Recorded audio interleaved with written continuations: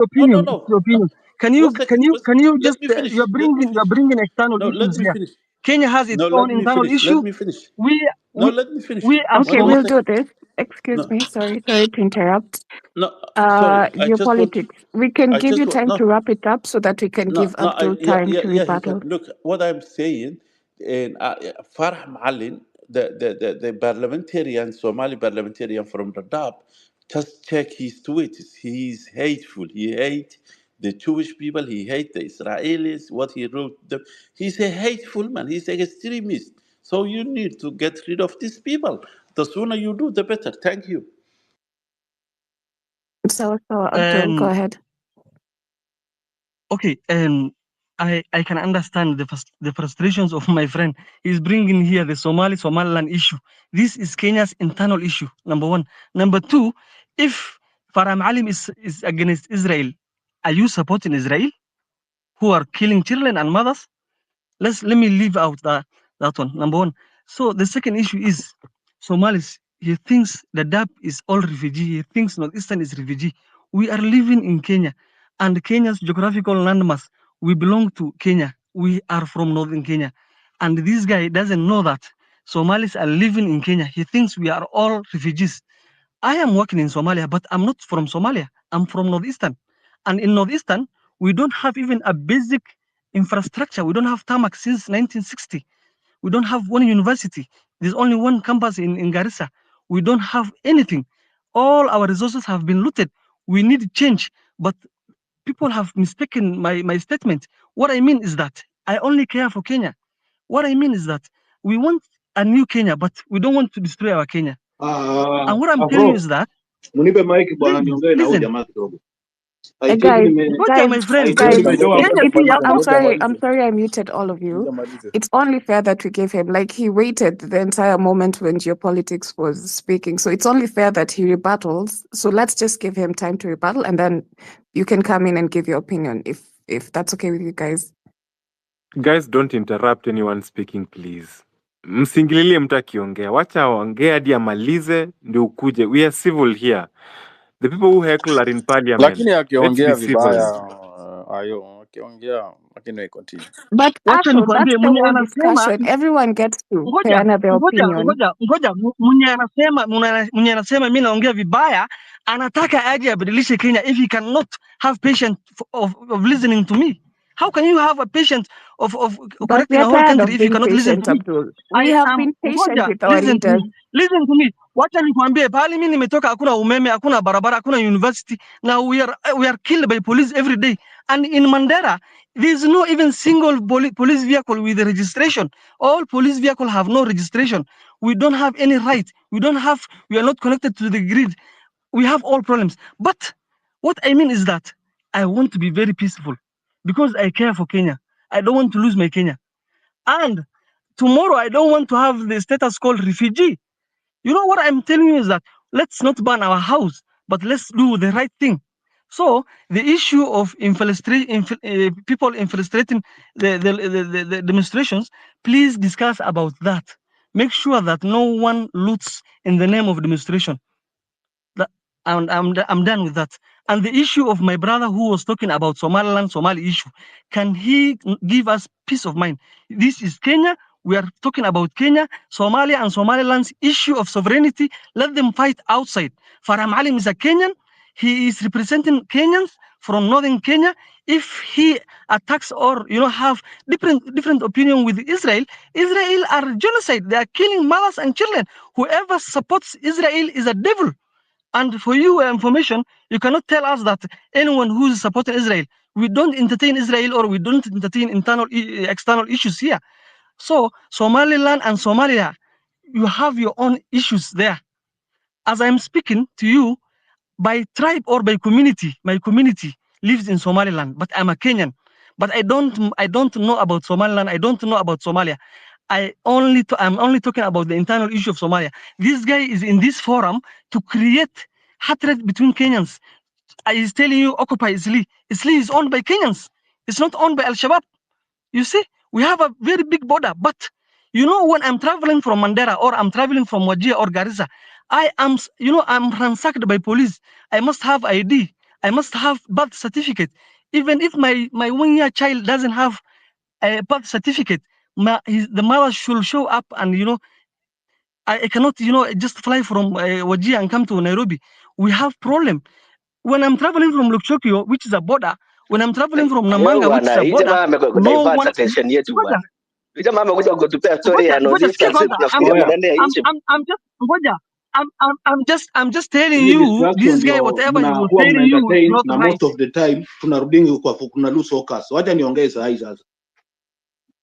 Na Ngoja, wacha nimalize sasa. Usimute mic tafadhali. Ngoja Daniel, wacha Sasa malize, wacha malize 1 minute. Wacha nimalize. 1 minute. Wa Kenya, 1 minute. hii jamaa, whatever he was talking Abdul, 1 about minute. is not our problem, please. Let's talk about our problem. Our problem is how we can change our country.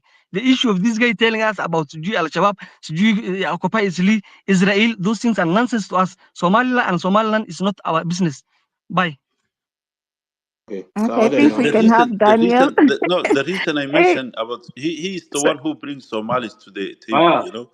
He was the one who brings them. Okay, so just a minute, to Gio, because you had an opportunity to speak. Let's make the space more interactive. We'll have Daniel, Gitch, and then geopolitics. If you're ready to go in again, we can have you. First, good morning, guys.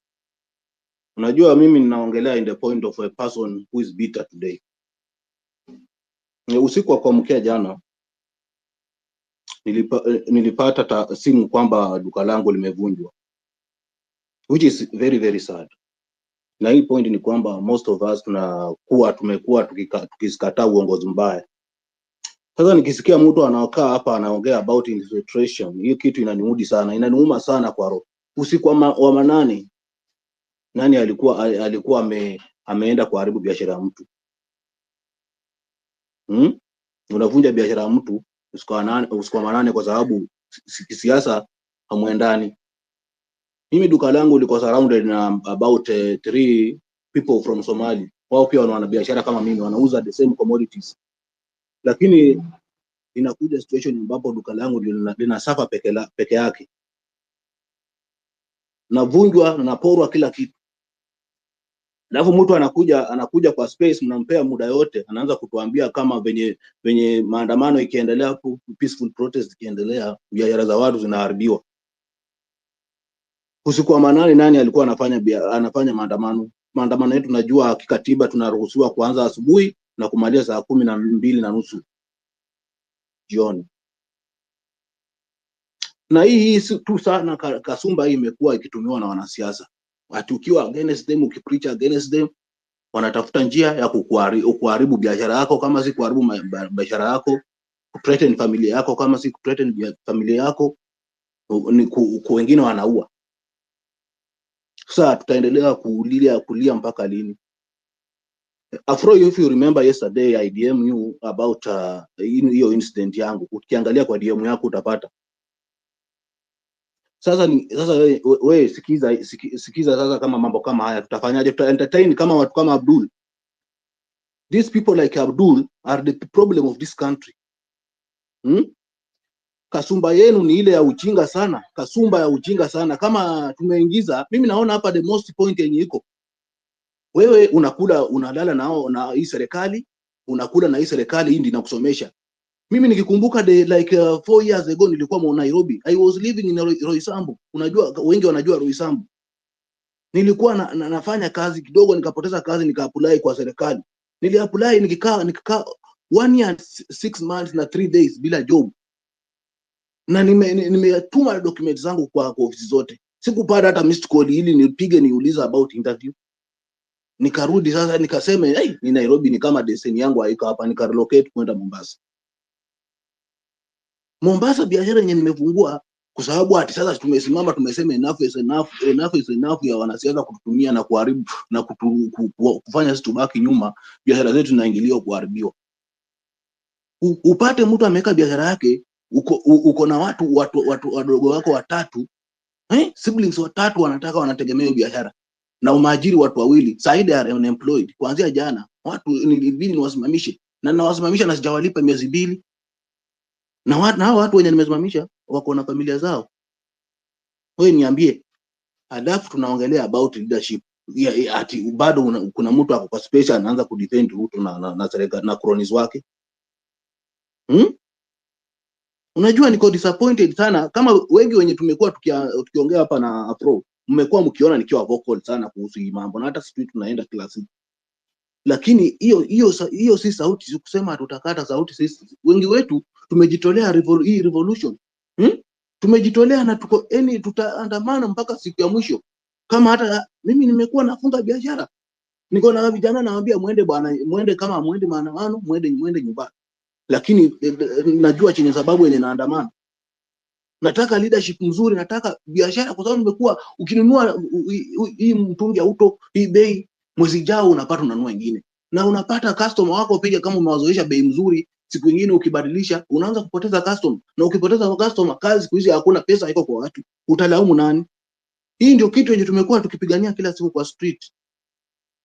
Sasa niambie, ukiendelea na hii leadership kama hii, ati ukiongea ukisimama kusema ukweli na biashara yake inaharibiwa, tuseme tu hii kitu inatendeka kwa mwaka mmoja kwa kila mtu mwenye akageni serikali. Hii ushuru yenye wanataka wanapandisha kila siku, watapataje? Na wengi wetu tunalipa ushuru zaidi ya hiyo. Unajua mimi niko disappointed sana nikisikia mtu tu ati anakuja anatuambia hapa about serikali imejaribu, imefanya nini? Wewe nipe mfano kwanza, nipe huyu Abdul kwa mic tafadhali, na mruhusu achukue mic. Yes. Nataka kuuliza. But Daniel, let me tell you something. Kuna very many people out there wakona the same mentality na Abdul. And we cannot just sweep it under the carpet. Sometimes we have to address some issues. Like right now, okay, personally, my opinion is, unajua sometimes when we are fighting, the enemy right now is RUTO, but tuna project some hate towards some ethnic communities. Right now, our focus mainly ni RUTO must go. Let's not lose focus, my people. And for that, Gich Mjamo, please go ahead.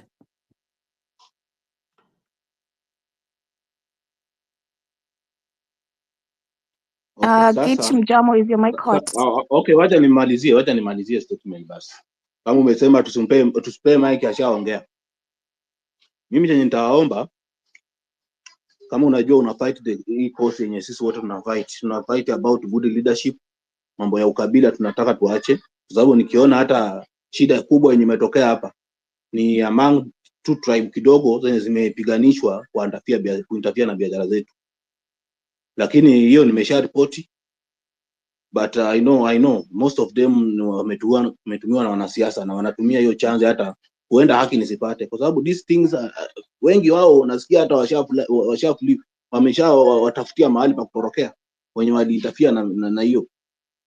So mimi nataka niambie kama mtu mwenye analia haki, tuendelee kupigania hii cause. Wewe unaona jana hata appointment yenye inafanywa na watu wenye yani, mtu unapata lazima awe na scandal, awe na kesi. Unapata mtu lazima amekuwa kumesafu kwa serikali na amekuwa na scandal kubwa, scandal ya mamilioni. Lakini sisi watu wenye tunalilia tu hata capital ketu kwenye kanafika 800k, unapata sisi ndio tunaumia. Kwa nini? Kwa sababu wengi tunaonanga kitu tunasema okay, wacha nisipigane, wengi tu wanapigananga wanaacha. Sasa tunabaki tukilia, lakini hatuwezi, kilio chetu hakiwezi kufika popote, kwa sababu tunapata na distraction kidogo tu kwa njia. Tukianza kuongelea, wengine wanasema msiokupe hapa, msienda hapa, kwa sababu anajua chenye atakula. Most of them hii mazungumzo ikiisha, most of them are connected na politicians hao wenye mnaongea. Message tu peke yake, biashara yake inanawiri, na wewe mwenye wewe pia unadanganywa. Hata politician akipata tu hata message yako, hata angalia, hata PA wake akiona this thing, hata si vitu ya kuangalia. So tusimame kwa cause ni kwamba lazima RUTO atoe tu PS wote, CS wenye ana appoint hao wakina tu yao, nasikia ana appoint, most of them are pregnant na waliingia bila pregnant, walikuwa wamedivorce mabwana zao. Nasikia mwingine alikuwa na kesi ya kurape mtoto huko Okisi, mtoto wake, but they are being appointed wengi. Halafu wengine tumeona wakiua watu hii maandamano, but they are still getting that chance, which means a lot of them are coming back. Mimi nasema tuwe vigilant. Sitaongea sana, lakini niko disappointed sana na watu wenye wanabaki serikali. Kwanza nikikumbuka saa hii sina riziki, hii kitu inaniuma sana. Approach kwa mic pea mtu mwingine basi.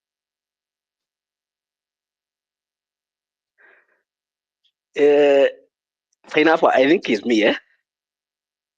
Yes, go ahead.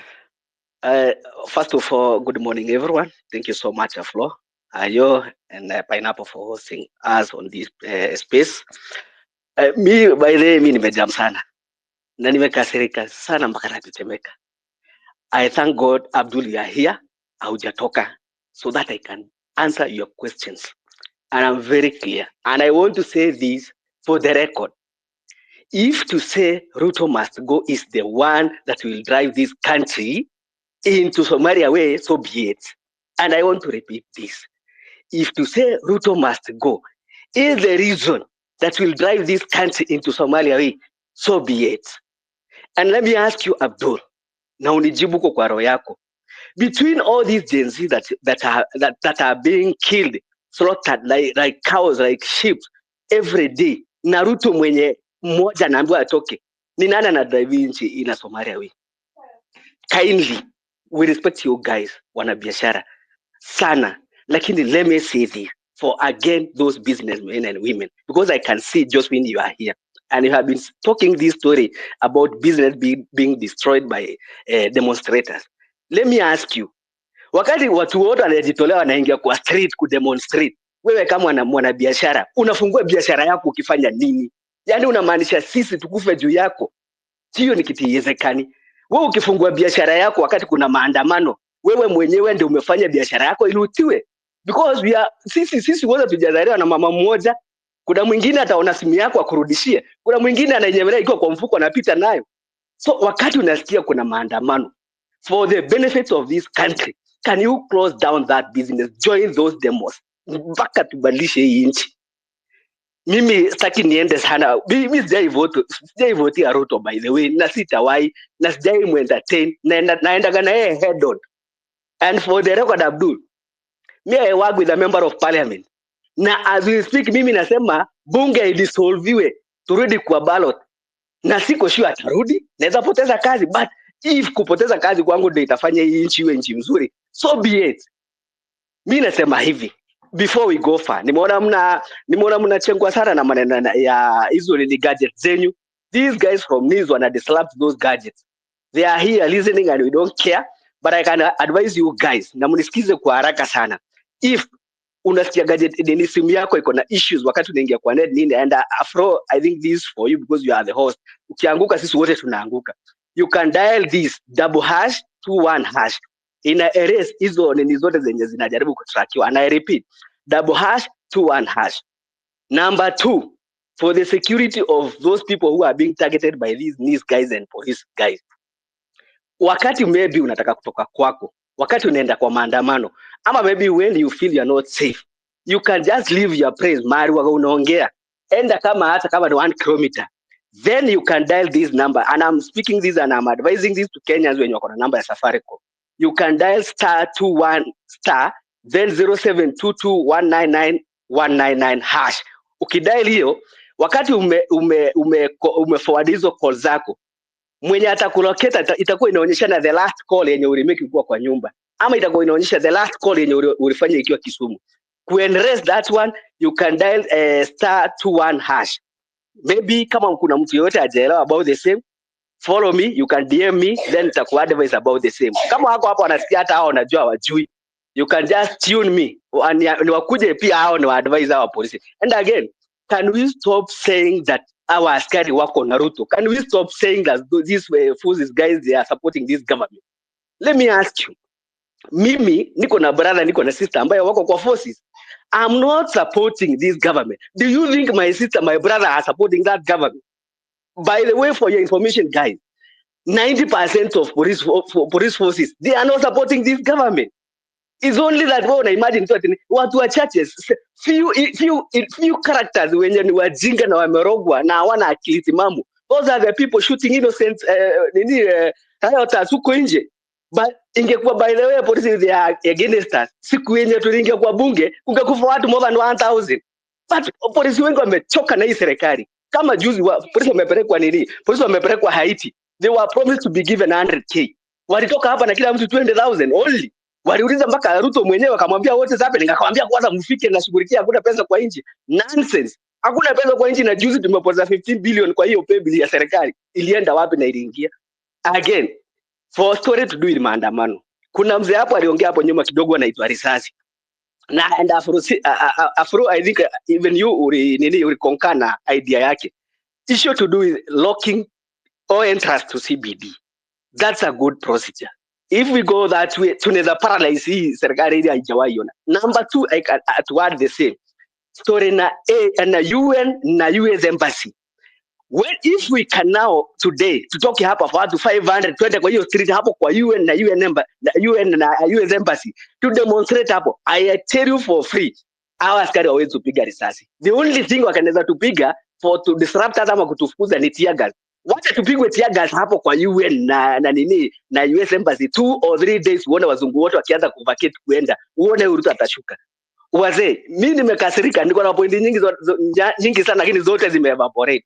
Anyway, let me give time to other people to speak. Thank you so much. Well, thank you. That one is coming straight from the heart. Good morning, everyone. Good morning. Please do not forget to tweet. RUTO must go this morning. So, guys, if you're on the speaker panel and you've had a chance to interact with us, if you've had a chance to speak, I'd kindly request you to drop. If you have anything else to say, please raise your hand so that we can have more speakers, more interactions.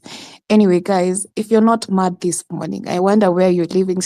I don't think it's Kenya, because our leaders, they're taking our lands, giving us bad seeds, giving us bad fertilizers. I promise you, in the next 1 year, we will be taking loans. We will be receiving seeds, asking for funding because we did not farm this season. Anyway, guys, Muriel, I think you're up next, and then we can have Solomon. We can have Solomon. Thank you. Okay, good morning, guys. Mimi niko tu na kitu tu rahisi nataka kuambia. We need to come up with a strategy yenye wase watasikia. Now there is a guy who said earlier that we need to make this government tired, very tired. We need to tire the police. Na hiyo lazima to come up na strategy ingine mpya. Because wase wanataka tutoke streets, they shoot us, they always do that. Hiyo ni kitu ilikuwa inafanywa time ya Moi, kitu ilikuwa afanywa time. Yani hiyo, we know it will never work, because these guys will keep killing us, wanatuuzia uoga. If we come up with a way kama ya kufunga all major roads, yani we cripple the economy, yani we cripple these guys hadi lazima watusikize sasa. Because every single day we are going out to the streets, lazima mtu uliwe, lazima they shoot other people. Na hiyo kitu si fiti. Hata nyinyi mnaona hiyo kitu si freshi. Lazima wasewe wa loot biashara, and they are doing this themselves. Hawa ni politicians because they are fucked up. Ni wase illiterate, hata si illiterate, hawa say hata sijui ni nini. We should come up with a way yenye we are not risking our lives and we are hurting them the most. We should make business unbearable. Yani hakuna kazi inafanyika any town. Tumefunga barabara, tumefanya nini, lakini kutokea streets kudemonstrate, hiyo kitu tunaona haiwork, because how many days have people been to the streets? Na unaona the fucking same CSs wamerudishwa pale. Now tumerudi back to step 1. Because these guys knows, mtatokea streets, afu kwanza nilikuwa nataka kuwa show. If you are serious na hii kitu, then I made a video earlier na nikasema, kama mnataka revolution hainanga off day. Revolution haina unakuja leo, unakuja next week. Because this guy wananunuanga tu time. Walikuwa najua obviously mtatokea Tuesday. So tutatangaza hizi vitu leo, wakuje Tuesday wapige kelele, then watulie tena siku 3, watakuja tena maybe Thursday, watakuja tena next week but 1. Kama mnataka, if we want to become very serious na hii kitu, ni venye mse alisema, we have to make the police tired, we have to make everyone tired. We have to come up with a way of making kila mtu akuwe safe, and we are in the same time we are making the government tired. Because hata tutakuja hapa every single day, na kujanga nasikiza hizi space, na kwa space mingi, naongea kwa space mingi. Sasa si time ya kuja kuongea mnajua Ruto sijui kafanya nini. Sasa tunajua everything they are doing. Now it's time for action. It's not time for politics. It's not time for speaking here kusema sijui Somaliland ilifanya nini, sijui Joho amefanya nini, sijui Margomen amefanya nini. Hizo story tushaongea for the past 3 weeks, for the past 1 month. Hizo story imeisha. This is now time for action. Hapa sasa tunafaa kuwa tunaongea strategies. Si story ya kuja kusema sijui Ruto aliappoint nani, sijui alifanya nini. Ruto must go. Hiyo ndio kitu sisi tunafaa tukiongea hapa. Hapa tunafaa kuwa tukikuja kuongea strategies. Hatufai kuwa tunakuja kuongea story nyingine. Na mimi ndo maana nimekaa hapa kutoa idea. If you are going to make this thing work, lazima to come up na strategy mpya. Lazima to come up na strategy ya kudisrupt everything that is happening in the government. Because mimi sitaki wasouliwe tena. Hiyo kitu ni sitaki businesses zilutiwe. So what do? We make biashara zisifanyike basi. Kama msee hata tusikiza revolution Kenya, nataka kuambia revolution hainanga off days, ati unakuja leo utakuja next month kufanya demonstration. Na ndio maana hawa say because we are repeating the same mistake. Every country inafanyanga hii the same thing yenye inarudi every time it fails. Kama haita fail, the country is led to anarchy. And these people, they don't, hawa say unajua hawana akili mzuri. They want the country to head the anarchy way because they want to loot as much as possible. We should not let them loot again and again and again. Hawa say wanataka tushinde kwa streets, tunarudia the same thing every single day. We should come up with strategies. Tuache kupiga story hapa. Hapa tunafaa kuwa tukiongea sasa action. Si story na strategy, si story na story hapa sijui nani alifanya nini, sijui wapi nani alifanya nini. Already the country is fucking fucked up. Mimi sina mambo mingi. Mimi naomba tu walai tutafute tu strategies mpya. Kama ni kufunga barabara zote, tunaamka tunafunga Mombasa Road. Hakuna biashara inaendelea huko. Watu wengine wako huko Maimahi wamefunga huko barabara. Watu wengine wako Kiambu Road wamefunga huko barabara. Hivyo. Yaani hakuna kitu inaendelea. Hadi msee asikize. Kama ni kutembea uchi, tutatembea uchi. Tutembea uchi huku hadi international watu washangae watu wamefia tu ama ni nini. Msee atatusikiza. Lakini tukiendelea tu hapa strategies ati wasee tunapea gava hadi options. Tutatokea Tuesday. Mnaambia gava mtatokea Tuesday kwa nini? Mbona watu wasitokee saa hii? Mkiambia gava itatokea Tuesday, mnasema tunataka kwenda Tuesday Uhuru Park. Obvious, say they are not following the constitution. They are not following the rule of law. Mkiambia gava tutakuja Uhuru Park Tuesday, wanafanya nini? Wanafunga Uhuru Park. Wednesday tutaenda sijui wapi. Wamewangoja huko.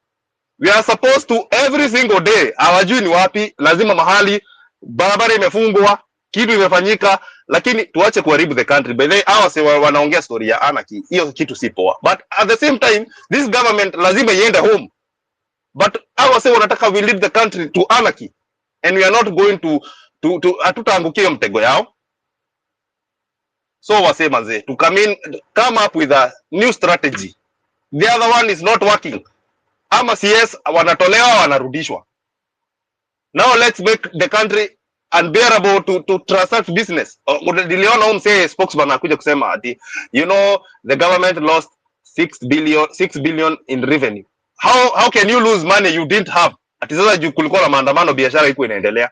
The money already haukuwa nayo, unapangia aje pesa hukuwa nayo? Nimeacha story.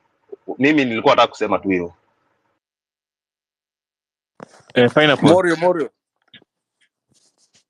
Okay, before Morio ende, do you know he's the one who was just talking. I'm telling him your strategy ku occupy streets inatoka leo asubuhi. Watch for it. Ayo. Okay. So what I wanted to say is that we also need to understand that Ruto is playing a game with us na hiyo story ya IBC. Na najua he's already strategizing about the next elections. Na we need to buy him from getting into that your point ya kuget hata kwa hiyo ballot. Juu is already niko sure kwa karibu kwanza kureconstitute IBC hapa na ataeka watu wake wenye wanaenda kuprotect vote yake. Na niko sure anaenda hata kuprotect watu wasichukue kura. By the way, I'm very sure kuna watu wanafaa kuchukua, and that's why unaona hizi stories za IDs na delay. Tangu lini Kenya tushai delay wa kupata IDs? Hata passport by the way inakuanga rare sana. ID, national ID yenye mtu pata after sijui ni how many weeks. This time round hatuna IDs. Watu kienda ukipoteza ID it's a wrap for you. Hadi ID kitu yenye whatever your country is supposed to be giving you, you're paying for it. Thao moja. And you're just there seated laughing with Ruto and trying to tell Ruto kuambiana hapa ati tumpatie time. Hakuna time tunapatia Uchali tunamtoa kwa hiyo kiti, na kishatoka kwa hiyo kiti tukisha get back to normalcy tunaanza kumfuata, anarudisha all the public land, all the public whatever wealth yenye ashai iba lazima arudishe, and we are not relenting by the way.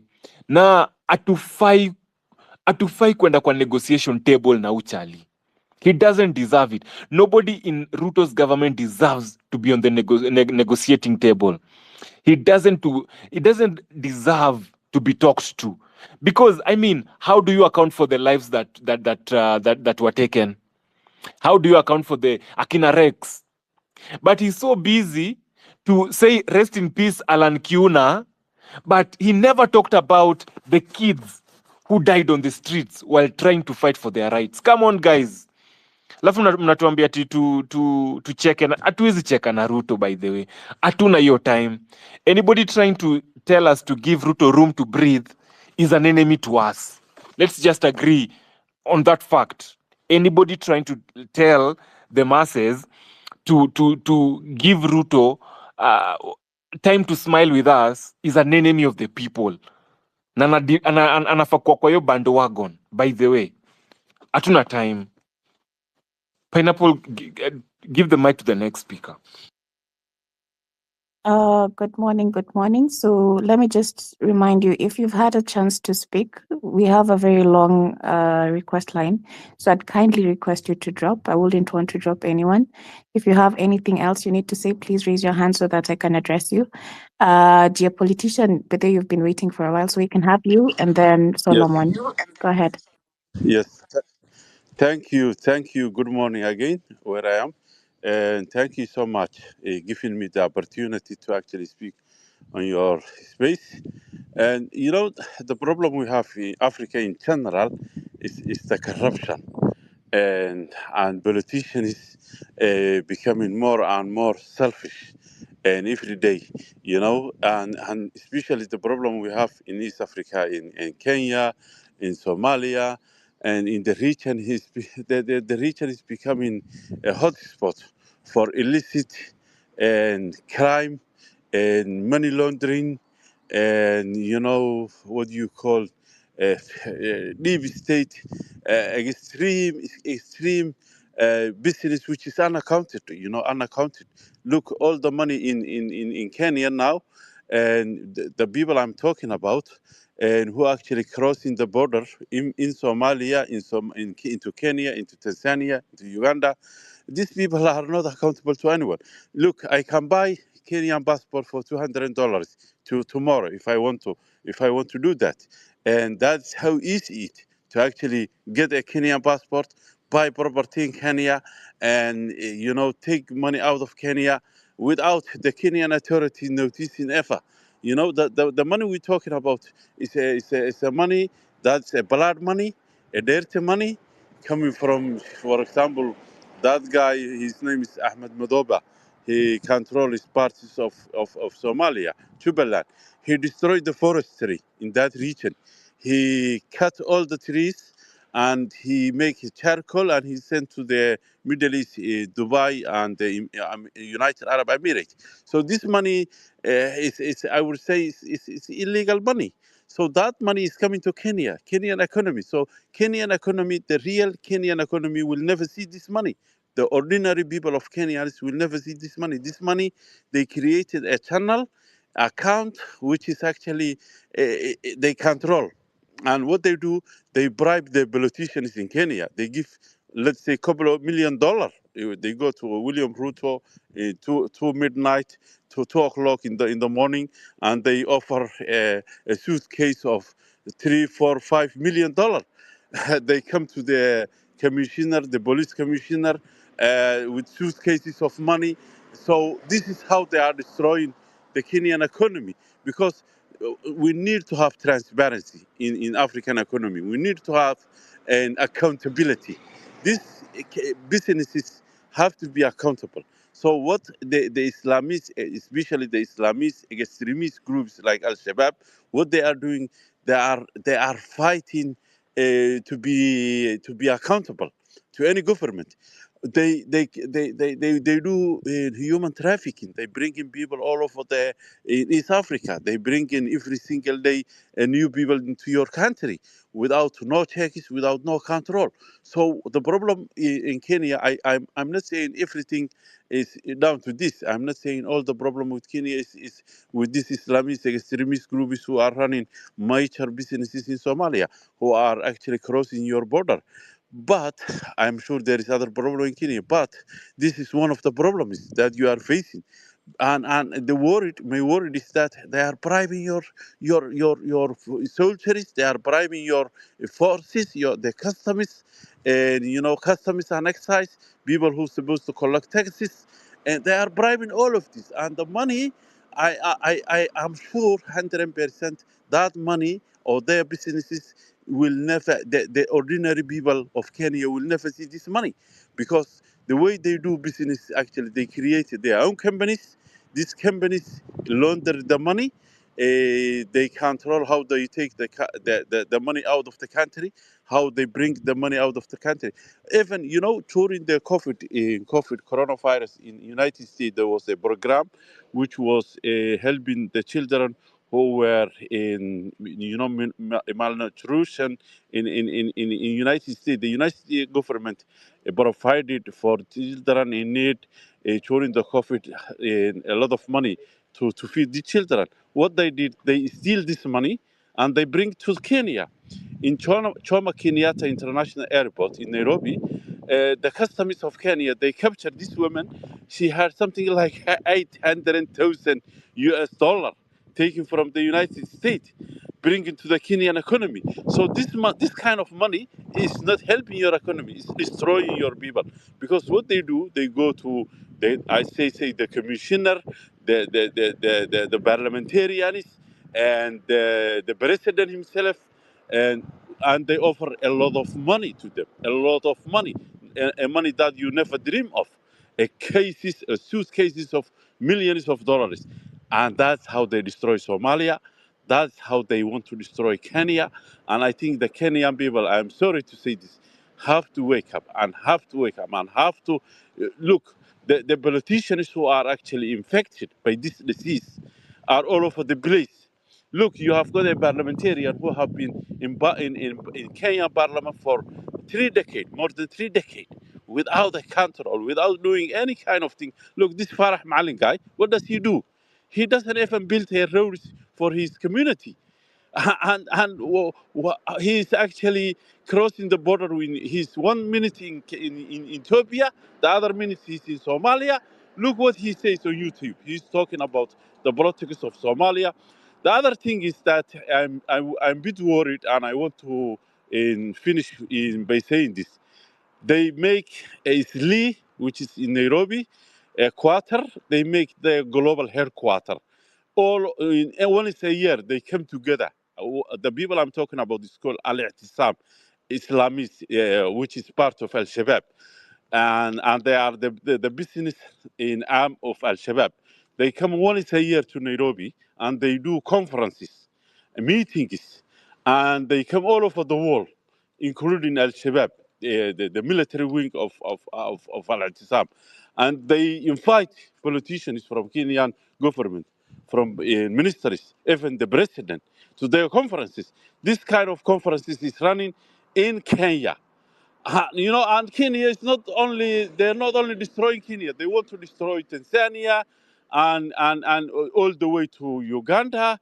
They want to spread this kind of ethics, which is unethic business kind of dealing throughout East Africa. And their dream is to create Islamic state of East Africa. And this is very dangerous. And I think the sooner you guys wake up, the better. Thank you so much. Thank you for giving me the time. Thank you, everyone. Take care.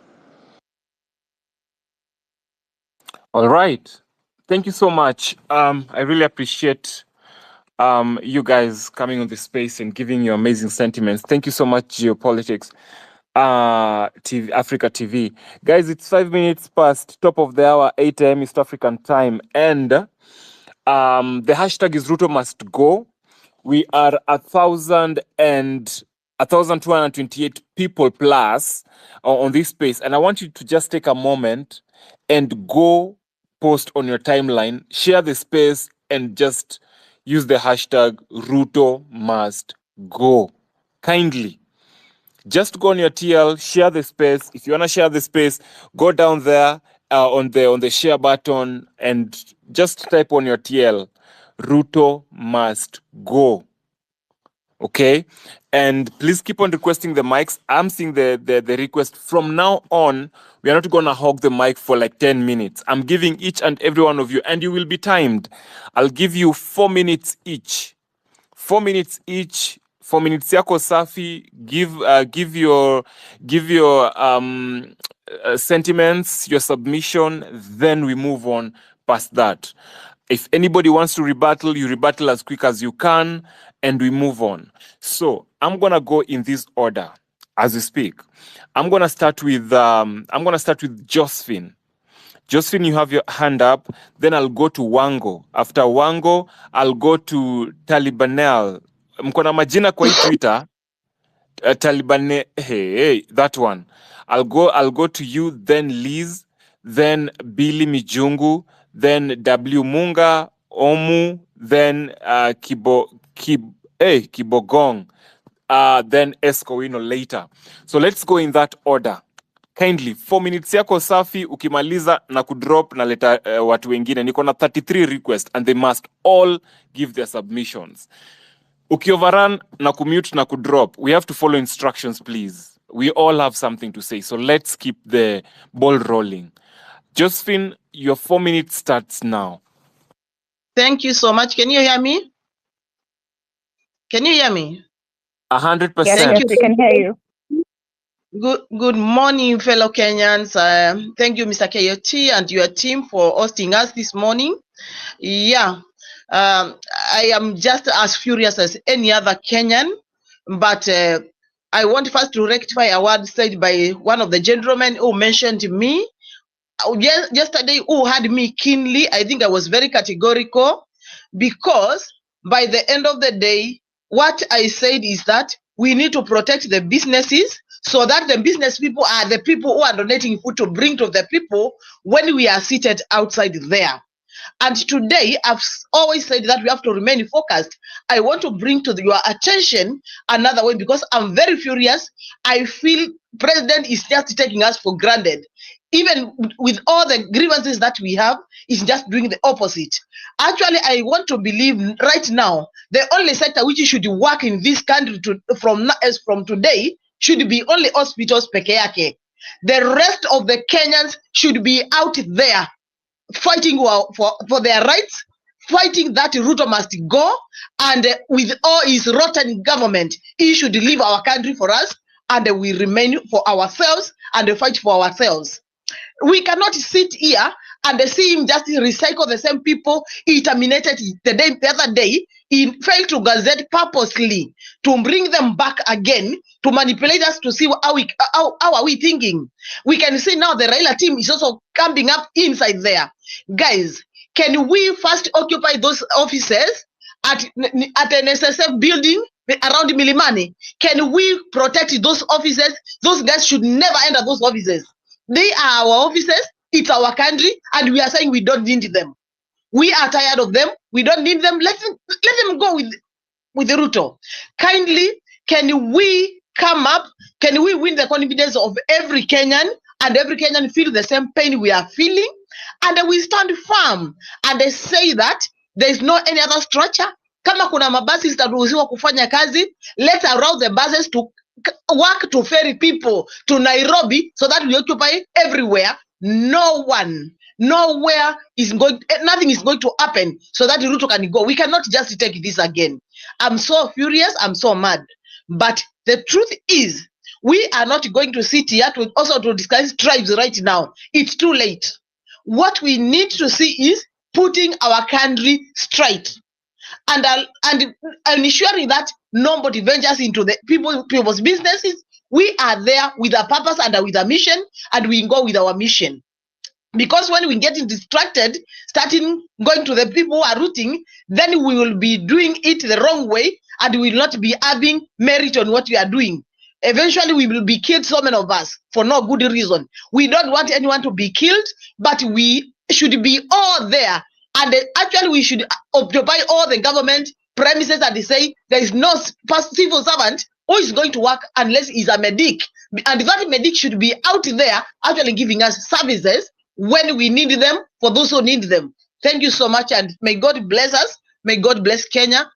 That's my submission for now, because I'm feeling furious. Let me be honest. I'm feeling bad. Yeah. Thank you. Thank you so much, Josephine. Let's go to the next patient, please. Your 3 minutes begin now.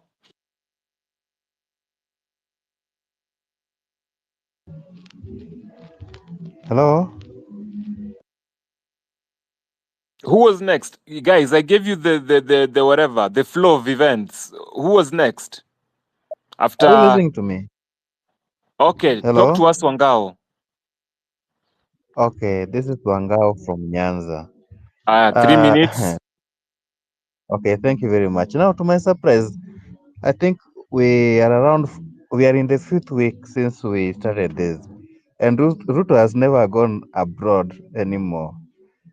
So, like, this guy is, first of all, is a robber. He's been robbing Kenyans from whatever little Kenyans have in their pocket. I want to address mostly my fellow Luos, because I'm one of the Luos. We have toxic people, toxic politicians within us, and like everyone listens to Raila. So it's like Raila's infiltrated me with something that is very toxic. And I think last time on Thursday we had some goons in Homa Bay who could protest against the protesters, who could beat the protesters who were very peaceful, because they have been paid by such a politician. So to my fellow Luos na wale wamama ambao wako nyumbani, tafadhali, tafadhali, tafadhali, it is the right time we should wake up. Let us not be keeping on listening to Raila, sijui mara yendi amesema, sijui nini. No, it is the time we should wake up to avoid tribalism. There was a time some of these politicians said, like, oh, the fight is for them. Why should we get involved? We have been fighting ever since 1960, whatever. Now let them fight against themselves. That is tribalism of the highest order, and we should not tolerate that. We as Gen Zs and millennials and the alphas, we want to make Kenya a better place for each and everyone. Ruto has to go, because right now is the problem. You cannot recycle the cabinets who are there before. You cannot bring the old faces, and you cannot, like, last time vile alisema Mars G want to make us around the table with dialogue or on whatever. No, dialogue is part of what? Part of like encouraging them to be in power. If Ruto can go before 2027, kindly, if Ruto can go before 2027, I think we'll be having a better country. So to my submission, let us march together, let us occupy everywhere. Kesho wale ambao wanaenda church leo, don't leave politicians the podium to address. Wale ambao wataenda kesho, the same. Monday vivo hivo. We should be restless, guys. Thank you very much. Thank you so much, Wangao. Let's go to our next speaker. Your 3 minutes begin now.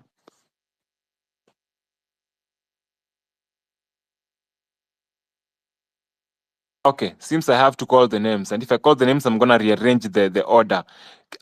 Billy, talk to us. 3 minutes begin now.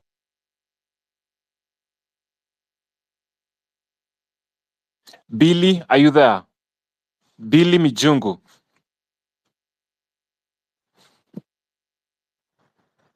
Okay.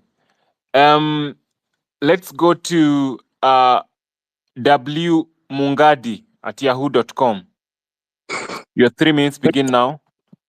Yes, thank you, Ayo. I'm James Mugeni from Busia, from Uganda. I first want to thank you people for what you have done, because I'm basically here to study, to follow, and because we are trying to replicate, we are trying to follow what you have done. You know, for us, we have been captivity for 40 years. And when you started, when the Gen Z of Kenya started, they motivated us, and you have seen everybody's addressing us, ministers, what have you. Don't emulate the Gen Z of Kenya. And we are like, no. They have started something that we are seeing producing results for them. We are following it. So if you see what is happening in Uganda, we are replicating, we are mobilizing. Now, I got interested when somebody mentioned closing borders, closing Nyangata. You said Langata, Mombasa Road. If you did that for us, because if it is said, if when Kenya catches a cold, when Kenya sneezes, Uganda catches a cold. Close off Kenya, then you'll have liberated us, because Ugandans will pour on the street en masse. There's no way, if you starved us, hunger will not bring us out. All our goods pass through you, through Kenya. So we are hoping that Busia border will be closed, Malaba border will be closed, and even the new oil, whatever, that port they're opening on Lake Victoria through Kisumu will be closed, such that Uganda can be liberated. We have suffered under Museveni, and there are a few things that I'm seeing in Kenya that are being exactly the same like it used to be in Uganda. If you heard of killing of women in Wakiso, there was a group of people that started killing women, and they killed so many women. I have seen this thing happening now in Kenya. It's like, it's a system they use. Now there's that Somali friend of ours who was talking. Trust me, for us who have lived in this, there will be bombs thrown such that security dominates again. That's what they do. Within the system, goons are planted. And the goons that are destroying business. But if somebody has said Kenya has closed, why would somebody say they want to do business? And I'm so happy about it. Is it Josephine who said only medics? I'm a medic. Only medics should work, because you're saving lives. For now, close for innovation. And if you're closing, then you're closing East Africa. You're helping all of us. Thank you. Thank you so much. You utilized your 3 minutes so well. Let's go on to the next. Kenyan lady. Well, hello, everybody. I know you can hear me, so I am gonna go straight to my point. Oh my God.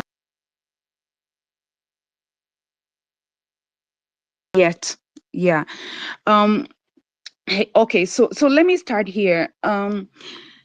Can we sanitize our environment? I do understand that nataka watu ati sijui waje hapa and they speak their mind and we listen to them. Let me tell you, I know there's democracy and there's abuse of democracy. So there are people who are coming in to abuse that democracy. So if you keep letting people air their views, even if they're against the movement, that is not going to be, the right. I don't know. I don't know where we will be headed with that. So I would just advise, or I hold the alignment that these spaces should just be for those that are pro-movement.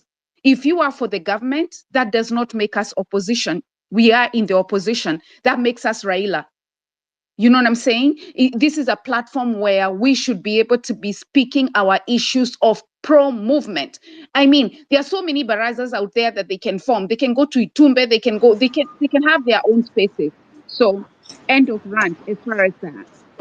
So, a very, very important point that I want to make. Sorry?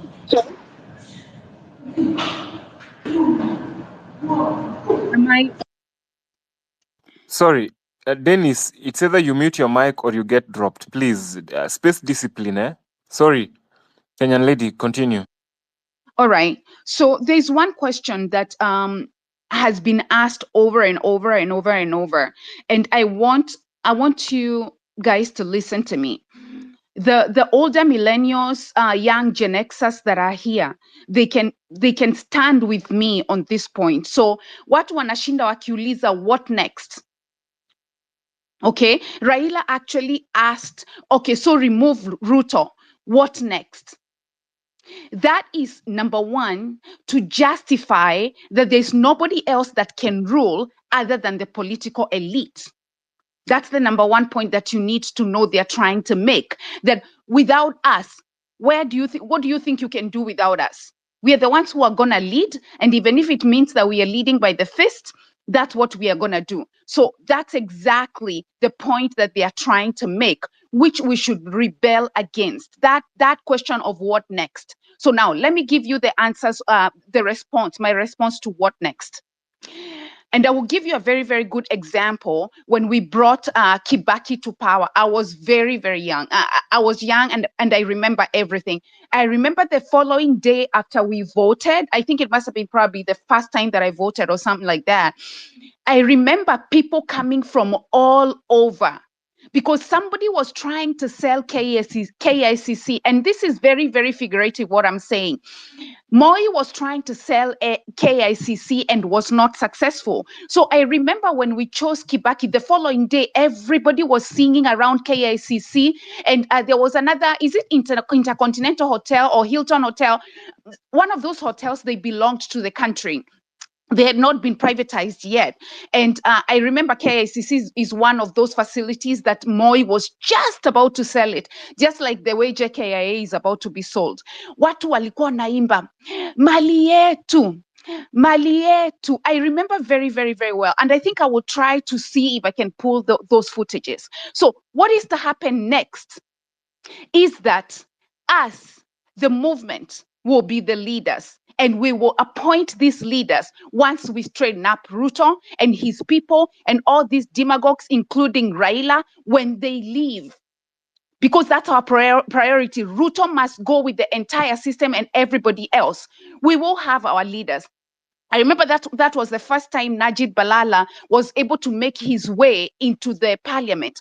Very, very, very many people were the first time attendees or they were the first time visitors of parliament or what do I say?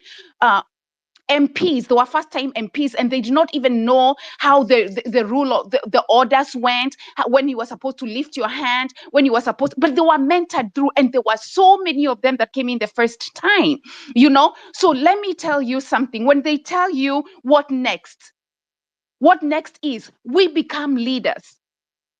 Again, when we elected Kibaki, we had so many members of parliament that showed up the first time as members of parliament, the first time as cabinet. They did not even know how the rules go. They did not even know how the house, the floor rules were going. And they got educated as they went. They educated themselves as they went. So first we remove Ruto. And the second thing, we will get our leaders. When that call comes, we will get our leaders. So let them leave us alone. We saw it in Kibaki. We saw very, very many new faces. We saw very many people who built their career after Kibaki. And that's what's going to happen to us and our movement. So that's the first point I want to do. Sorry? As you wind up, your time is up. No, I'm not winding up. I have to make my point. I've been here long enough. I don't think 4 minutes is over, but I will make my second point. We have to be fair to everyone. We have to be fair to everyone. Okay. Then I'll yield. Thanks. Okay, thank you. You'll come back on the next round. Let me go to the next speaker, Kibongong. Yes. Can you guys hear me? Go ahead, please. We can hear you. Yes, we can hear you. Yes. Mimi, I have ways we could improve this maandamano, and I think we're headed in the right direction. We're all very upset with how systems are being run. Iyo hasira ifai kuisha. Let me even set my timer. I don't want to take more than 3 minutes. 3 minutes, 3 minutes, 30 seconds. I'm done. Where's this timer? So meanwhile, I was saying, yep, timer started. Yes, I was saying, mi nataka tukasirike. It's not about wewe ni Mkale, wewe ni Mkikuyu, wewe ni Mkosterian, wewe ni Msomali. It's not about that. We are Kenyans and Kenya is for us. There's no, I'm a Kale, for, if you must know, I'm a Kale. But hakuna kitu Ruto amenifanyia. He's done nothing. If anything, he has stolen from me. Nimepanda, nikauziwa wrong fertilizer. Tukaambiwa muende mrudishe, bring your receipts, you'll be refunded. Nothing happened. After tumengangana, tumelima, tumeweka fertilizer yetu that we bought with our own money. Tukipeleka mahindi cereals tumevuna, you can't, you mahindi yako ichukuliwi. So I want people to be upset. It's not, na nimesikia, I've been here a while and I've heard people talking about, oh, Somali, oh, I get what that MP said was wrong. I get it, but we are not directing our anger to Somalis.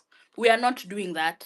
That would be taking us back. Now, the point of this Ruto must go is Kenya must move forward.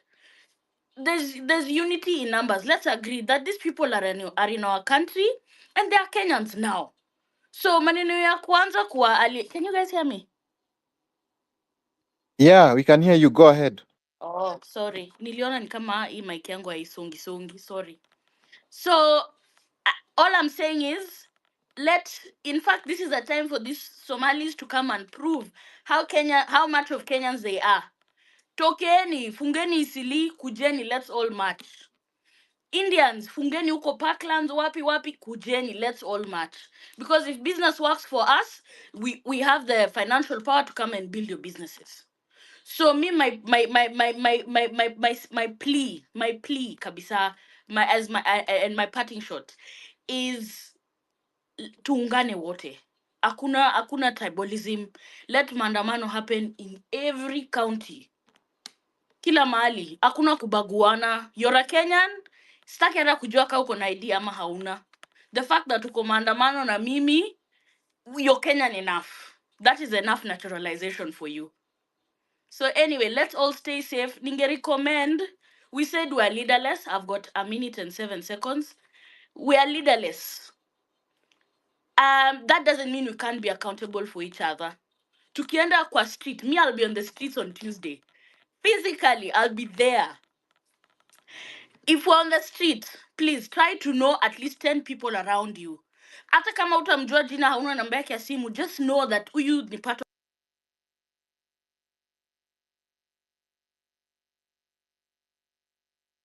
of us, tunaandamana.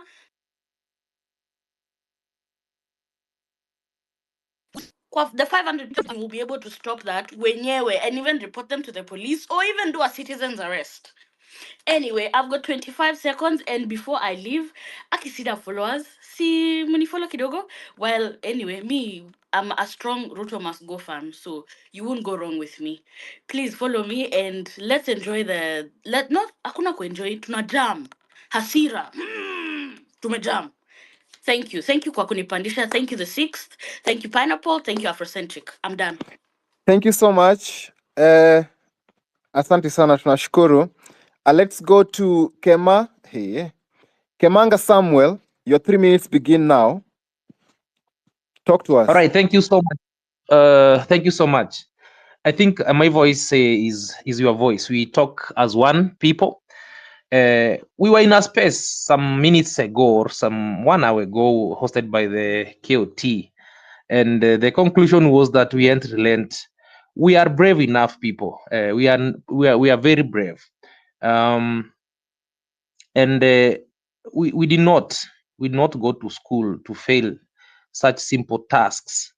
My opinion to Ruto is that on the cabinet he brought back is that we cannot agree with them.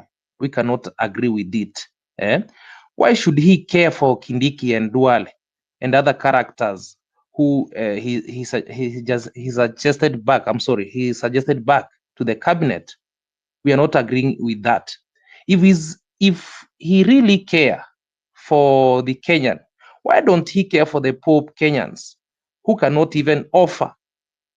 They are not able to put a single meal.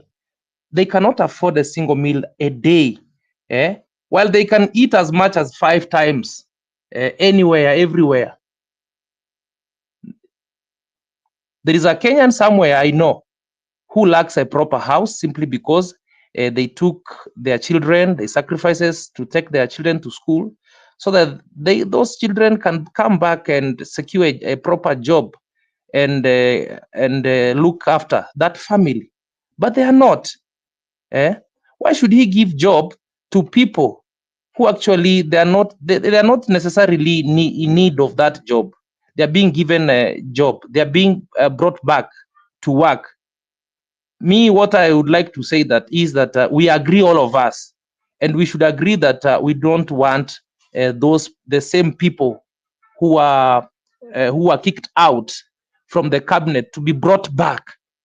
Guys, are we agreeing with that? First of all, you see, we should have a way of solving things here. Are we agreeing with that? First of all, and then, you know, Ruto thinks that we are foolish. I know one thing, that we might not be clever enough, but we are not fools. Because he can twist us and come up with a strategy of signing a check rather than giving cash in a church, tasking Gachagua to inquire the problem or the money they need, and then submit to him to sign a check. What is that? Is there a difference between giving cash and signing a check? Is that not a harambee in church? Bana, tukatai hiyo maneno bana, tukatai hiyo. Mimi hiyo dakika yangu imebaki, naweza pea mtu mwingine, lakini lazima tukatai hiyo kabisa. Asante. Asante sana, hata zilikuwa tu 10 seconds. Let me go to Kadeno. Kadeno, your 3 minutes begin now. Take the mic. Thank you so much. Thank you so much, you guys. Thank you, Afrocentric. Thank you so much. Can you guys hear me? We can hear you. Just go on. So me, I'm very pissed. First of all, I came when I joined the space, I met someone who was called Abdul, saying that their counties have no development, they have no Jewish schools. And I want to ask those people, do you know how much money has been given into your counties? In terms of counties, the funds that is given by national government to counties, the money that have been given by the CDF, the money you were given because those areas are extreme. You have been given a lot of money such that you would have turned Northeastern into Dubai if your leaders wanted. But what have your leaders been doing? They have been investing that money back to Eastleigh. I know they doesn't want to be told this because that is the truth. Hiyo pesa wamekuwa wakiitumia kuinvest other places. Can they go? You know, you can't expect other people to build your counties. That's the truth. You must build your counties, you yourself. You know the thugs who kill other people there. You know everyone who doesn't support government there. You need to come together and say, this is our county. We must guard it. We must ask for accountability. They must develop their counties. They shouldn't expect people from Central to go develop their county. In fact, they shouldn't expect anyone. They should guard their money and force their leaders to conduct development. With 10 of billions that have been allocated there, the county should be having like 17 universities, big hospitals, big schools. But what is happening? Droughts every now and then. When the rain comes, they are here showing us and being happy that the rain have come. They have food for their sijui what, but not to advise their leaders to build dams, to build water harvest systems, to build infrastructures. They only cry, yet they are being given a lot of money in those counties. Personally, I've been pushing. Personally, I came from Moranga and I've been pushing to call our governor and so that he can come and talk to us. We exchange ideas, but it's very difficult. We are trying to hold those people in power accountable, but they are trying to show us they doesn't want to do that. Me, I'm very pissed. Look at our government. Start landing. Ruto, sorry? Start landing. Your time is almost up. So I will finish by saying this. People should go to the street and we should demonstrate. Those who want to occupy the JKIA, those who want to occupy the port should do that. Those who want to occupy State House, occupy everywhere you want. There is no way someone can borrow 1.2 trillion and nothing serious to show. We should go to the street from tomorrow, even from today, until when Ruto and his crony thugs, because they are thugs, are gone and out of our country. Thank you so much. Thank you very much. Really appreciate your time.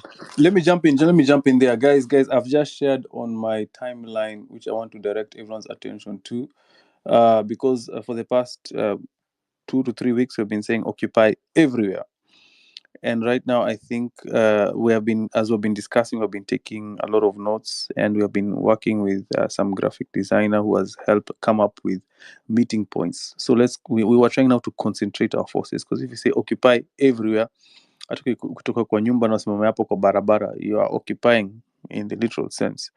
But anyway, right now we want to switch strategies, we want to switch tactics. Ukiona hapo kwa tumepatiana, if your where you reside is closer to Thika Road, tunasema hapo tukutane hapo Juja bypass stage kwanza towards Kamakis, hapo Githurai, tuchoka hapo Githurai, the turn at Kiambu Road, hapo turnaround ya TRM Mall can be another meeting point.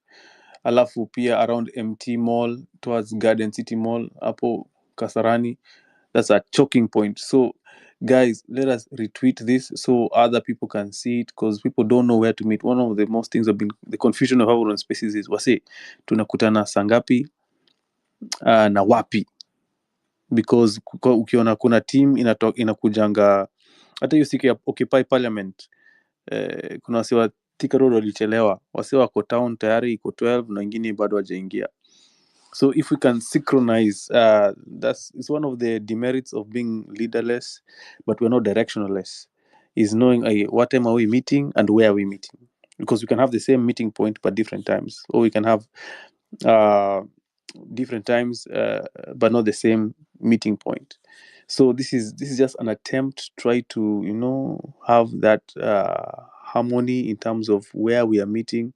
If you're on Gong Road, if you're on Mombasa Road, if you're in Thika Road, if you're on Southern Bypass, if you're on Mombasa Road, even the idea of Occupy JKIA, just shutting down Thika Road, nothing comes in, nothing leaves. No one can go, no one can fly out of the country, and no one can come into the country. Like, you'll be stuck there. So guys, great idea. We're implementing, we're taking notes of everything we said on this space, and this is how the movement keeps growing, and we are not relenting until Ruto must go. Back to you, Ayu. Thank you so much, Afro, for the update. And please, just go on those tweets on the Jumbotron and make sure that you retweet all of them. And probably, if you have to quote tweet, ensure that you use the Ruto must go hashtag Ruto must go tag. So guys, acheni kuni DM niwapatie mic. Requesting to mic. I can see them. There are 61 mic requests. I'll accept all of them. So just chill. What do you mean? 90? I'm seeing 97 plus here on my side. Me, I can see 60 on my end. So you guys, you can see. So just chill, eh? Time yako ikifika itafika tu, utapikiwa na utaongea. Ukini DM, it doesn't make it any easier. And karibu sana Daktari Ekuro Court for joining us. And probably I want to give the mic to Bluesman. Bluesman, your 3 clean minutes begin now. Take the mic, please. Thank you so much. Thank you so much. So, my points are clear. Number one, sisi kama watu wenye, everyone who is in this space, we should take an initiative of educating, because unapata there are so many Kenyans wenye hatuko on the same page because of misunderstandings. Maybe msee hajui kwa nini hii regime inafaa kwenda, maybe anasema alisieza so tumpe time, mwingine anasema sijui siasa. Like, take your time, the best understanding yenye uko nayo, make sure umeshare na wase, at least try to highlight that the country is headed in the wrong direction. Ukiweza, kama ulisikia ile story nani alisema huyu Jimmy Wanjigi about debt, venye debt tunaenda tukisonga and it's not well used, you can explain that. You can also explain story ya recycling, how are the CSS. Again, you can explain story ya all those people who have been involved in corruption have not been.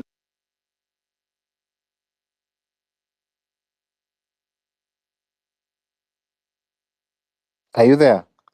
Bluesman, we lost you. My, oh Okay, you're my. back. You You're lost back. me. Okay, I'm sorry, guy. Okay, nili lost kama how long ago? Like a few seconds. Okay.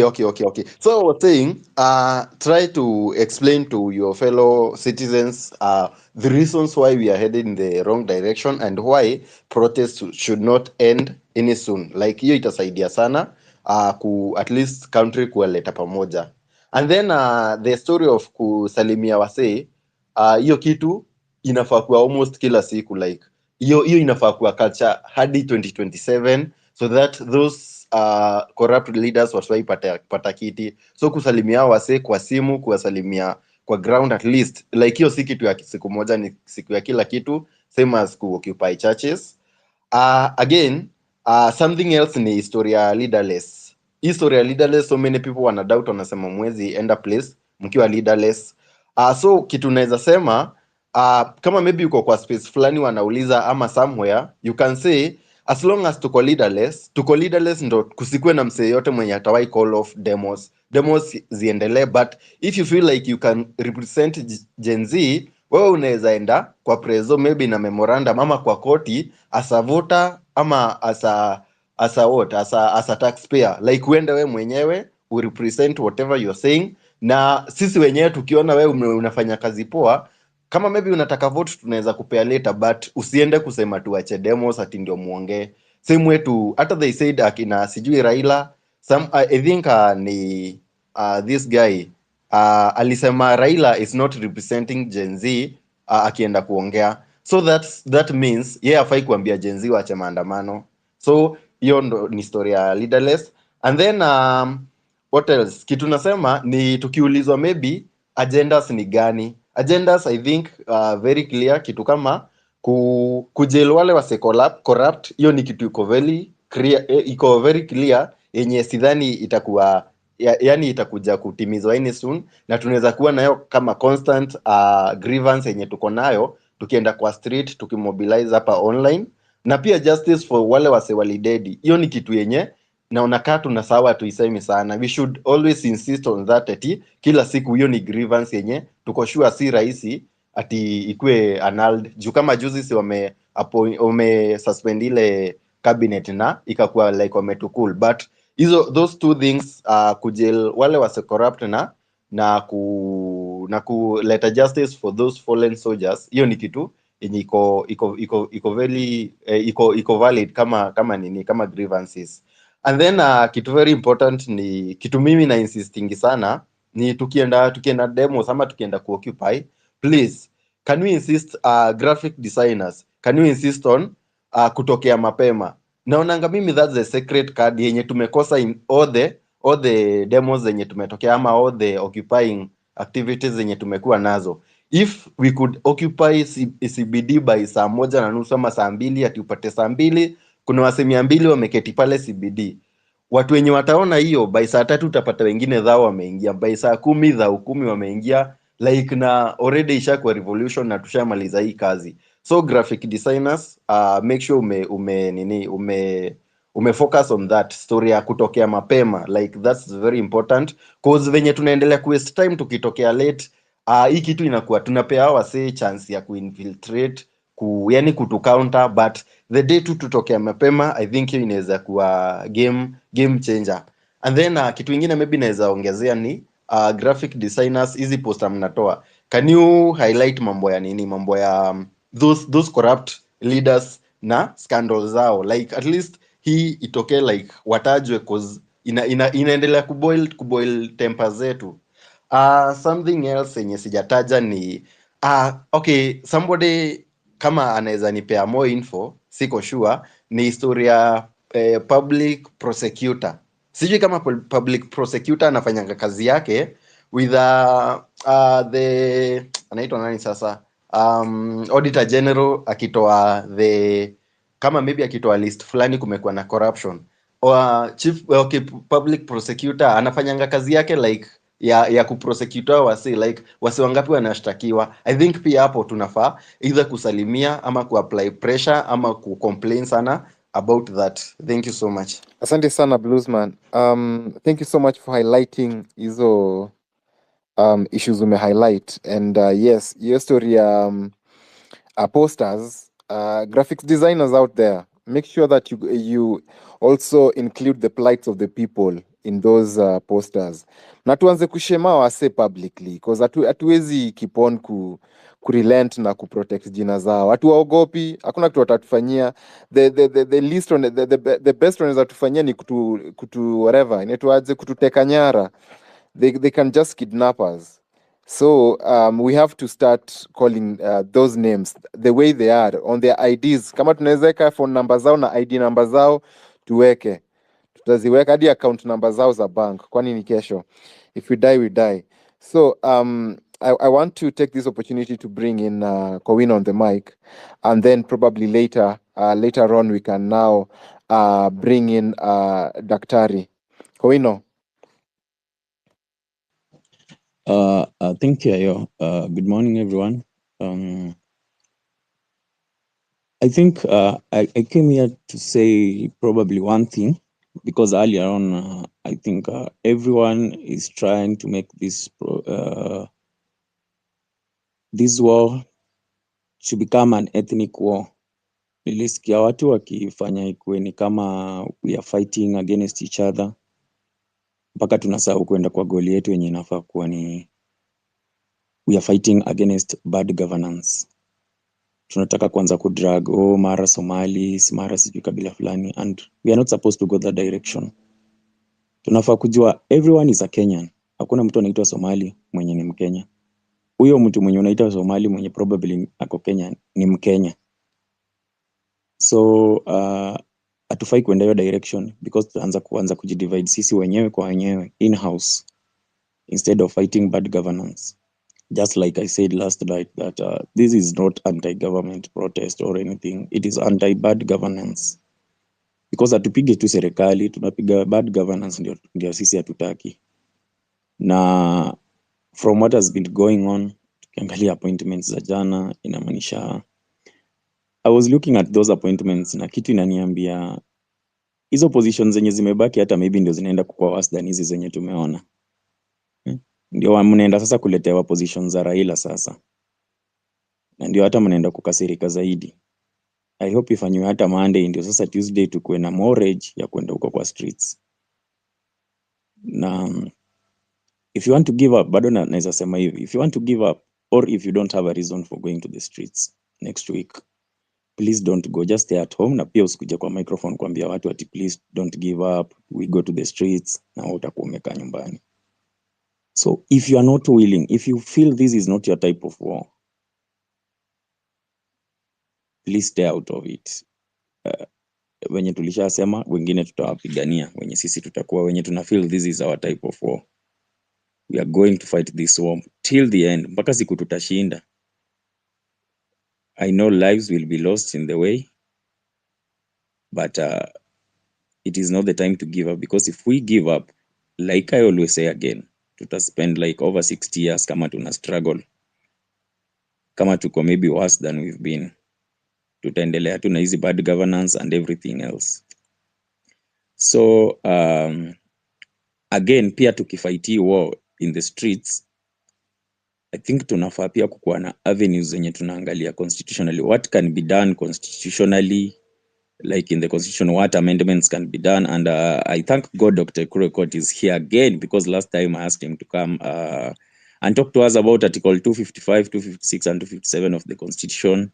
And why is it mbona the parliament imejitana na hii constitution that unaweza pata maybe kufanya amendments and all that inakuwa so hard of some articles probably. And if we want all the changes that we want, does it mean we will have to go for a referendum? Ama zinaweza fanywa, tunaweza ekea wabunge wetu pressure and they make the amendments huko kwa bunge through bunge without us going for a referendum. So going forward, I would also like to hear about that from Dr. Ekuro. If there's a way itakuwa easy for us to do easy amendments without going for a referendum, na maybe zifanyike venye tunataka. If we can also have program changes like mtu akishavai kama governor hakuna tena kwenda kurudi sijui kuvai senator, vitu kama hizo, because I think that is greedy pia. Yeah, thank you Ayo. Thank you so much Kowino. Nilikuwa nataka daktari to take through hizo manini but ni kama amedrop, so tutamgoja rudi tena. Frey, if you can send him the mic again. But meanwhile tukimgoja, let's try and hear from Dennis Mutwiwa. I give you 3 minutes to give us your submission there as we wait for daktari akuje. Asipokam tutaendelea kwa na maspikers wengine, but meanwhile try and share the space, use the hashtag RUTO must go. You can follow the speakers, follow the host and the co-host as we keep on. Daktari is here. Dr. Ikuru, good morning. How are you? We have been asking. Good morning, Ayo. Good morning, Afrocentric. Go ahead. And good morning, everyone. So I don't know, for some reason my mic dropped, so I didn't get the question from Kowino. Can you repeat it for me? But I wanted to make just a very quick, maybe 1 minute submission before maybe I answer some specific questions on matters constitution, if that's okay with you. Yeah, sure, that's okay. Yes, please. Go ahead. So, I've been listening to a lot of spaces and including yours here. And so I'm just reminded of one poet, one literary artist. And I wanted to share this passage with all of you guys, because what you are speaking about is actually what this man spoke about sometimes back in the early 90s. Is one of my favorite people I like to read about. It's called Bertolt Brecht. And he speaks about the political illiterates. And when I listen to these spaces, the Gen Z revolution and all that, people are wisening up, because this man, Bertolt, wrote this passage long time ago. And I don't know whether he had Kenyans in mind or he had this awakening that is coming up with the Gen Zs. And this is what he said. And just allow me to quote him verbatim. And you can Google him. It's on Google. He said that the worst illiterate is the political illiterate. People who say that we don't want to be in politics because politics is dirty. He doesn't hear, doesn't speak, nor participate in political events. He doesn't know the cost of life, the price of the bean, of the fish, of the flour, unga, of the rent, of the shoes, and of the medicine. All depends on political decisions. The people we are now questioned to be in power. The political illiterate is so stupid that he is proud and swells his chest, saying that he hates politics. The imbecile doesn't know that from his political ignorance is born the prostitute, the abandoned child, and the worst thieves of all, the bad politician. And emphasize that, the bad politician, corrupted and flunky of the national and multinational companies. So, guys, I think this, for me, speaks to the spirit of what is happening today in our country. And I just wanted to say that I'm very, very happy, very proud of what you guys are doing, the Gen Zs are doing, because, and I hope really you can maintain this momentum. And yes, the question of whether you are leaderless is now emerging. So what next? I heard Raila try to defend the government by saying that it's not about RUTO must go. it's protectionism. It's I think it's trying to protect William Ruto, but then we need to ask ourselves also the question. We need to prepare ourselves, and one of the things that I have insisted over time, especially since I formed Third Way Alliance Kenya as a political party, is that because of our non-participation in politics, that's why we end up with the kind of people that we have today. The people who can easily just gang up together. Today they are enemies, tomorrow they are friends. And honestly speaking, I want to throw this question to the floor. Why should our country, Kenya, be defined for decades in the context of just a few individuals? Why? Why should it be the name of, I don't know, Uhuru Kenyatta, Raila Odinga, William Ruto, Musalia Mudavadi, Kalonzo Musyoka? Why cannot it be about Koyo, Kowino? Why cannot it not be about Ayo? Why cannot it not be about Brave Girl, Otumba? Yeah, even if it's not about Ekuru or Court, but there are many names here. So the question is, our non-participation is what is giving us the caliber of leadership that we have today. And you know, as the old saying goes, the leadership of any country is a reflection of the society. Is that really our society? We need to resist that. We need to begin to say, no, this cannot be our society, because the decisions they are making are bad. For example, let's just delve into the newly appointed cabinet.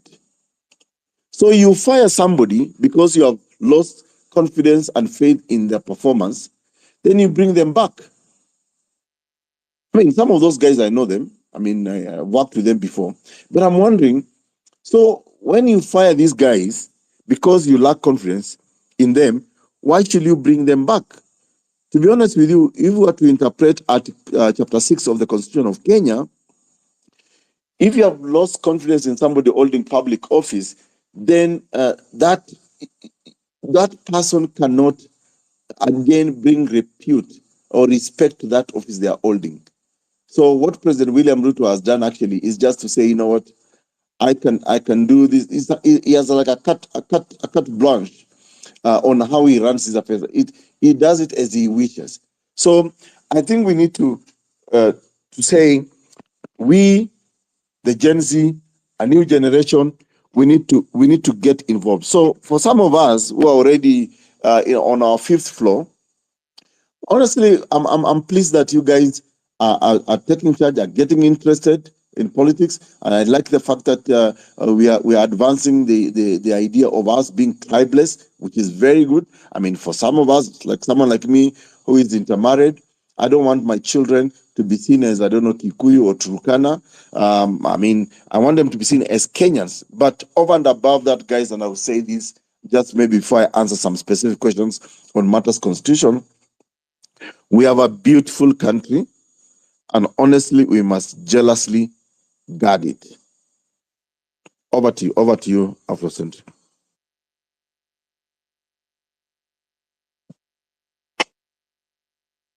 Kowino? Yes, thank you, Ayo. Can you hear me? Yes, I can hear you. Kowino. Yes. Okay, thank you. Yes, Dr. Last time we were here, I think very late in the night, I had asked you maybe if you could come and talk to us about Article 255, 256, and 257 of the Constitution, which I believe is the amendment of the Constitution. Because I think those articles, especially 256 and 257, really protects the county assemblies and the parliament, that is the National Assembly and the Senate, that they are probably the ones who will decide if we are making these amendments or not. There being that the legislature, as we see in this country right now, is really captured by the executive. It means that if we want these amendments to take place, they are probably never going to take place with the type of parliament we have right now. And if you even want to reduce probably the governor's terms and all that, the county assemblies will also vote. And these people have their own interest and they want to serve their own interest. Is it really possible that this thing can take place in this country right now? can we go that direction of amending the constitution and probably cutting these terms, reducing some seats, and so on? Yeah, so I don't know whether everybody can actually access a copy of the constitution, but I have my copy here with. I know whether it's okay for me to just read for you guys verbatim Article 255 before I explain 256 and 257. Is that Yeah, it's okay? okay. It's okay. Take your Okay. time. We have a Yeah. So, constitution on our phones, so it's okay.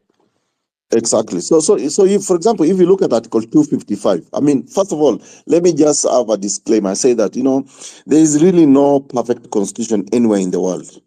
And sometimes when people say, oh, you framers of the constitution, you didn't do this, didn't do that.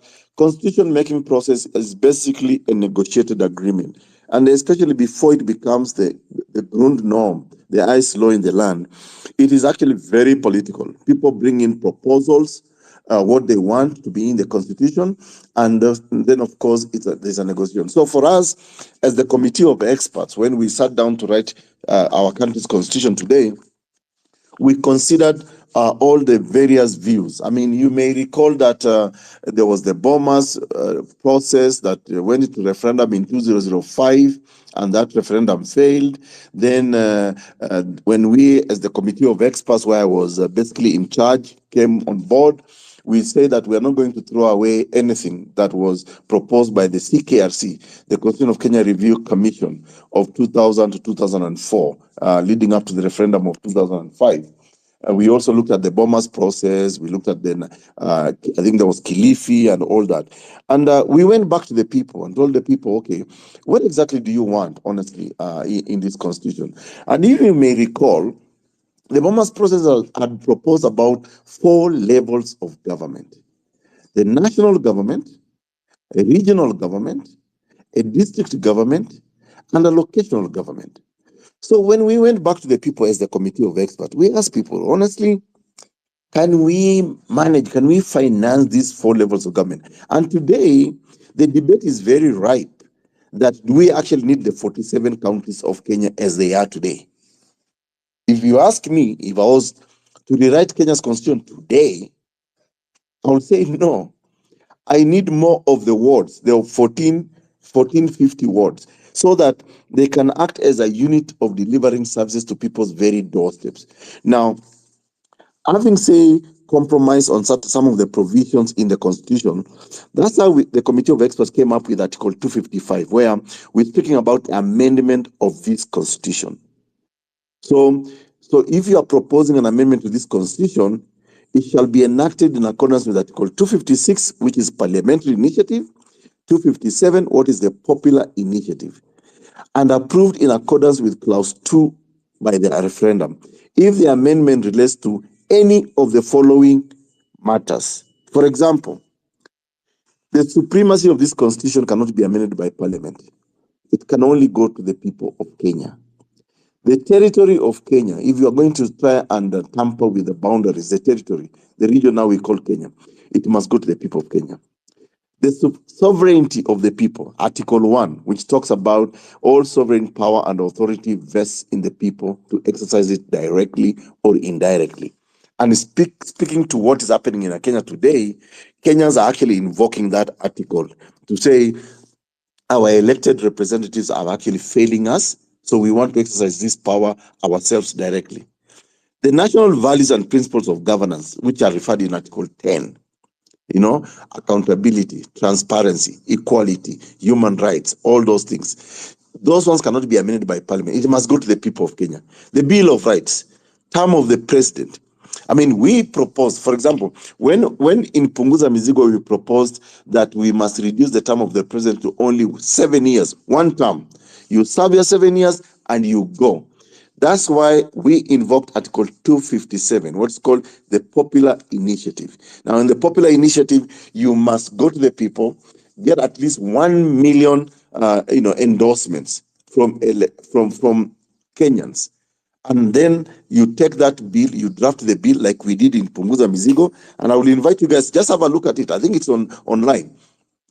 Then once you draft the bill, you take to IEBC with the supporting signatures. Then with those signatures, once IEBC approves that, yes, there's an endorsement of a minimum of 1 million, it goes to the county assemblies for debate. Once the county assemblies, at least a minimum of 24 of them, the majority, pass the bill, then it goes to the people in a referendum. Now, what we did in Punguza Mizigo, we crafted in such a way that we did not want Parliament to even have a say or amend it, because we factored on those issues that actually anger Kenyans. For example, the size of Parliament.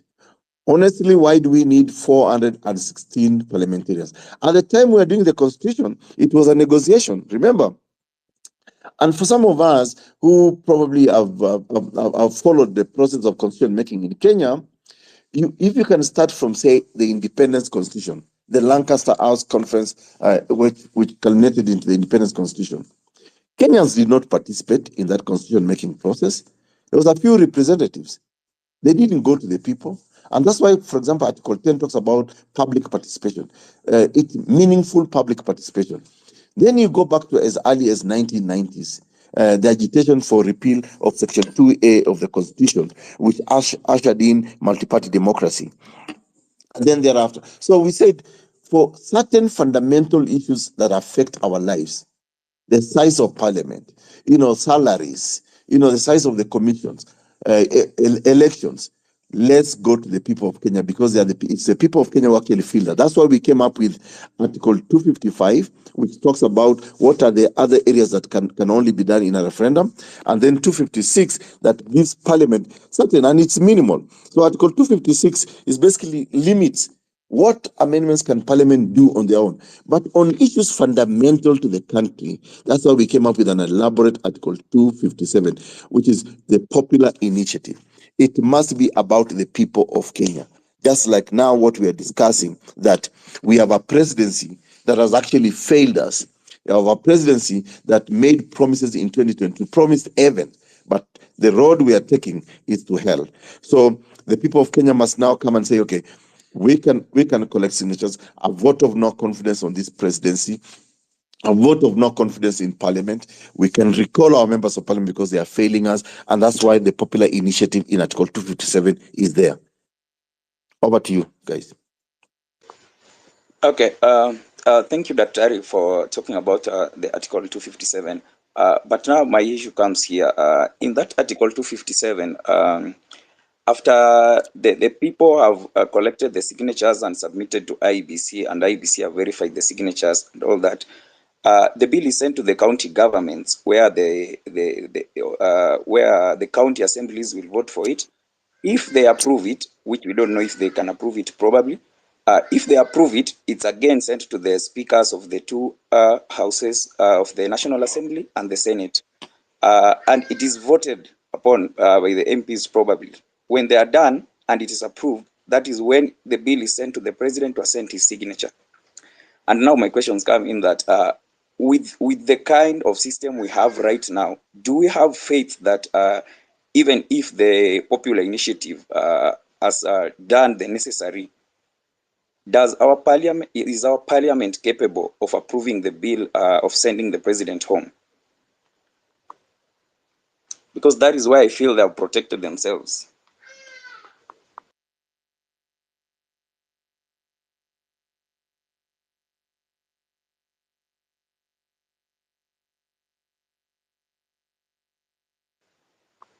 Ayo, is Dr. talking? Daktari, did you hear the question from Kowino? Daktari? We lost him. Probably. I think we lost him. Probably he's in a call or something. I don't know. Is he on a call? Daktari?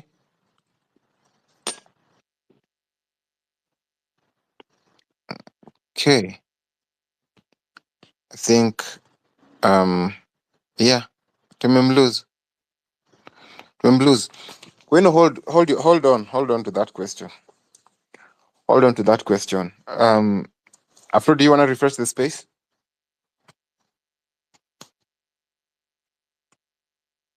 Afro?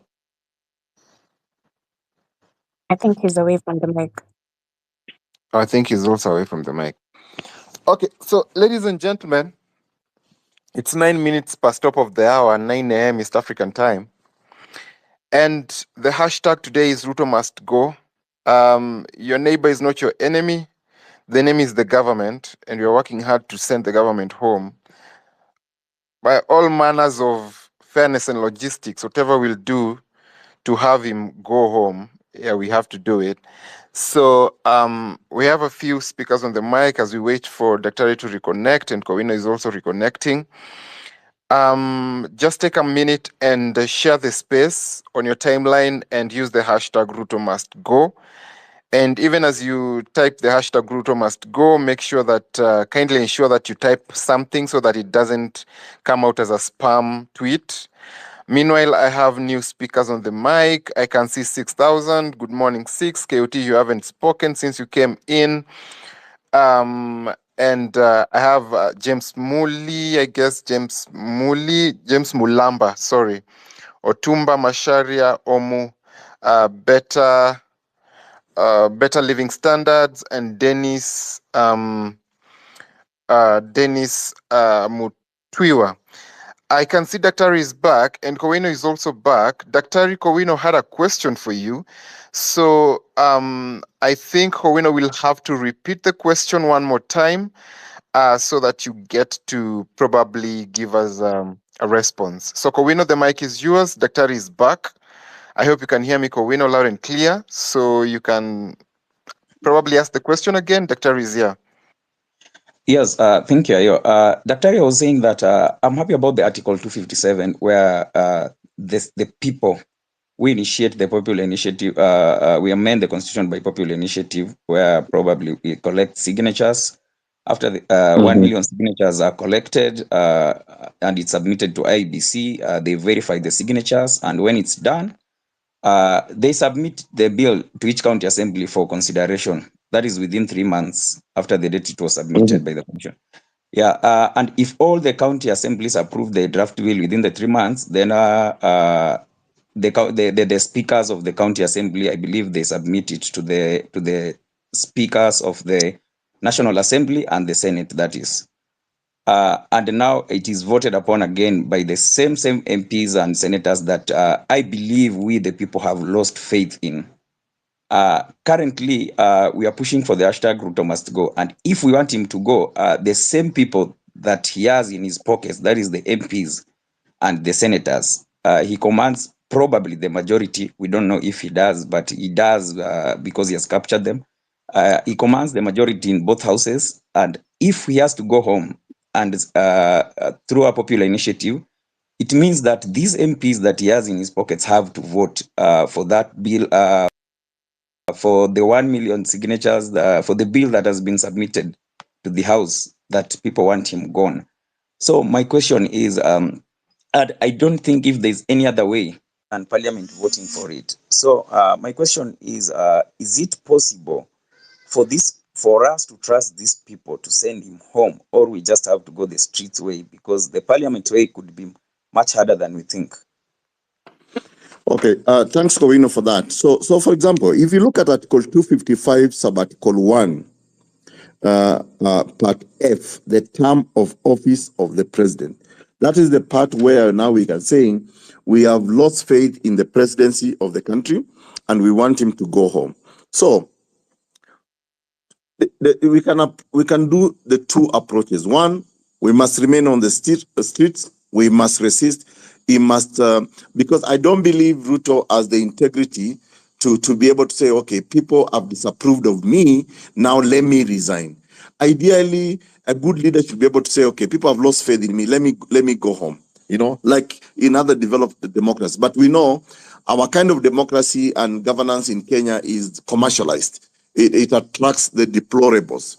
Now, in Article 255, 257, which I think for me is where the way to go, we can now invoke Article 257 to amend Article 1, where we are saying all sovereign power vests in the people to exercise directly or indirectly.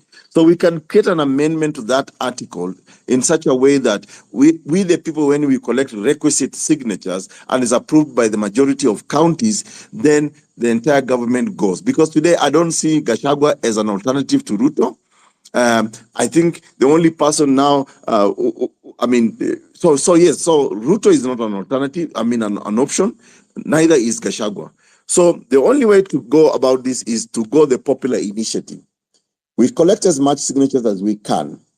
We amend Article 1 so that we can have the people have the power to be able to fire a government. Because at the end of the day, guys, we are actually the employers of a government. We are the employers of the president by dint of our vote. So we need to tighten the provisions in the Constitution. That's why Article 255, 256, and 257 are very relevant. And like I said earlier, there is no perfect constitution in the world, and because as is a product of negotiation. But we give people the opportunity to say, at what point are we dissatisfied with certain provisions of the Constitution? And therefore, can we amend them? Can we revise them? Can we even delete them? Some of them. So I think the way to go is the popular initiative, that you collect enough signatures, but you must now zero in what aspects or provisions of the Constitution you want to amend. And for me now, what's emerging is Article 1 is one needs to be amended, and of course the chapter on the executive, where actually we have to make sure that we reduce the presidency, the oversight on the presidency, because Parliament has actually failed us. So the way to go about it, Kowino, is it depends on how you want to craft your amendment. If you craft your proposed constitutional amendment in such a way that it gives Parliament some leeway, then we are losing the plot. I want to invite all of you guys to look at the Punguza Mizigo Constitutional Amendment Bill of 2019. We crafted it in such a way that Parliament was just by the way. They were not going to do anything to it anyway, because the issues we wanted amended, Parliament could not actually even have a vote on it. So they were just a passage, even though the Article 57 requires that from the county assemblies you send to Parliament. In fact, let me just remind you guys that when the Punguza Mizigo Bill was rejected in almost all the counties, except, of course, there are counties that did not even debate it anyway. And there are counties that voted for it. The requirement is that there has to be a report from the speakers of the county assemblies that this bill has failed. There was never such a thing, you know. So ideally, actually, the Punguza Mizigo Bill did not actually fail because they did not follow Article 257, strictly speaking. And even if it came to Parliament could not do anything about it because the issues we are intending to amend must go to the people, not Parliament, as per Article 256. So I'll still invite us, please, let's read keenly 255, 256, and 257.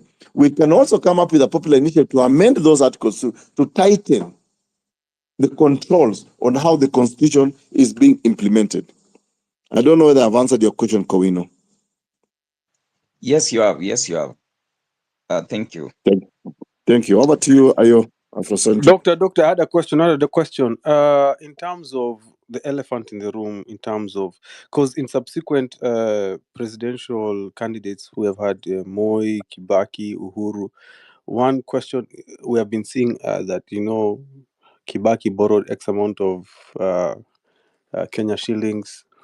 Who approves public debt in Kenya? Who manages it? What restrains a presidential candidate or a sitting president in terms of borrowing X amount of shillings from, let's say, the IMF? Yeah, so I think honestly that goes to the bigger question of representation. For example, if we are borrowing, there ought to be a motion or a debate on the floor of the House, where now the representatives of the people can actually say, can question the borrowing. Treasury cannot willy-nilly just go and sign agreements there and say that, we have borrowed X amount of money on behalf of Kenyans. There ought to be presentation in Parliament on the people's representatives. The president himself must seek actually approval of Parliament, of the people's representative. That has not happened. So we have a presidency that just goes and borrows, and without even tabling the reason, because the question then also becomes, honestly, so yes, we have borrowed, for example, the trillions that William Ruto has borrowed in the last 2 years. What is there to show for it? We can compare it, say, with Uhuru's presidency, where, yes, he also borrowed, even though it's a painful thing. I mean, we can talk of an expressway, 27 kilometers, which is still costing Kenyans a lot of money. We can see an SGR, some infrastructural projects emerging. But what is there to show for it? So there has to be parliamentary approval. And that's where the crux of the matter is. Do we have a parliament that is actually representative of the people? Today, as we speak, the Parliament of Kenya is actually an extension of the executive. It's a department of the executive. It's an appendage of the executive.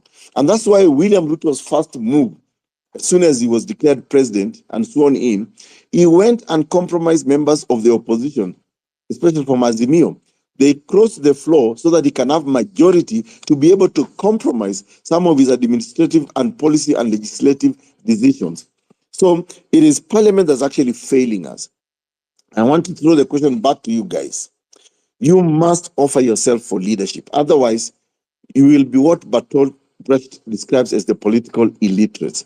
We cannot be lamenting, complaining, sitting by the fence when we are being actually governed by the worst. Again, as I've said it in many platforms here, I want to remind you of the wisdom of Plato, who said that your refusal to participate in politics is that you'll be governed by your inferiors. We are being governed by our inferiors today. As intelligent as we are, canvassing these issues on these spaces, we must, seek leadership in this country. Over to you, Afrocentric. Doctor, I have a question here. Another elephant in the room. Kenya Airports Authority. We're being informed that news coming in is that they are supposed to lease it. Is it to lease or to sell it? Either or. It belongs to Kenyans. Okay, it's like Kenyan Parliament. It's for the Kenyans. You cannot go and auction Kenya, the Kenya Parliament, right? So, at what masses are we in, or rather, at what point does the government feel fit to sell something that belongs to the public without the public consent? Something like Kenya Airports Authority. Yeah. Why do we get to that point whereby they have to now lease it or sell it to a foreign investor or foreign country? Is that legal? Is it something that the parliament has to approve of? The parliament system has to approve of, maybe? Probably under your guidance, you can help me demystify. Okay, so first of all, that speaks to the bigger question of bad leadership, bad policy. KAA is a parastatal. It's owned by the people of Kenya. So it's a public good. For you even to consider privatizing it or selling it, you must go back to the people. And the way to go to the people is to go to the people through their elected representatives for approval. The president is supposed to speak to the people about some of the public decisions that he is making. He is not doing that. So we have a rogue leadership in place that thinks that Kenya belongs to them and the rest of us are just curious onlookers or spectators. That is the sad reality in our country today. So it cannot willy-nilly just wake up one early morning and say, I'm going to sell KAA or privatize some of our parastatals. We know it's deal making. We know it's corruption. We know people, they're striking these deals so that they can make some money on their part at the expense of Kenyans. So it is something we must resist. And that's why I am happy that the Gensis are out there occupying places, even if it means now saying occupy KAA, Kenya Airports Authority, occupy Parliament, occupy whatever. But over and above that, this kind of presidency really must go. And more specifically, Ruto must go because he is actually selling our country. Today, you may not know that the so-called May trip to Washington, D.C. was about to procure the United States of America globalists, some of them, to dualize our road from Nairobi to Mombasa at the expense of Kenyans. So there's nothing reciprocal to us Kenyans as such. So it's business making. So, and that's why we must continue occupying the streets, occupying all the public spaces. We must resist this because a public asset is a common good, is wealth to the nation.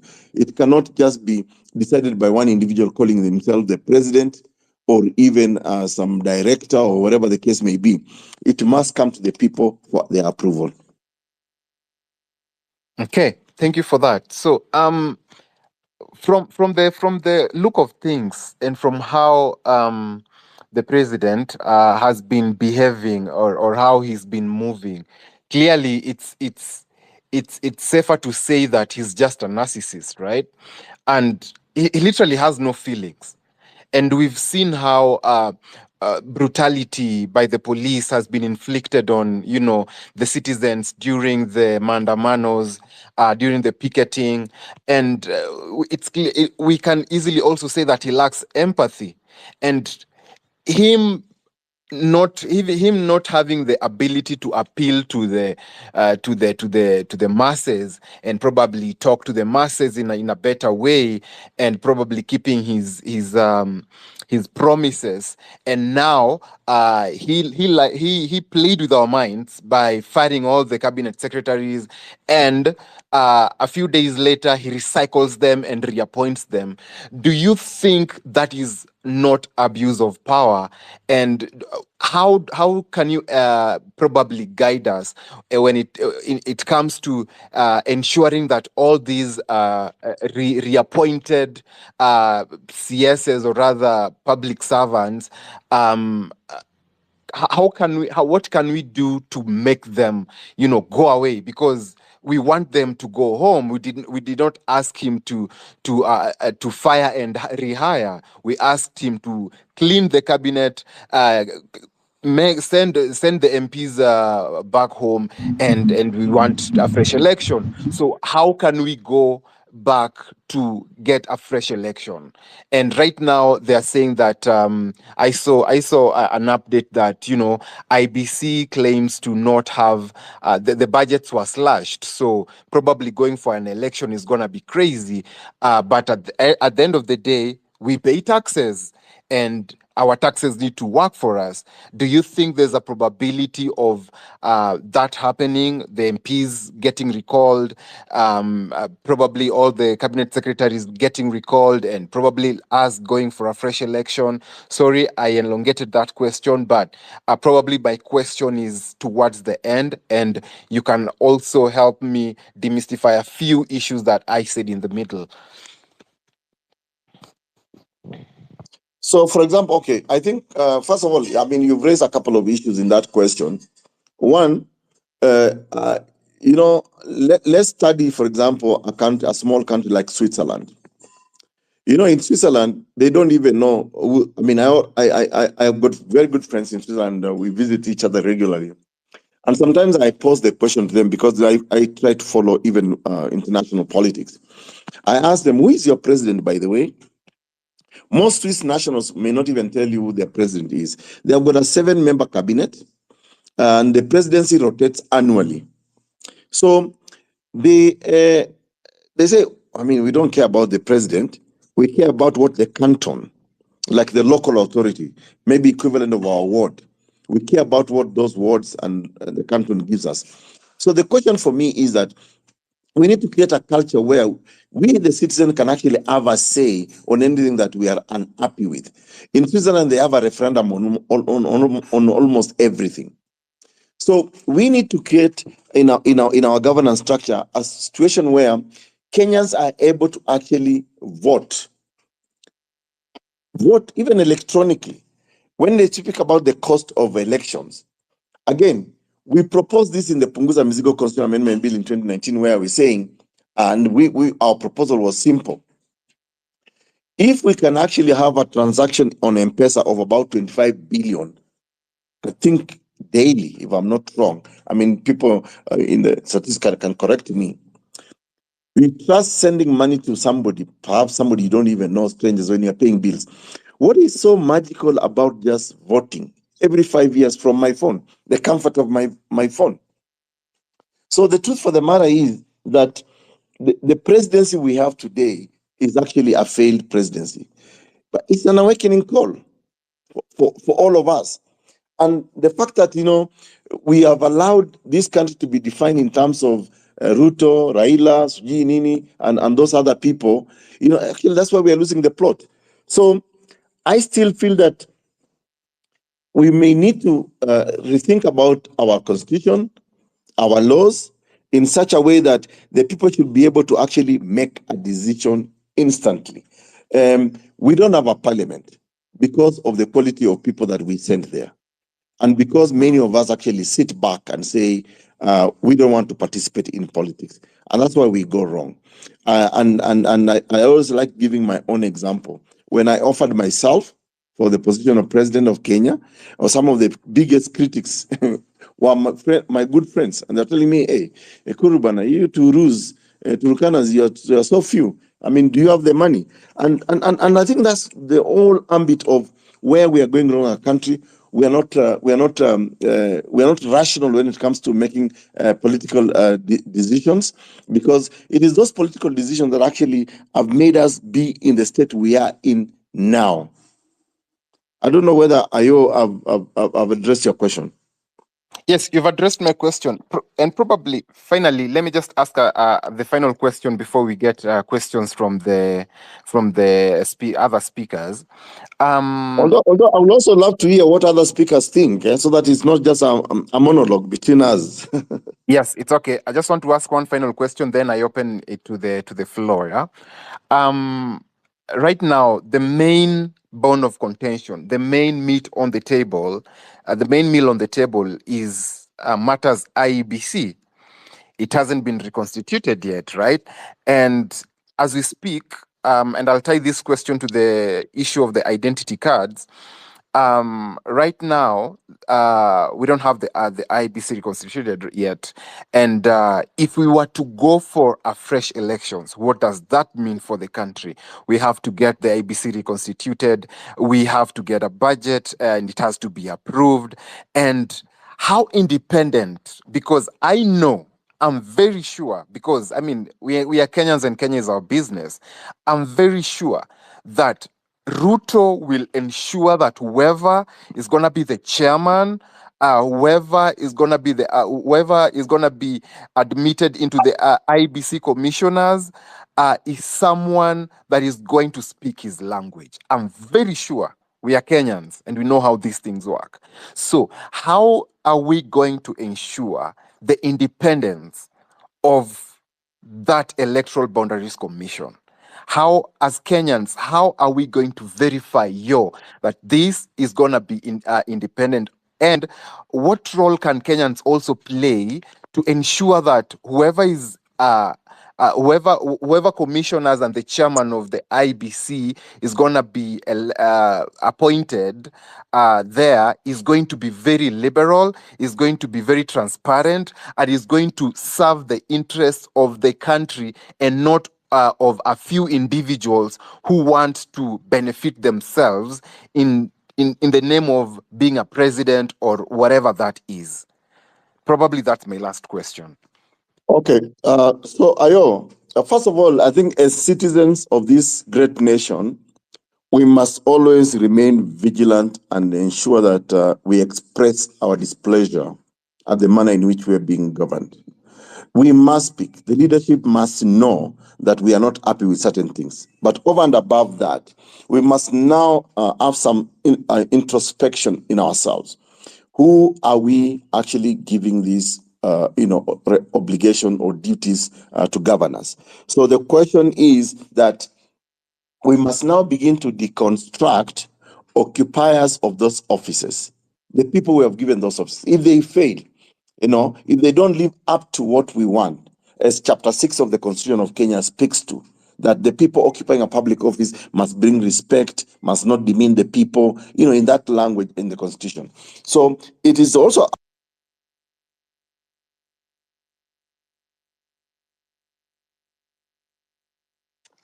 Yeah, doctor, we have lost you. We have lost you. Can you guys hear him? Hello, can you hear me now? Yes, we Am can. I on? Yes, you're back. Talk to us. Yes, yes. I know there are a lot of interference on these spaces, but I don't know. Anyway, so what I was saying is that there is a double-edged sword, double effect, if I may use that phrase, that we the people also must be able to say, who are we putting in this public office? So we need to begin to deconstruct those individuals. Let me go to the question of IEBC. You know, the Supreme Court of Kenya made a decision to say that to establish what is called the principle of necessity. So it is not true to say that IEBC is not properly constituted today as we speak. It's a constitutional body today being headed by the CEO. On the principle of necessity, which was affirmed by the Supreme Court of Kenya, nothing stops the secretariat. Because after all, think about it, guys, commissioners do not register voters. It is the secretariat that does that work. Commissioners do not count votes. Chebukati or the chairman of IBC only just announces the results from the work of the secretariat. So on the principle of necessity, which is already established by the highest law in the land, we actually have an IEBC. Of course, the mischief in delaying to appoint the commissioners is so that the political class can actually control that institution. And I don't know if you remember the wisdom of Joseph Stalin way back, I think in 1912, when he said that those who cast the vote decide nothing, but those who count the vote decide everything. And that's why we must be vigilant on who becomes a commissioner in IBC or becomes secretary. Because today, nothing stops us from presenting signatures to Marjan, the CEO, to say, here we have 1 million signatures, we are recalling MPX, YZ. You know, please do the needful. And we can back it with the legal authority from the Supreme Court. Go ahead. Our country cannot be held in abeyance just because somebody somewhere is refusing to appoint commissioners. Why will it take over 2 years just to recruit commissioners? I was the chairman of the first IBC selection panel. We did our interviews. We put an advert on all the dailies. We did our interviews in the open. It was covered, and we came up with a formula on how to elect those commissioners. So there's no rocket science really. In other countries in the world, actually, people who participate in elections are ad hoc. They almost like do the jury kind of system. You are just appointed today, you count the votes. We are making election in Kenya look like it's a matter of life and death. It shouldn't go that route. And that's why I think the people's vigilance is very, very important. On the IDs, I don't know whether you guys have now noticed. I just got our daughter an ID the other day. You can't believe now an ID in Kenya has an expiry date. It makes no sense. Article 12 of the Constitution of Kenya speaks about national documents that each Kenyan is entitled, including passport and ID. Why should those documents have an expiry date? Because the government is controlling them, because the government is making money out of it. So the last question you entered to was on the question of appointments. Now, if you look at the constitution of the selection panel today, under the proposed IBC Amendment Act, of the 9 selection panels, 5 are from political parties. For me, that's a big mistake because it's like football players, selecting a referee that they want. And then, of course, the 4 others are from others. So the way we are being manipulated in this country is such that the appointing authority plants people they can control. And many times, they don't pick the best. They pick the worst. I'll give you an example. Nothing personal on this guy. The former chairman of IBC, Chebukati, was actually, I think, number second last in the interviews. But they picked him so that they can control him. And that's exactly what's happening to all our institutions. You know,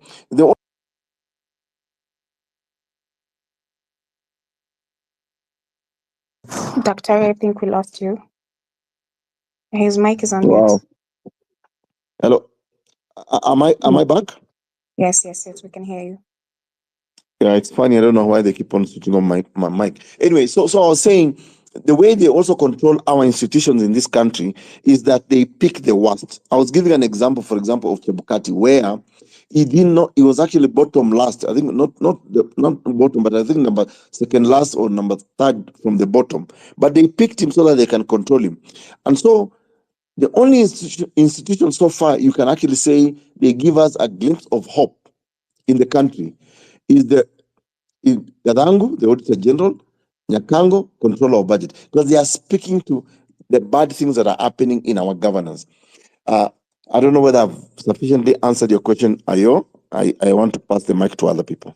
Yes, you have. Probably we'll start with James Muli. If you have a question to Daktari. I sorry to interrupt you. Okay. To keep the space more interactive, I think kuna watu pia in the listeners that have burning questions to Daktari, and Afrocentric can choose. You can comment your questions on the comment section. Then Afrocentric will choose a question that he can pose to Daktari. Is that okay with you, Daktari? Okay, I'm fine, but I really want to also hear views from other people. I hope it's not. I don't want to monopolize the conversation.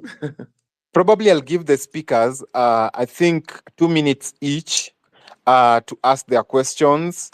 And then at least we get a few questions, then you answer them in a batch so that we get more speakers, if that's okay with you. Okay, that's fine. That's fine. Okay, I'll stay on. All right. I think let's open, Doctor. If you have time, we can open again the platform. The reason when we get speakers like you who are experts in, let's say, a field of, let's say, constitutionalism, we try to concentrate, and because we're having these spaces and we have so many questions, because information is power, and the more you inform us, the more we know how to move, and that's why having an informed protester on the streets is more powerful than no Raila, no peace protester.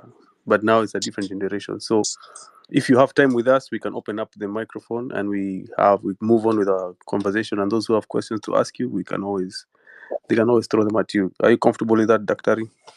Okay, I'm fine. Let me stay on. These conversations are very important. Perfect. Let's move on to the next speaker.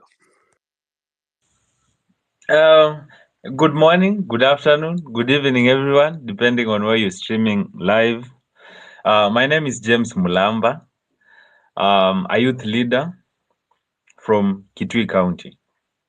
Well, I've been pushing the demonstrations, and I've been present in all of them from the first till last Tuesday. And as you have all noticed, the revolutionary fire has kind of dwindled. I think some Kenyans feel pacified, they feel appeased by the conciliatory efforts that President Ruto tried to pull. And by now, we already understand it was a game. The dissolution of cabinet was a game. And anyone who cannot see that, I don't know how else I can explain that to him. We've been pushing against Ruto for years. Personally, I've been pushing against Ruto for close to 10 years. I don't know how long Dr. Aukot has been pushing against Ruto and Uhuru. But personally, I've been pushing against Ruto personally for more than 10 years, both on Facebook and on Twitter. And I remember back then when we were pushing against Ruto and Uhuru, especially Ruto, Kenyans who are not awakened by then were against such dissenting voices. They were solely behind these people. And I remember at one time, I was reminded vividly that this is the culture of Kenyan politics. You either accept it or decide to quit politics. That politics in Kenya has to be about corruption, tokenism, tribalism, and that is the norm. And to some extent, nepotism.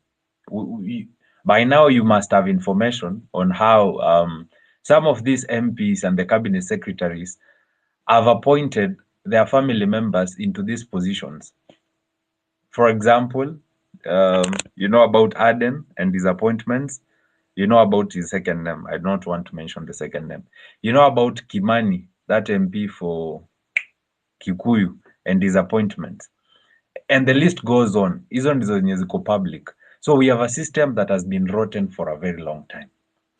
And there's one thing people don't seem to understand, that when we started these protests, they are a culmination of work that has been plowed for years. This is the harvest of years of speaking against the government by those who never relented, like myself. When this protest came to the limelight, it appeared as if the main goal was rejecting the finance bill. But deep down, we had two factions. One group that was comfortable with government reforms, and another group, which I'm part of, that was not comfortable with the reforms at all. We already knew we had a bad president. We already knew how screwed we are, and we wanted him out. And that is the faction now that is prominently being featured now, that is pushing for RUTO must go. And I'm glad that those that wanted government reforms have opened their eyes and they have realized that there is no reform in this country instituted by the problem, because President Ruto is the problem that is going to solve the problems we have. Because to be honest, Ruto represents corruption. He represents tribalism. He represents patronage politics, clientelism. That is what he stands for, because he's a mentee of former President Daniel Moi, and he's also a mentee of Raila Odinga. And he has, in all his wisdom, he has decided to acquire the bad traits. He is in favor of the old style of politics, even though he knows there was a different way, a new way to do politics in Kenya. If he was virtuous enough, and if he was leader enough, he would have chosen the high road, the narrow road that pushes for better politics and reforms in how we conduct politics in Kenya. But he chose to still pursue politics in the old style.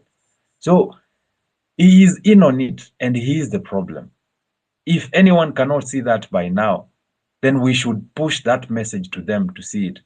We should push our parents, we should push our brothers, we should push those that are older than us and the generation that is coming after us to realize that politics can be done differently. It can be corrupt free. We can have a tribeless Kenya, and that we can have a Kenya that does not value tokenism. Siasa za kupewa 50 bob, 100 bob, dishing out tenders and government jobs to those that supported you.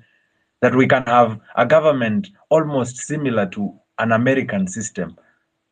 I remember when Obama formed government in 2008, he actually went against the grain and chose those that did not campaign for him and those that were of the Republican side to government.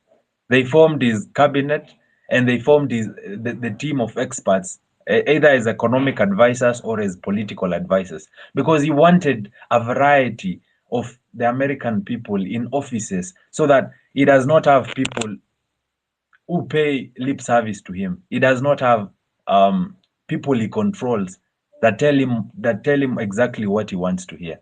So that he got an almost uniform representation of America into power, so that they would correct him and advise him appropriately on what is right.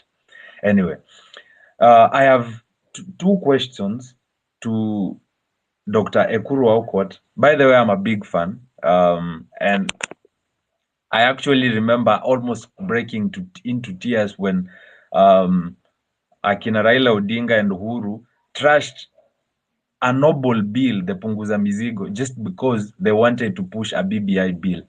I mean, it was all political. I wish we had that bill sail through. There's one thing Kenyans don't seem to see and are not voicing it out there, that the problem we have now can be solved through parliament, and that we have a compromised parliament. And if these opposition MPs, Akina Babu Owino, and the rest of MPs and the senators, Akina Sifuna, Akina Kajwang, are for Kenyans, why is it that they have taken so much time to push for removal of the president on grounds of incapacitation or through a motion of impeachment? Why have they taken so long? Does it confirm to us that they are remote controlled by Raila Odinga and that it has to be his will over the Kenyans' will?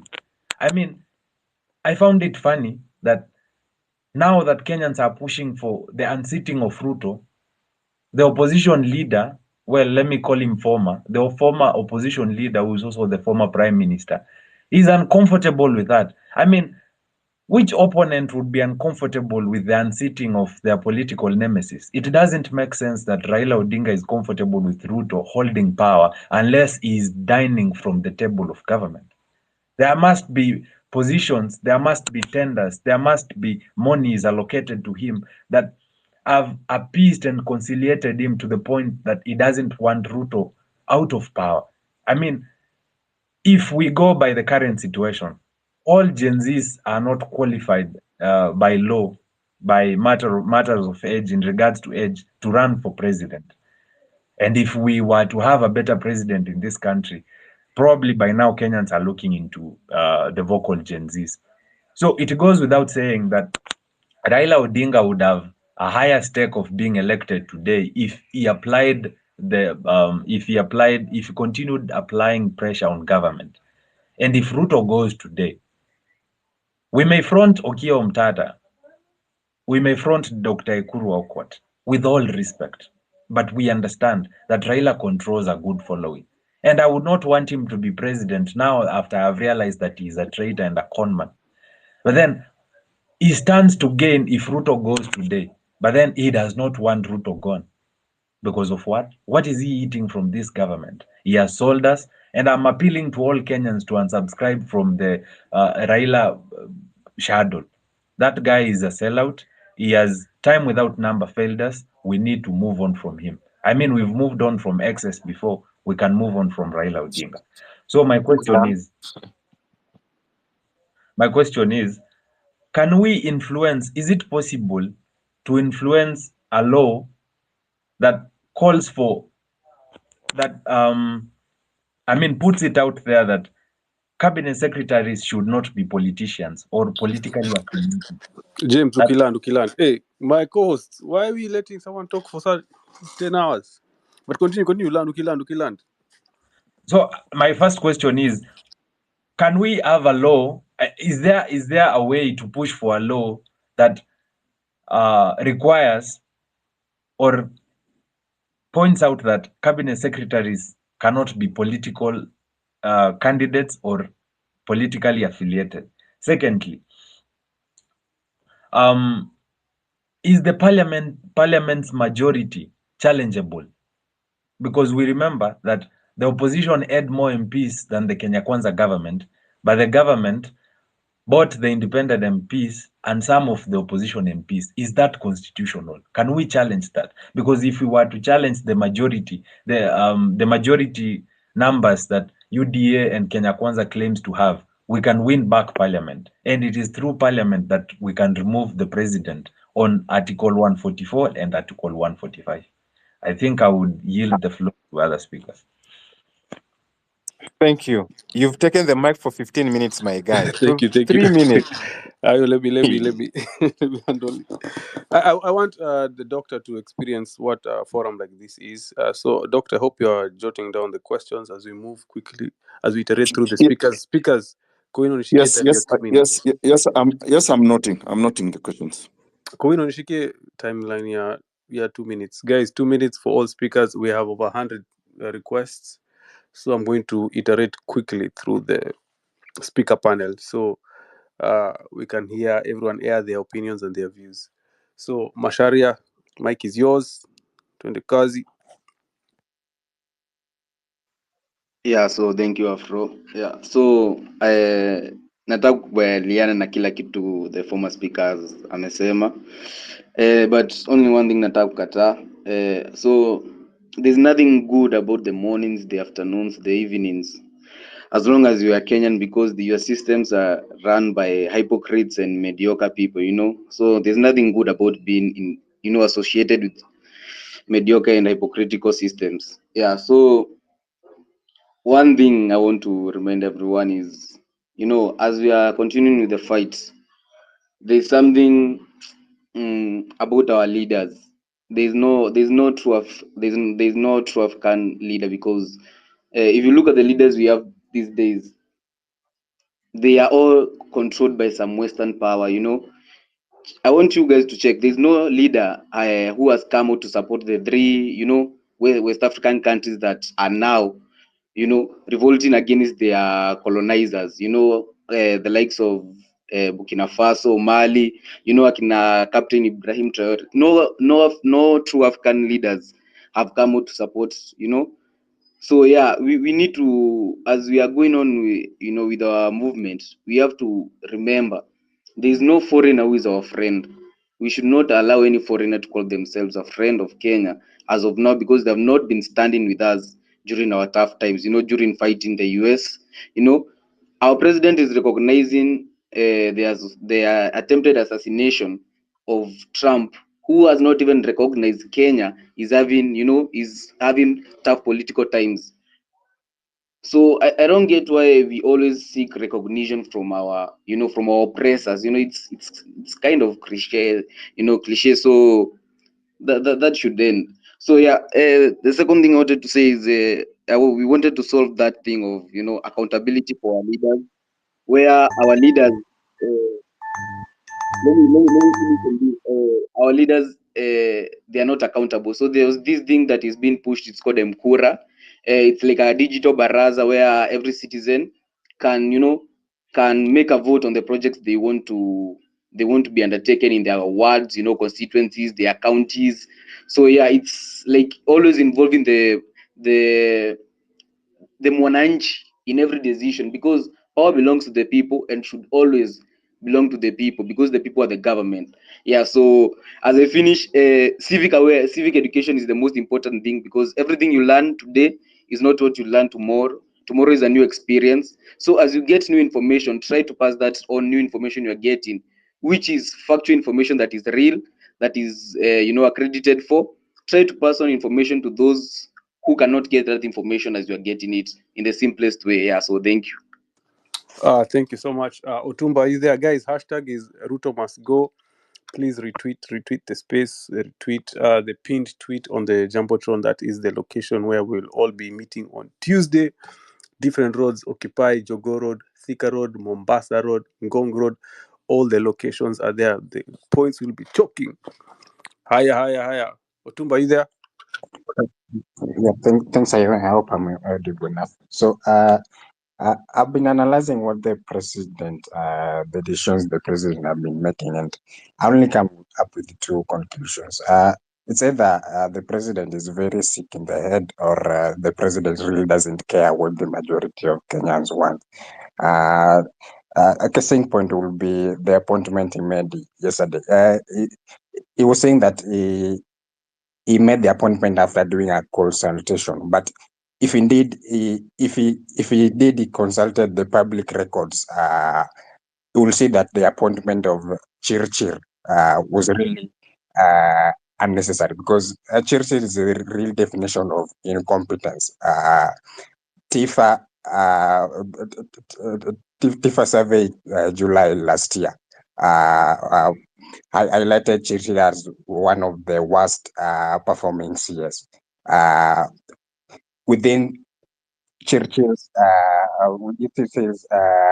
appointment, we have more than enough nationwide power outages. We've had the most embarrassing petroleum scandal under his watch, and still he's being reappointed into now a different capacity.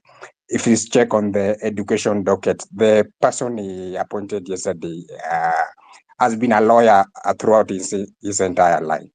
And currently is also the chair of Kenjan, I believe. So if this guy is really competent enough and must really hold a CS docket, why can't he be given why couldn't he be given attorney general then? Because he has been a lawyer his entire life. Or the docket of energy, because currently is the chair of Kenjan. So why must he be given a docket? He has no idea what is happening in education. So and I think this shows clearly that our president is serving the interests of his fellow criminals, but not the interests of Kenyans. I think that you Kenyans be damned. So, and also, I think Ruto dismissed the CSS, but he knew very well those who will be back regardless of your demands. Because if you remember, immediately he dismissed the cabinet. There's a group of people who started retweeting, kind of demanding and sending the same message request that Duale and Kindiki be reappointed. I believe these people were Wind up. sent by the government to come and do that kind of request. And then, okay, my last point, just to wind up. I've seen so many people trying to ask the agency to come up with leaders because they're saying being leaderless doesn't help. But I of course, we'll need to have leaders, but I don't think it's the right time for us to have leaders. We don't need to have a leader to sit down with Ruto for him to for him to fight corruption within his government and for him to find justice for those extrajudicial killings. So I really think there's still a lot that needs to be done before we sit down with Ruto to have a conversation with him. And lastly, even as we try to figure out our next move and the best strategy to take, I think we also need to change our strategies. I believe I don't know whether it's possible, but Boss, I land, believe land, filling land, up land. Wind up, Tafadhali. bwana. Time imeisha. I believe filling JKIA will be a very good move for us because we have several international flights coming into JKIA, and if we fill out that place so that no international flight can come in or out of JKIA, then this can be an international embarrassment to our country. Thank you. Thank you so much, Otumba. Guys, let's respect the time. 2 minutes. When the alarm goes off, please begin winding up. Don't add 2 more points, guys. We have a hot speaker list. I need to iterate through it. James Muryuki, mic is yours. Karibu. Thanks. Am I audible? Very. Go ahead. Yeah. So mine is a concern and like an idea that I want to float to everyone. Well, we are making a lot of reference to revolutions that have ever happened, but what I'm not seeing us do is think how can ours be better and more efficient. I have noticed from even the first demo when we were breaching parliament that it would have taken a way shorter time if we were more coordinated. So I've been assuming Kenya is very disorganized and should be running like a proper company. And I think the organization, the movement also would achieve more that way. For example, the first time there were so many people on the street because the civic education was unidirectional. Every single platform, every single space, every single person was talking about one thing. That is what we've lost so far. So this is my challenge, is my sort of suggestion, especially to the hosts of this space. Why, if all you guys want the best for Kenya, why can't all the hosts have one sitting? This is not for the purposes of leadership, but it's for the purposes of coordination. So that all of you guys who are hosting spaces, all of you, iwe ni nani ama ni nani ama ni nani, all of you get on one space first. And then on this one space, we come up with a coordinated approach. We can even achieve so much. We are limiting ourselves. We can have a unified account even where people can mchanga, and we can invest in various ways of making sure the movement progresses. We can have medical camps going all around the country, which we will fund, which we will have employed the doctors right now who are very jobless. Like, we can do so many things because we are fighting a system. And this system is fighting back as hard as it can. So if we're not more organized and coordinated, trust you me, this will be difficult, it will take time, and we might not achieve what we want. Thank you, James. Thank you, James. Powerful point. Yeah, Afro. I agree with you totally. Yes. No, it's okay. Just go ahead. I wanted to tackle his questions, but it's okay. You can go ahead. Yeah, I agree with him in terms of having one space. Definitely, but Twitter Spaces, hey, they've been here, and KOT or KOX is one of the most lethal cyber jungles respected worldwide. So, in fact, one thing Ruto has done, he has united Kenyans on the internet. So true, but some people, some influencers, maturity, some people are not yet putting it down, understanding that this is bigger than their petty beefs. For one, me and 6,000, we were very arch enemies. But when Ruto must go, tukakuwa marafiki, quick, fast. So yes, I see your vision that we need a one big space and we need to reach out to each other. But that thing of reaching out to each other is very difficult. But we are working towards going there. Right now, we are just, working towards it. But powerful point. Hey, Weston, go ahead. Are you had something to say? No, it's Thanks. okay. Thank you, You've addressed it. Afrocentric. Thank you so much. A salute, fellow compatriots and everyone else who is listening in this forum. As usual, I pay tribute to our fallen compatriots, comrades, and soldiers. Quick, when I spoke last year, I posed questions and I asked whether we are deploying the minimalist approach or we're going the revolution way. Because I see a lot of distractions. At every other turn that the political elite makes a decision, behaves the way they have all along behaved, we get worked up. For instance, the first batch of cabinet ministers, what did we expect?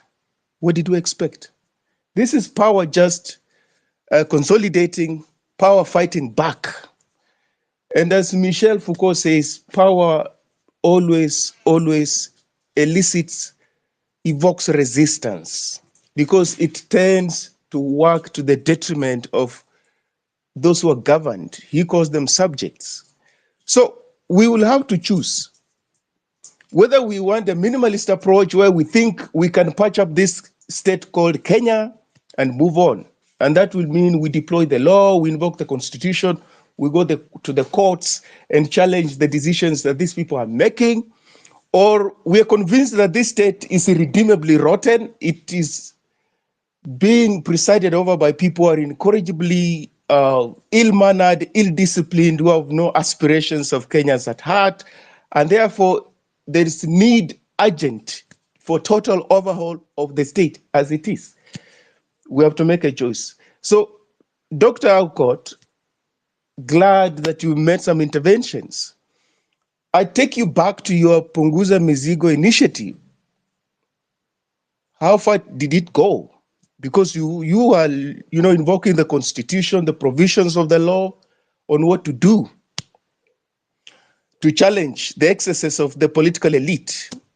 Well, your initiative, popular as it was, populated by aspirations of the majority of Kenyans as it was trumped by the BBI thing, led by the political elite. Flawed as it was, oppressive as potentially it was, and they fought for its enactment all the way to the Supreme Court. So when you say we can have a popular initiative, we bypass parliament, we go through county assemblies and stuff like that, I'm not so sure. The powers that be will be waiting in the corridors of power, will be waiting in the corridors of the judiciary. They will, and they will definitely knock it out. They'll fight back viciously because definitely we will play into their hands.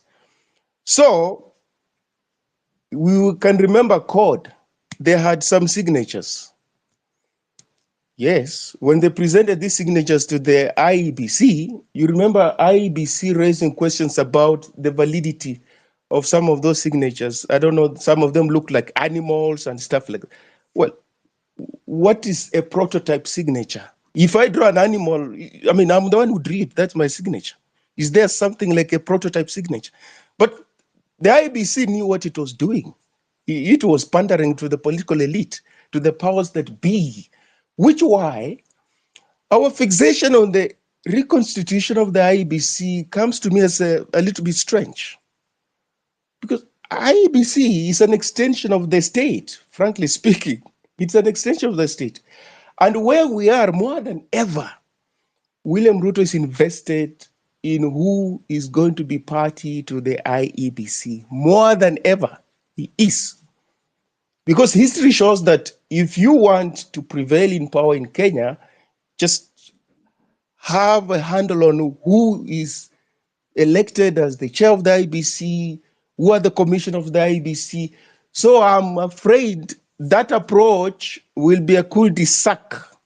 It will be a cul-de-sac going forward. In fact, it will be a contested terrain, just as it has been in the past. Where is the option? Our option is the protest we are having. And those protests are within the ambit of the law. It's not like anarchy, it's not like chaos, it's not like social anomie. The protests that we have been engaging in to date within the law, that is it. Because the protests in and of themselves indicate one thing, that the legal approach, resort to the rule of law, evocation of the constitution, until now, those approaches are not working for the simple reason that the political elite is rogue. Is rogue. Which why it doesn't really matter who is appointed the Attorney General. That office is not really integral in the way the president conducts his business. For those who care to listen, to read, will understand that for 24 years, Moi never had a co-ethnic as the Attorney General. There was no Kalenjin Attorney General for 24 years that Moi was at the helm. Why? Because he knew he could have his way without necessarily having his co-ethnic, holding that very so-called influential position. Amos Wako was there, a very accomplished jurist. But what did he do? You remember the Wako draft. You remember the Wako draft and where it took us to. So Rebecca Miano, whoever it is, you cannot appoint anybody as the Attorney General. History shows that really, that office, really, whoever occupies it usually does the bidding of the executive, of the president. You remember very well also the CJ position. None of the sitting Supreme Court judges applied to succeed Maraga. Did we notice that anomaly? In which country? In which country?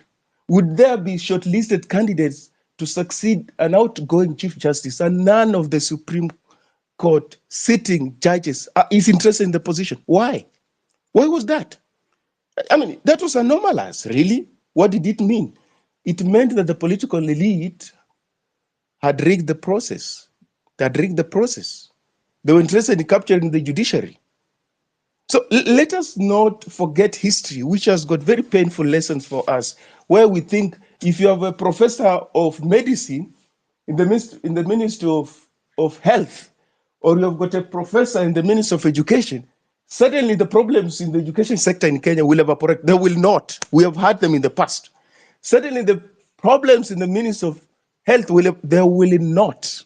Because these people are working within an establishment that is not pro-people, that is not for transformation, that is not for meeting the popular aspirations of the people of Kenya. So the papers there don't really count. They don't count. Moi used to have very accomplished people. They would just do his bidding. They were just as sycophantic as those people who didn't have papers. Why is Professor Kithure Kindiki behaving the way he's doing? And he's a professor of law. Why? Why is he behaving the way he's doing? Is there an explanation? Yes, there is. There is always method to this madness. And what is the method? Once you are co-opted into that system, then you let go of your brain. You let go of your independence of mind. You just do what you are supposed to do. So that is the system that we are ranged against. We're not ranged against personalities like William Ruto, who is appointed to the cabinet, who becomes part of the IEBC and whatever. No, we are not. We're ranged against an intractable system that has been there for decades, that is buttressed locally and as well as internationally, that is oppressive, vicious towards the people of Kenya. ladies and gentlemen, fellow compatriots. And it's a mammoth task. It's not easy. So we can go the minimalist way. We tried before, but the status quo will remain. The extant political, social, economic architecture edifice will remain in place. When the police say, no, you can't have a protest, what law are they invoking? And then when you go to the courts, there's a judge who says, well, we have lifted a ban. Which ban did you lift? Whereas Kenyans have got this inalienable right to demonstrate, to protest, to express their grievances on the streets. When the judge says the police should not use lethal force, what a bizarre judgment. The police are not supposed to kill protesters in the first place. So the courts should be waiting for these police officers who are engaged in extrajudicial and summary executions and just prosecute them. There's no need for a judgment to the effect that the police should not use lethal force. No, they shouldn't, because there's no provision in the law that allows them to. And those who do are breaching the law and must be held to account. So I think we need clarity of thought, and I'm glad we're getting there slowly. Focus. What is the ball? What is the main target? What is the problem? I think we're getting there, but we should not allow the political elite to distract us. Raila Odinga, William Ruto, those people have behaved like that for decades. They are not going to change today. They will not change tomorrow. And if we care about the Kenya of tomorrow and generation to come, then these people really have seen better days. These people are part of history. As somebody puts it, they're yesterday's men and women. And that's why we want to build Kenya, reconstitute Kenya that has no room for those kind of behaviors. Very backward, very anti-people, very anti-life, poverty-inducing kind of behavior by the political elite. Thank you so much. Thank you, Weston. Thank you, Weston. Doctor, you want to answer something? Go through, or you still want to listen? We go ahead with listening to speakers. Dr. Aukot. I think you can't hear me. Mogo, go ahead. Mike is yours.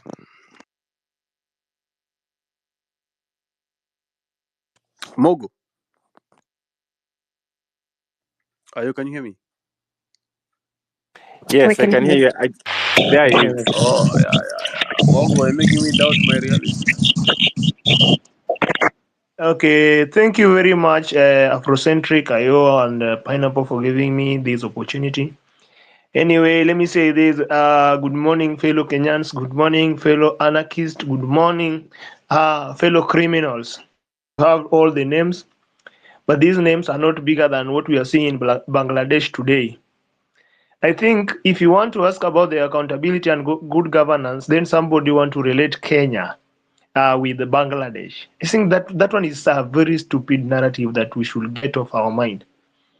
If we say Ruto must go, does not mean that we are drunk. The other day I saw judges say that some people were drunk in Nairobi CBD and they were now causing mayhems and other things.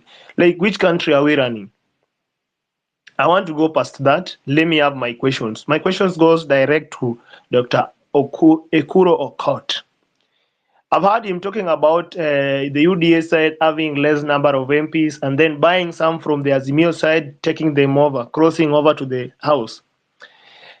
If you can expound and give us more bits of how this one could affect this parliament, and what was it supposed to be done? How was it supposed to be done? Should the UDA sit at the majority side or the Azimio?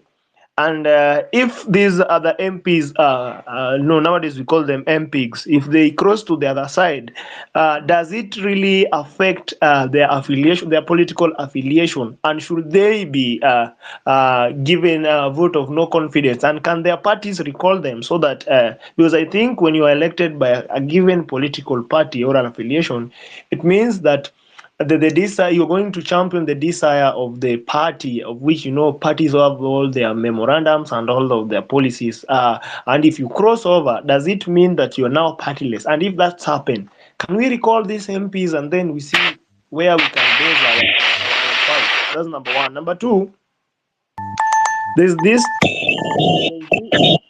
Just give me a minute, please. There's this second one. I have it in mind. Like after we were done away with finance bill, that finance bill 2024. Now the government came with another thing. I don't know what appropriation bill. How does it go? How does it go according to the law? How are things going to be run in that another appropriation bill that is going to run this country for the for another one financial year? And lastly, if somebody is found unworthy to be an office holder like CSS and PSS, how where does we champion our things? Can we go by the law? Because we will go to the road. I think as much as we are going to the road, there must something at the court to stop all these people, because we can't be on the road losing our lives, and then tomorrow you see somebody's shouting at Simba is back. Are we being in the hands of those people who want to look like they want to be like semi-gods in this country? How can you be given just a nomination from the State House and then you're celebrating Simba is back? Some people holding political rallies. These are the nonsense we don't want to see. We want to see people working for the Kenyans. And what I want to ask Dr. Can you give us a leeway? Can we stop, as much as we are going to the roads on Tuesday to say no, to reject all the things that Mr. Ruto did yesterday?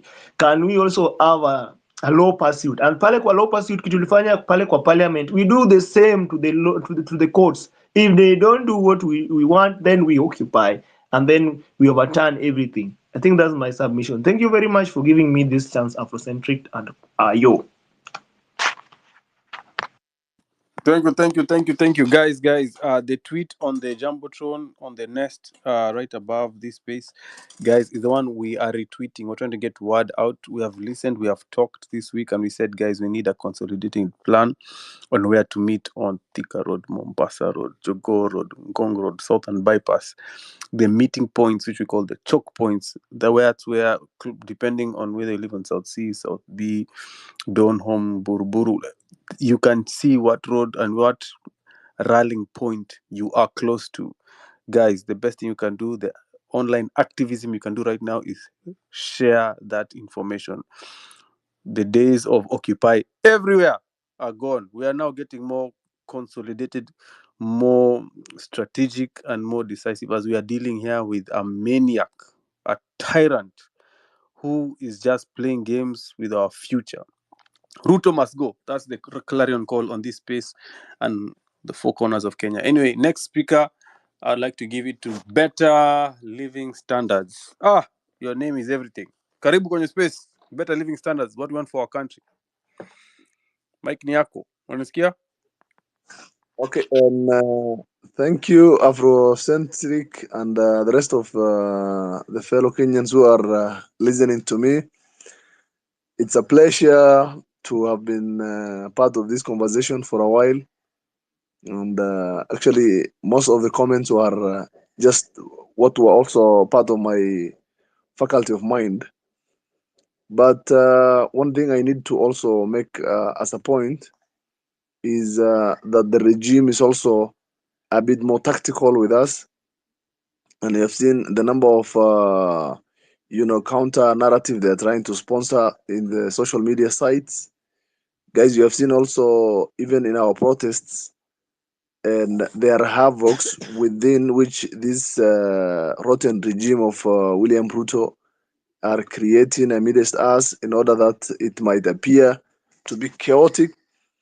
But again, I will also expect in such kind of a forum, we don't also forget discussing and pinpointing areas that are also very much important into making sure that our protests are sustainable. Because much as we can discuss legal issues, constitutional matters, bring in minds like Dr. Ikuru Okot and the likes, the most important thing is power belongs to us, doesn't need any legal intervention or legal understanding, so to speak. All that we need to know is that we need to keep on focused. The things we are discussing today is a century, have more than close to a century old business, guys. It's not something new.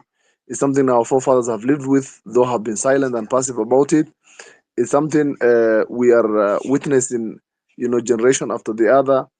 Can you imagine? It's as simple as calculating the matrix. 1997, somebody became an Eldoret MP, and today is the president of Kenya. So time is not with my side, I can see. But the best thing is, number one, how can we, in our sites like this, make sure that the voices we are putting across are voices that are of the face of Kenya? For instance, we make sure that by the time Afrocentric is, sharing the site, he includes ideas from all over the country, so that much as we have our haphazard points, we also can say, for example, they are talking about leadership, they are talking about, political parties and stuff like that. For us, we can still remain anonymous, but again, we can talk about, for example, the 47 counties representative, social media representatives who have got, ideas, so that now jointly, because this thing does not also need to narrow down to RUTO must go business, which is of course the head of it, but we also need to also make sure that it is a national wide issue, so that the pressure that mounts from counties can also be, witnessed at national level, because counties are also of issue today. I myself, I come from northern Kenya, and this is one part of the country that's extremely left out. Actually, people don't understand anything to do with, rights, governance, and those things.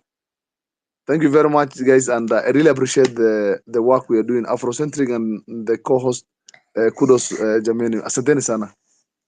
Thank you so much, Better Living Standards. Eric, Mike Niako, karibu kwenye space. Guys, RUTO must go is the hashtag. Eric, unasikia? Eric, going once. Wamesema point yangu. Sema basi RUTO must go basi kama But RUTO must go. Yes. Very good. Very good. Dr. Doi. Eric, kukuwa na backup plan. Backup plan iko, lakini sasa zote mbili zimesemwa na the previous two speakers. But kama kuna kitu moja yenye nashangaa ni how as in watu wenye bado wanapewa ma politician platform. As in hiyo ndio kitu sielewi kabisa. Sijui niko nchi ingine. Sielewi kabisa. Sielewi why these people still get platforms. Wanaweza kuja na magari na watuongeleshe. Wanatuongelesha nini? Na tunasikia nini? Na hata mbona tunasikia? This thing is so messed up. Tuendelee hivyo. RUTO must go. Hiyo ni backup plan.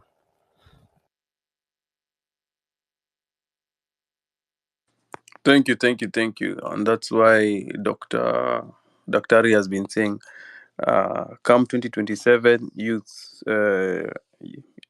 millennials, you have to include yourself with the political processes of your country. Run for MCA, run for MPs, run for senators, man. Please run for public office. Some of you are very qualified. Did you not see some could not even read being sworn in?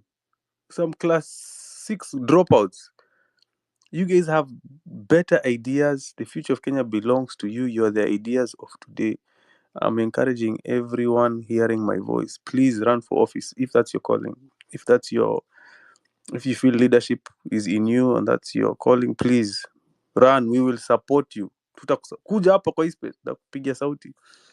Manze, because sometimes you can't teach an old dog new tricks.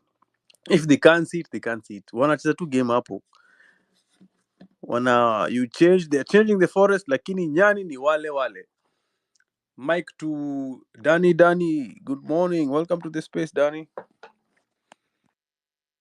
Good morning, Afro.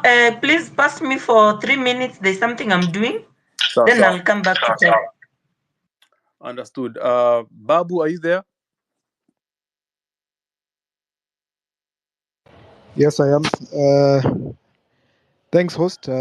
Thanks for the privilege to speak. I want to speak about two things. One is there's a speaker, I think James Morioki. I've even DM'd him and I think he has responded. he spoke very well about the need for us to rally. This is something that I have been calling for. I have some ideas. He spoke about let the space hosts come together, blah blah. Actually, we only need one space host.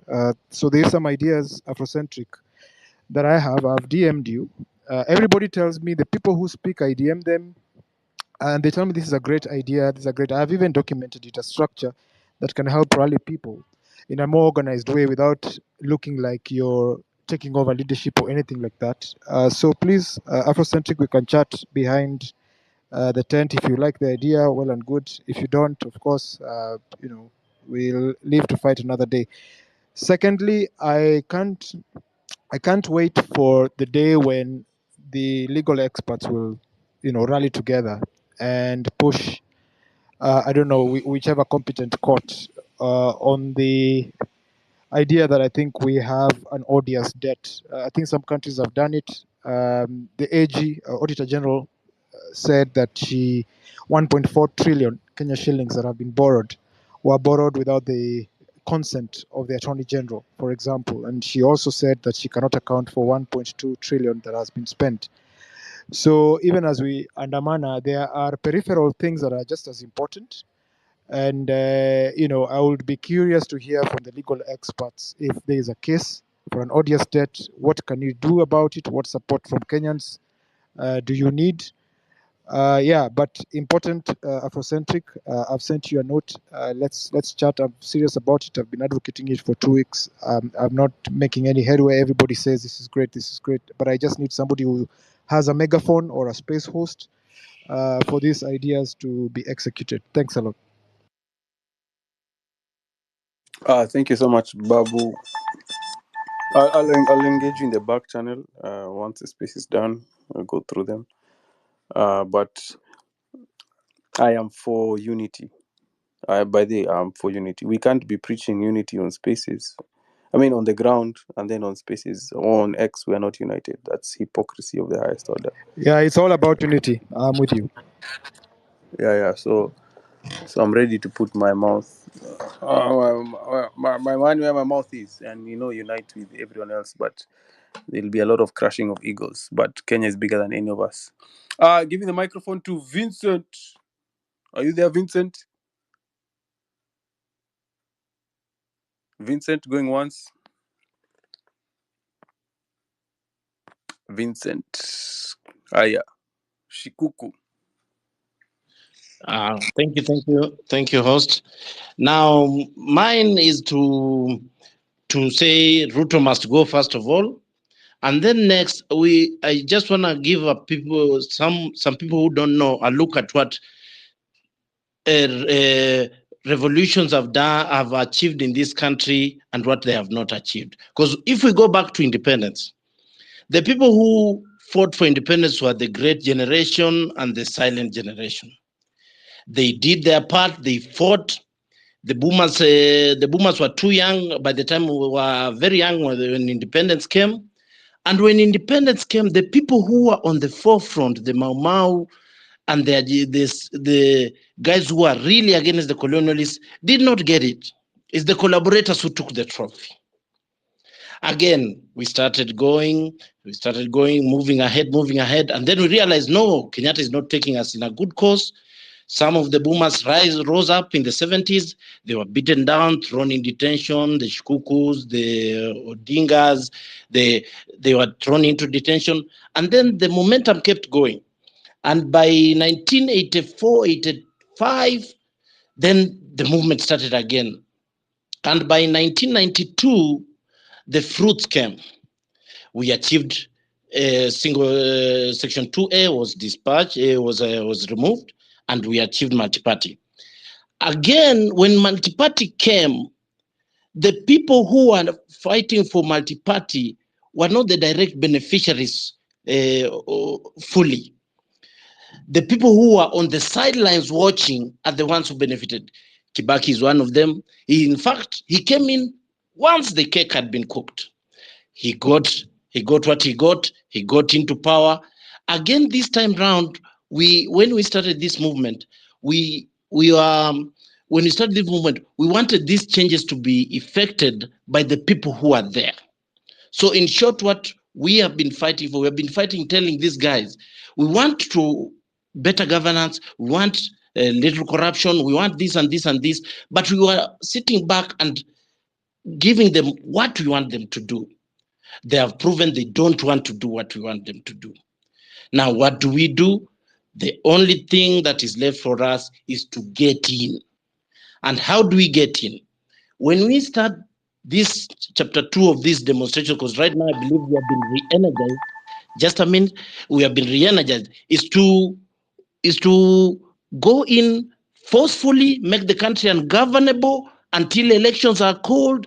And when elections are called, it's us who will be on the forefront fighting to get in so that we effect the change that we want. Nobody is going to do this for us. It's going to be we ourselves who will do that change that we want to see. We cannot sit outside. These guys won't do it. Thank you. Thank you so much. Pass the microphone to Billy Mijungu. Billy Mijungu.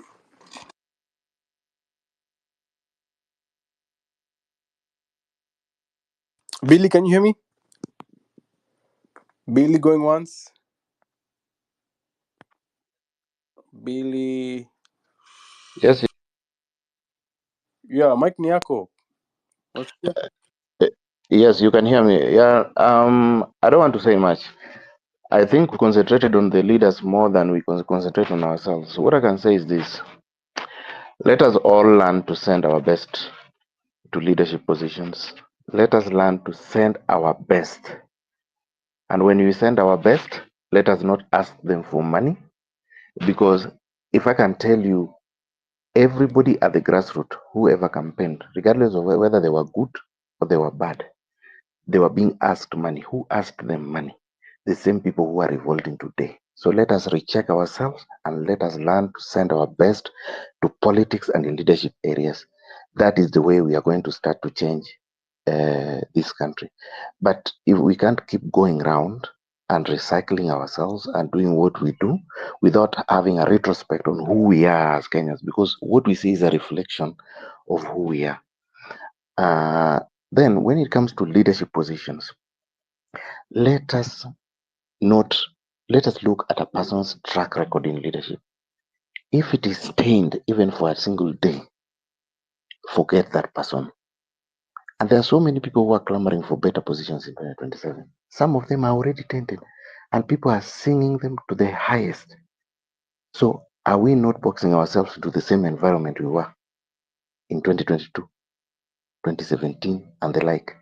So the problem is not even the leadership that we have. The problem must be just us. That's all I have to say. Thank you so much. Elijah, are you there?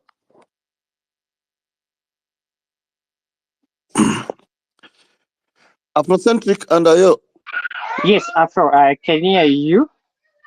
Though I could hear the last speaker, but now I can't hear anything. Elijah. I don't know whether there's someone. Elijah. I don't know whether Daktari is speaking. Can I just mute and then I let Daktari speak? Yeah, I wanted to make a polite request, please. And my apologies to everyone. All right, allow me kindly to continue because I can't hear you. Mine is going to be very quick. Elijah. Doctor is speaking. Hold up. Doctor, go ahead. Doctor, you can hear me? I will check if he can hear you. Ayo. Kowino, I will check if he can hear you. Daktari. Daktari, can you hear Afrocentric? Now I can hear. Can you hear me? Yes, I can hear you. Go ahead. So I wanted to make a polite request, please, and my apologies to the rest of the speakers and listeners, because I've got a meeting coming up at 11, and I really want to respond to one or two questions that was asked of me before I excuse myself from the space, if that's okay with you guys. Yes, please go ahead. So when I listened to James Mulamba, I hope he's still on the platform. I think he spoke about, he kind of hinted on Ruto's presidency and of course Raila. association. I think one of the things that we must recall, political affiliations in Kenya is actually a business. It's a business of the same people. In fact, this is probably the only time you can say that there is actually honor among thieves. They collude, they change clothes. Same monkeys, they just change forest. But I want us to look at Ruto's presidency as a blessing in disguise. And why do I say that? I say that because what does it mean for Kenya? What does Ruto's presidency mean for Kenya? For me, it is an opportunity to transition to another generation of leaders. And I'm so happy that the Gen Zs are now actually coming up. And this, for me, is what I describe as succession planning in matters governance. Some people have to take over from a certain generation. And I think one of the things that maybe Ruto's presidency has done for this country is to end some of the fake dynastic claims or entitlement. But now we are looking at him and saying to him, you pretended that you're one of our own. We voted for you. You are now in the driving seat. Now we are exposing you. That, for me, is a political opportunity we must exploit. And that's why I'm so happy with these conversations with the Gen Zs, what they're doing. So I'll say, let's keep the fire burning. Now, there's a question that Mulamba also raised around the cabinet being of non-politicians. Actually, if you read the Committee of Experts' final report, we were absolutely clear in our proposal that cabinet members should be technocrats, not politicians. But that was violated by President Uhuru Kenyatta in his 10 years. Now it's being violated by President William Ruto.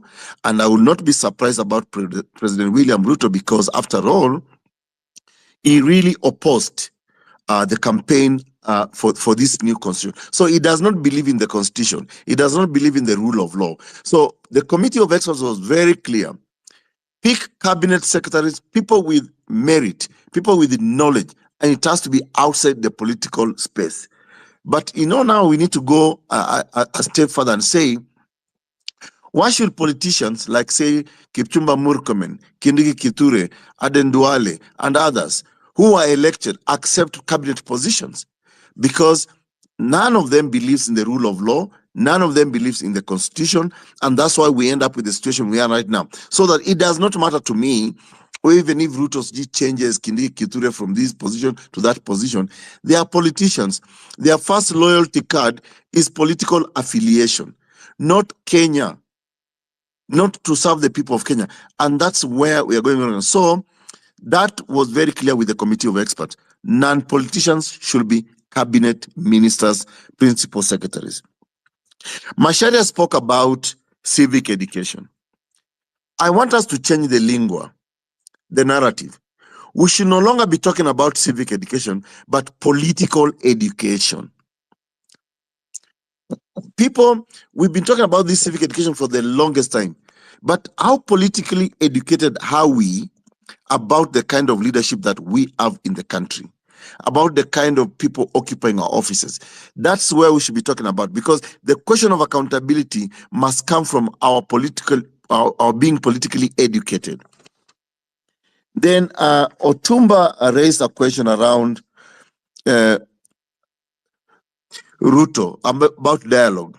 The question I will pose back, do you actually want to sit down with President William Ruto without him accounting for the deaths of peaceful demonstrators, for the killings, for the abductions, for the disappearances? What are you going to sit about and talk about what? I think I like the conversation by the Gen Zs that we don't need to talk about sitting down. Just fulfill your political promises. If you are not able to fulfill them, ship out, get out, resign. Those provisions are there in the Constitution. He also hinted that the Punguza Mizigo Constitutional Amendment Bill against BBI. Yes, it is true. We were fought. They even tried to kill my political party, and that's actually part of the reason why I was so angry with Raila. I could not even vote for him in 2022. But you will recall that we fought BBI up to the Supreme Court of Kenya and we defeated it. And the reason they brought down Punguza Mizigo, because we were going to change the political spectrum of this country. We are going to reduce the size of parliament. We are going to address on the question of salaries, corruption. If you are adversely mentioned in any corruption scandal, you will not stand for public office. We were abolishing nominations. We are abolishing the women rep position. We are bringing equality where one man, one woman will be elected from all the 47 counties, and we'll have a parliament of 100 people maximum. And we justified it. Again, please have a look at the document. I am more than happy to revise it and relaunch it, and we'll do it online, and people can have a look at it. So what RUTO did, and the other question, the second last question I want now to raise is that there is need for an effective opposition. Can parties recall the MPs who actually crossed the floor? Yes, you can. There is party disciplinary mechanism within any political party. In the constitution of any political party, you can do that. And but the game is for you to be able to entrench yourself in the governance of the country, you compromise the other part. That's why, for example, today, whether you voted for RUTO or Raila, there is no difference because now they are working together, because for them it's about their interest. And this actually reminds me of what America actually is. When you go into bed with America, they are not your friends. Ronald Reagan said, America has no friends. We only have interests. The same philosophy applies in the political organization of our country today. The current political crop does not really see Kenyans as friends, do not see Kenya as a country. Kenya is farmland, is shamba, ni kuvuna tu na kuvuna na kuiba. That's all they are seeing. A question was also raised around the finance bill vis-a-vis the appropriation bill. To be honest with you, it's very sad that William Ruto signed the Appropriation Act without a Finance Act. The Finance Act is normally a money collection, a revenue collection law. Then the expenditure of it is on the appropriation law. So, and you know, the lifespan of a Finance Act is 1 year. At the end, at the 30th of June every financial year, that law lapses. So today, we don't know how our money is being collected because there is no law. I know the courts have decided that you go back to the original law, but that law must have a life. The 23-24 Finance Act is a dead law. So we don't have a law. So when you sign an appropriation act, against which expenditure are you, against which collection of revenue are you expending our money? So that is the quagmire the presidency of William Ruto has put us. Then the last question for me is, I agree, Ruto must go. The question is, when must he go? Because 2027 for me is too far. Over to you briefly, and I will say for 5 minutes before I leave, please. You can excuse me. Thank you. 2027 is too far. I share that sentiment, honestly. And that's Afro-Centric, can you hear me? Yes, I can hear you. Can you hear me? Pineapple, can you hear me? Daktari, we can hear you. Can you hear me, Daktari? This is Ayo speaking. Yes, Oyo, I was just saying, let me stay for another 5 minutes, please, if there's any quick rejoinder, but I really want to beg your leave to leave. Okay, it seems Afrocentric is talking to you, but you can't you can't hear him. So probably Afro, what do you say? The space is having issues because I also dropped as a co-host. So Afro? Well, there's a lot of interference on these spaces because I think one of the things now we must recognize is that we no longer need physical political rallies. X spaces is giving us political rallies, so we can always canvass issues here, but they are trying to emasculate these spaces as well. Daktari. Yes, sir. How are you, sir? I'm very well, and you? Nimuli, how are you? Oh, Dan, how are you? Good to hear from you, Muli. Yeah, I wanted to ask you a question before we went there. I know you have pressing issues, and it's I don't know if you had the you participated or you had you joined the experts on Citizen Assembly where the LSK and the Kenya Human Rights Commission held. Did you hear about that? Were you in that space? No, I didn't participate in that space, but I'm aware of it. I think I saw it, but when I joined this space, I couldn't join two spaces at the same time. Yeah, there was this guy from the Kenya Human Rights Commission, and he said something that has been bothering me since that time. He said that after 2017, 2018, the people who were killed by the police and their cases were taken to IPOA. Till to date, nobody has ever been prosecuted. The cases from 2023, Mandamanos, the people who were killed by the police, nobody has been prosecuted.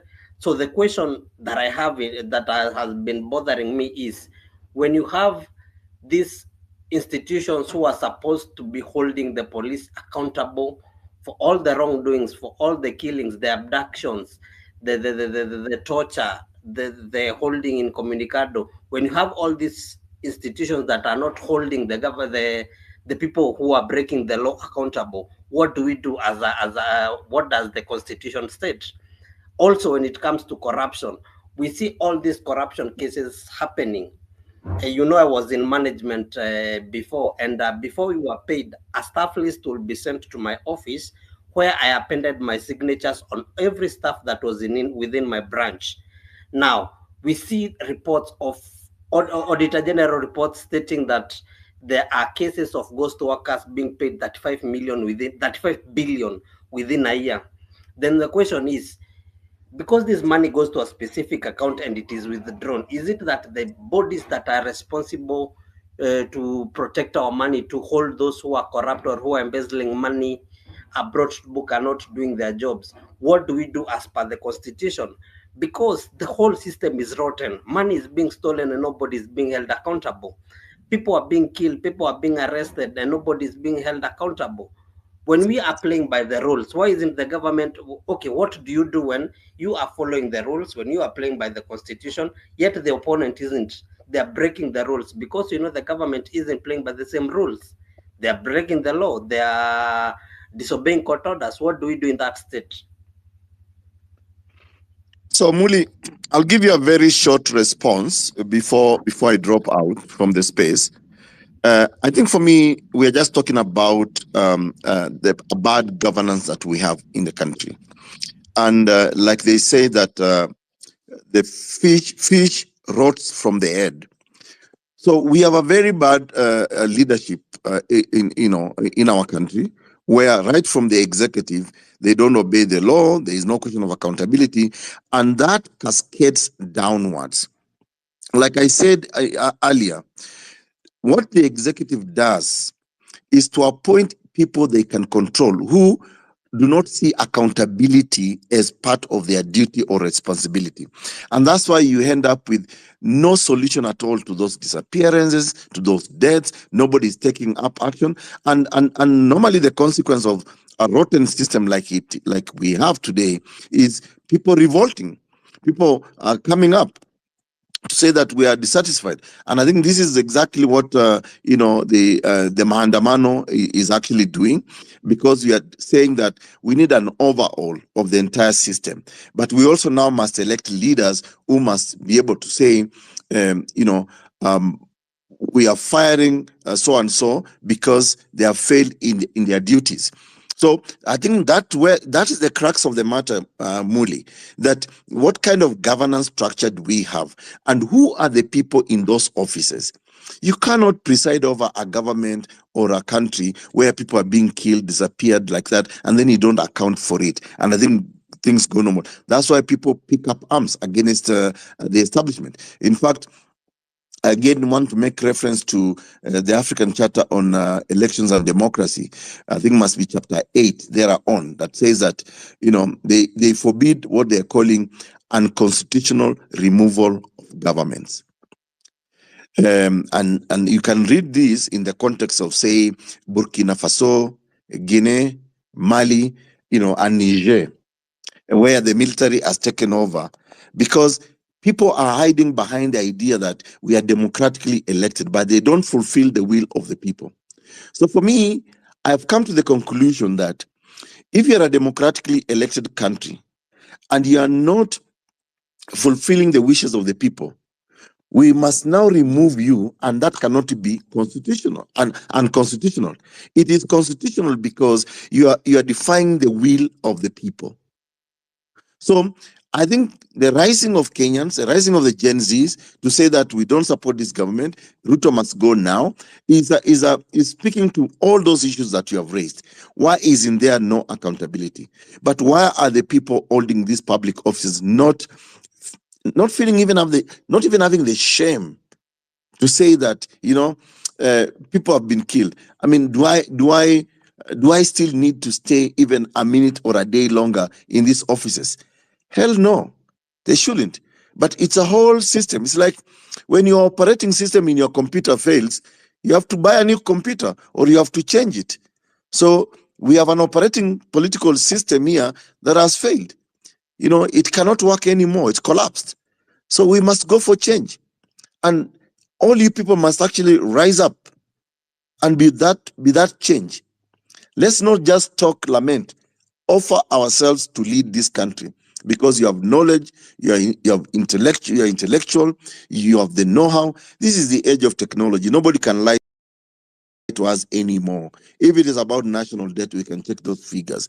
If it's about the corrupt, we know who they are. So, guys, let's rise up. I am happy that we are rising up.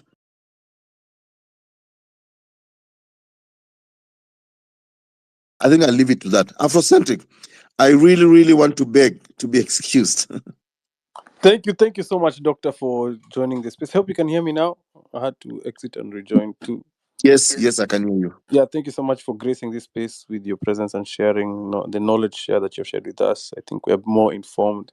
This civil education, like it's the age of information, and like you said, everything is on the internet, but also you explaining what is on the internet and what you know in terms of constitution has really enlightened us. Thank you, Sana. You're welcome back again. Anytime you see us up, yeah, and I know this conversation is not ending now. I'm sure this is a live conversation. It will continue. Definitely, let's continue the conversation, please. Asante sana daktari. Haya. You are excused. I'd like to pass the microphone to six uko hapo 6,000. 6, can you hear us? Not there. Daudi Kabaka. Ninawasikia bwana. Kiuti unasikia? Yeah, nakusikia though microphone yangu nikaa iko na feedback kiasi on my You side. want to say something? Haya. Daudi Kabaka. Yes, I'm there. Can you hear me? There's a lot of feedback. Can you get to a silent place and then lift up your hand when you're ready to speak? Thank you for the space. Guys, please, space etiquette. Please get it to a silent place and then address the nation. Now you're coming here with lot of noise. Elijah, shika mic. Thank you very much, Afro. Right now I can hear you. Can you hear me? Yes, I can. Go ahead. Thank you very much. Today, actually, I'm just going to be brief.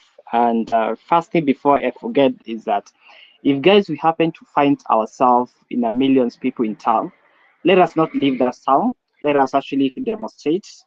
And if you are very lucky enough, again, we find ourselves to parliament again, please, let's come there. Let's not leave. Because that's where we messed. These guys were almost actually going home. And so we need to have a plan. We need to have a new plan, because this plan of going to town, running here and there, and by 5 or 4 we rush home is not going to work. And the reason why RUTO has done what he has done is that he has realized that the policemen that he has deployed in town, they are kind of winning the war against us. But then I think he missed the point. I think you can still come back in full force and force the issues that you want. We want him actually to listen to our issues. He is aware of our issues, but clearly he doesn't care about us. He cares about 2027 now. It's very clear. So guys, we need to change our game. And please, if we say on Tuesday, kindly let us all go to town. On Tuesday I was there. Though it was chaotic, but we were not that many, but it was chaotic. And if the way we are seeing it here online, that guys, let's go to town on Tuesday, please, tukuje zote, and I'm very sure that you're going to do something. These policemen, they can't do anything to us. If we are millions of people, they cannot control us, and we are going to send a message very clearly. It's very clear to us that all along, the people that we thought that they were fighting for us, kumbe they were fighting for their own interest. So I think it's a wake-up call for all of us, and now we see things differently. Let's keep on pushing, and I'm very sure that we are going to win this war. The last point is that, if I give someone else the microphone, is that, guys, we also need to keep on pushing on this CDF issue.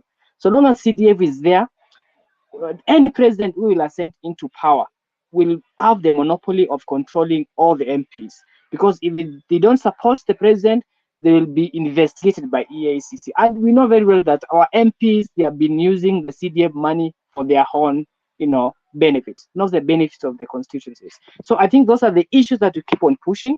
And once we win this CDF thing, believe you me, things are going to, to go back into place, because the MPs, they will have nothing to defend. They will have no reason to, to align themselves with any regime that comes to power. And I believe, guys, let us focus and let us focus. Thank you very much. Yeah. Elijah, did you read my tweet, which I've been asking people to retweet on the Jumbotron? Umeisoma? Oh, bado. Which one, please? The one on the nest, the Jumbotron up here. Like choose, yes. I've seen it. That is the strategy that we're talking about. We are not going to CBD. We are talking all roads leading to the CBD. So usiende CBD utakuwa peke yako. At least that's not the plan, guys. We hold these spaces. Everyone says change strategy, and then we ask what's the new strategy. People give ideas. Let's occupy all highways, all bypasses. Okay, then we come up with a strategy. So we are saying, please, by the we are over 1,500 here, guys. Please, and then we have only how many retweets on this thing? We have like 50 retweets, guys. Online activism, please be active. Don't just listen and then utie manani. Please let every comrade know this is what we're doing. When you retweet it, you're putting it out there on the cyberspace. So retweet it. Let everyone know. If you live around Jogo Road, the road we are choking is Hapo City Stadium, around the industrial area. And then the second point is towards Donholm. Hapo your outer ring, Hapo we are choking that point. We are also occupying Kariobangi roundabout. If you live around there, please march there. Let's meet there. If you're in Limuru Road, we are choking Ruaka Stage, and we're choking also Oilibia Parklands Avenue. And let's march towards Karura. And this is towards the embassy. This is around the embassy area. The main this is to choke embassies. Unajua hizo number plate ni za red ama ni za green. This is Limuru Road. This is very serious. This one is the sensitive one. Okay, if you live around there, Parklands Avenue, we are choking Limuru Road. Hurlingham roundabout, choke. No one moves, no one in, no one out. Ruai, Utawala, choke it. No one in, no one out. Wayaki Way, occupy. Sit down on the road, hold your pickets, peacefully demonstrate. Hapo Runda, Kwanza Ring Road, Parklands. James Gishuru Road. Hapo around ABC, Red Hill, roundabout around ABC. And then we are choking Kabete around Polytechnic and Uthiru Market. We are choking there. Mombasa Road to Ole Sereni, hapo Airtel headquarters. If you live around there, hizo apartments hapo on Mombasa Road, around Ole Sereni, let us just come over there. Na kuja na firimbi yako, maji yako na camera. And then we are blocking Eastern Bypass around City Cabanas. Blocked, choked. And then directly around JKIA, SGR Terminus, hapo exit 3. Choke, nothing is happening there. Mulolongo at Expressway exit. Choke. Guys, I hope you're retweeting these things. Like, we have people who have dedicated their time to put this out. They have put their sweat to so people can understand this is where we're going to meet. So guys, retweet, be active, be an active member in this movement. Don't just be, but the fact that you're in this space shows you're really active and shows that you want to do something. Otherwise, some people are very indifferent, nilienda huko TikTok nikaona watu wana dance, nikashanga asi hawajui what's going on, nikaanza kucomment Ruto must go, Ruto must go. Nilichujwa bio bio. Anyway, we're blocking Kiserian and Upper Kajiado. Be very active, and then occupy Jogoo Road. I've already said that one. So yes, so retweet that. This information is already on my timeline. Please retweet it. Let's get this information out there. Screenshot the flyer if you depending on your space and share it. And guys, come Tuesday tunamwagika kama siafu kwenye mabarabara. No movement. We are paralyzing the logistics of this country. We are just no movement of cars, lorries, trucks, nothing in of Nairobi, nothing living out, choking the tributaries. You know, Nairobi is like a huge lake, and it's serviced by all these roads coming in. Nothing is coming in. We are just sitting in the roads and we're letting the world know, we're letting this regime know we are tired and not passing a message, which is a constitutional right, to stand on those roads and picket and say, hey, Ruto must go. Ruto must go. Sir Vincent, karibu kwenye space. Thank you so much, Afro. Good morning, everyone. I hope everyone can hear me. Yes, we can. Guys, you can remember in the morning I left for something like, I don't know, Afro, whether you were asleep, but Ayo was... I had your friend who had been abducted. What's the news on that? That is what we are into right now, and actually, if there is somebody who can... that echo. I don't know whose mic is on, and kindly mute your mics so that at least you don't have that backfall of the voice. Now, if there is somebody who thinks is capable of giving some help, because right now we are aware of where he is, and actually hawa watu wamenimalizia wamenizungusha bana. Nilikuwa nawafuata from the track and so on. I don't know what they did to that phone once they reached Kiambu headquarters. DCI headquarters. So it's like, I don't know how they realized the tracking, but I just lost him. But I lost him once he was in Kiambu. So I have been around here, like the guy also found a certain strange phone. I don't know where he got the phone and wrote me a message, considering he's pregnant. By the wife is like, can have labor pains as soon as any time from now. So he was like, Vinny, if I don't show up any soon, please ensure Anne doesn't get the other hand, and that's the wife. So I'm back to Thika right now, but I'm kind of strategizing to get back to, because I have left in Kiambu around some Tatu na Kitu, and I've reached Thika right now. So ndio nimefika tu kwa nyumba. By the time you guys were calling my name, I never had the mic yet, but that's still sikuwa nimefika kwa nyumba, ndio nimefika. And I've also just realized venye nimeingia, I've received a funny few calls from very few funny numbers. They call me and they don't speak. Like I receive, mi sahi nilisema wacha kenye kinatokea itokee. So I just receive all those calls and aongei. Actually, the last one I've just received around 3 minutes ago, nikiwa tu hapo juu, hata nikishapewa mic, nikishakuwa hapa kama speaker. So like I think I need some help. Somebody who is an IT expert. There is something I want us to do. Like I want us to help this guy out. And I think my tracks have been on the hacking and doing some 1, 2, 3. So there is a way. I think these guys have realized something. So I'm just trying to push the normal things that are not going through. I'm here right now, seated, trying to under some new strategy that is trying to develop some few funny codes and characters to do the thing in another way. But I need some help.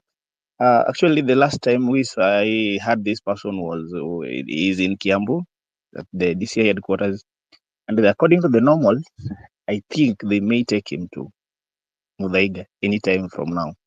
So I just want to know exactly where he is, because there is some traces that I can still use. That is why I'm trying to develop some new codes and characters to do this.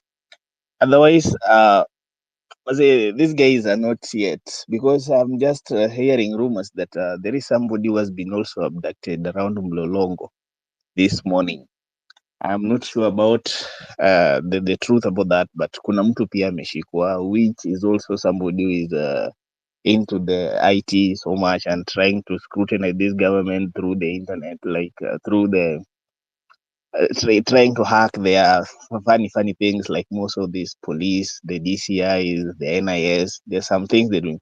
And then, guys, just to bring to your attention, there is a rumor that is going on, and I think when it has going, because we have received this from a certain professor of an of comp science, who is not in Kenya, but I don't know where he's gotten this information.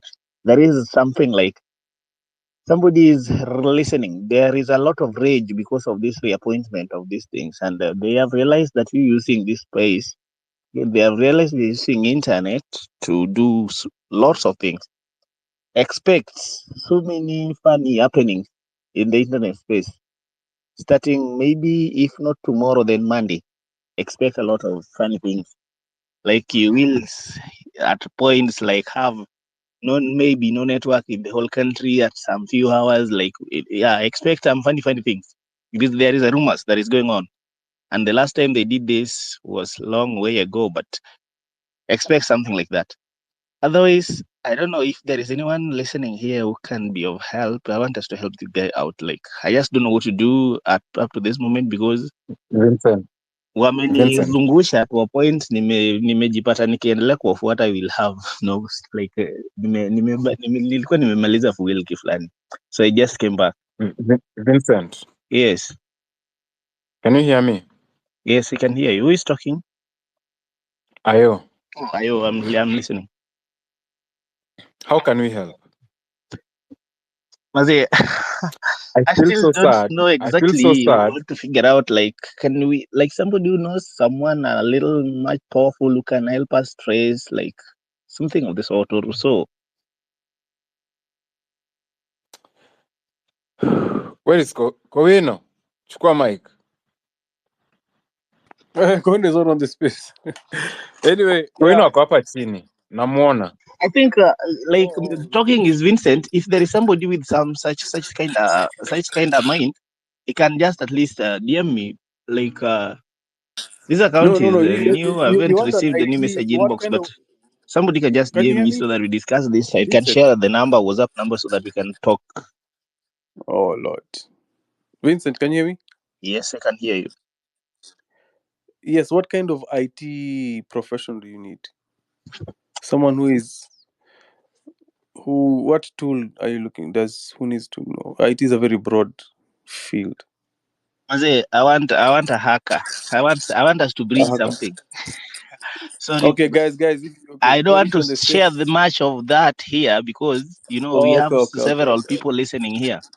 So I don't want to share much of that here. That is why I'm talking of somebody can DM me. Guys, okay, no problem. Okay, guys, please DM Vincent on the space if you are skilled, if you cyber security, if you're good in breaching systems. This is for a good cause. Otherwise, Mike to Anthony Muridi. Mike is yours. Karibu. Hi, morning. Afrocentric. I'm happy to be here today. Am I audible? Very. Now, I'll start by saying myself, I'm a millennial, and what we are doing did not start with us. I think that's the message that people need and government needs to understand. That the first people to agitate for better governance were our forefathers, the Mau Mau, because they did not like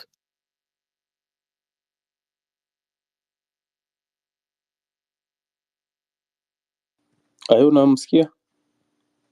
Usimsikia amepotea. Mau. That's the last thing I had. Afro, can I say something before nitoke kidogo? Please. Okay, thank you. Nile doc alikuwa na maraka, so nimemuuliza tu small question, but my point is this. The problem that we have in this country won't just stop with the president. It is the whole system. We have to clean up the entire system. There is rot everywhere, from the parastatus, from county governments, from everything. And we need to start also as ourselves as citizens. We start taking control. See, I've started something, and I'm seeing it going somewhere. I've engaged several people, and we want to start holding people at our own level accountable. See, I come from Nakuru County, and what I did was nilienda nikatafuta the Auditors General report for the year 2022, 2023, and 2023, 2024 as up to April. And I took the budget for the year 2022, 2023 for the county, and 2024, 2023, 2024. And after going through that report, you can see there are a lot of unexplained information. Like in the year 2023, 2022, 2023, you can see the county government of Nakuru having spent a lot of money that in the previous years they didn't spend in the year 2021, 2022. And unless we take it to ourselves to question these people, because they have unlimited resources, our money, they will continue spending it anyhowly. You can see how much money these people are spending the way they want. You can see one county spending 1 million shillings on a chair, I don't know, 100,000 on a wheelbarrow, all this money being spent left, right, and center. They're using these loopholes to steal our money. And unless and until we get this information, we get to go through the report and we start questioning them, they will continue enriching themselves at our expense. And at the end of the day, we are going to be told that the county, the national government does not have money to do A, B, C, and D. Interestingly, the leaders that we have, they do not take their kids to public schools, but they want us to take our kids to public schools. Interestingly, when they get sick, they don't go to public hospitals, but they expect us to go to these public hospitals. The money that they're supposed to improve our education system, our healthcare system, so that everybody can enjoy these services, they're using that money to enrich themselves. For them, they're okay because wakigonjeka, they can go abroad. Their kids, they go to international schools. We are left here with schools that do not have enough books. We have hospitals that do not have enough medication. And until and unless every one of us take that responsibility ya kusema, this is my money, this is my tax that pays these people, let me start holding them accountable. Go through that report, the Auditor General's report, go through the budget. This information is out there. Go through it. I was talking to some people, assume 1,000 people or 1,000 or 2,000 people march to the county government armed with the budget and the Auditor General's report, and we hold the county governor accountable. The governor, you had budgeted to spend this on this hospital, to build this hospital, to build this road. Where is the road yenye umetengeneza? What have you done with that, with our money? If amefanya Kenya alisema, well and good, but if hajifanya, we have to start holding them accountable. Hii pesa yetu ilienda wapi? If we have to go to court to get court orders to one venue pesa ilikuwa transacted, money, there's money trail. We can get court orders. We go and access these bank accounts of where money ilitoka from account A ikaenda to account B, how this money was distributed. If these people are stealing our money, we have to make it public. We have to take them to court and they have to reimburse our money. But that responsibility needs to start with us. Si kupiga tu kelele, we lament and we are not taking action. We have to start taking action. You have to spike our to pressure. By the way, they will continue doing the same thing. In some years back, was it Jem Karaoke alisema we are being governed? Just a minute. Sikio kengele, your time imeisha. Land, please. Yeah. Some guy some time back alisema that we have a country of 10 million beggars and 10 millionaires. Right now, the same people who are millionaires, right now they are billionaires. What about the rest of us? We are beggars. So it is up to us to start changing our country, and we have to get this information. Kindly get this information, and we start taking responsibility. We start holding these people accountable. Thank you very much. Afrocentric. I go on. Yes. Now, what I was saying when I started, I wanted to tell guys here. So when someone comes on TV and calls us brats, you will need to tell that person, then Tom Mboya was a brat also. Because when Tom Mboya agitated for change of governance and better governance, he was our age. He was the Gen Z of that time.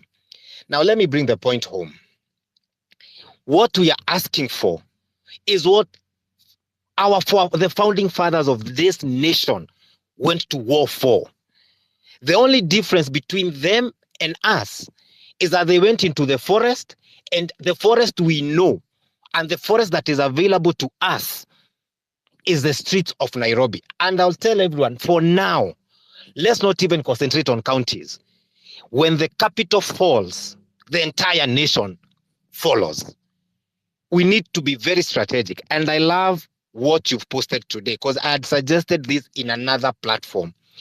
Singapore, I think it was Thailand. Thailand did this when they realized they could not remove Takna Shinawatra through the constitution or through any other means. They simply went, sat on the road that goes to the airport and out of the airport. In that simple act, one, the police could not tear gas people sitting down, because these people are peaceful and what they are doing is enshrined in the constitution. And I know someone will come and say your rights end where the other person's rights begin. But let us do that. Why? Because when foreigners come and see Kenyans sitting on the road, they will ask, why are you sitting on the road? This government is very heavy on international image. They love that good picture out there. So what we should coordinate today and going forward is let us put all our effort on the capital. Because this is where all legislation in this country, that is the nucleus. And that is where the entire globe will focus. Once my fellow Gen Zs and my fellow Kenyans, once the globe focuses on Kenya, the president will have no option but to yield. And let me almost on my second last point say, what the president did yesterday was to show people and show Kenyans that I heard you, but I'm the boss. Okay? If he had goodwill, he would have said, I've heard you and I have listened. And you can't tell me that those positions can only be occupied by those people. Okay? So we need to tell him, we want not only you to hear, but we want to act. We are not asking for much. We are asking for good governance.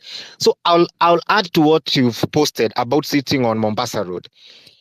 This, the old cabinet secretaries, and Daktari is here, he will tell us, I think they will not be vetted again.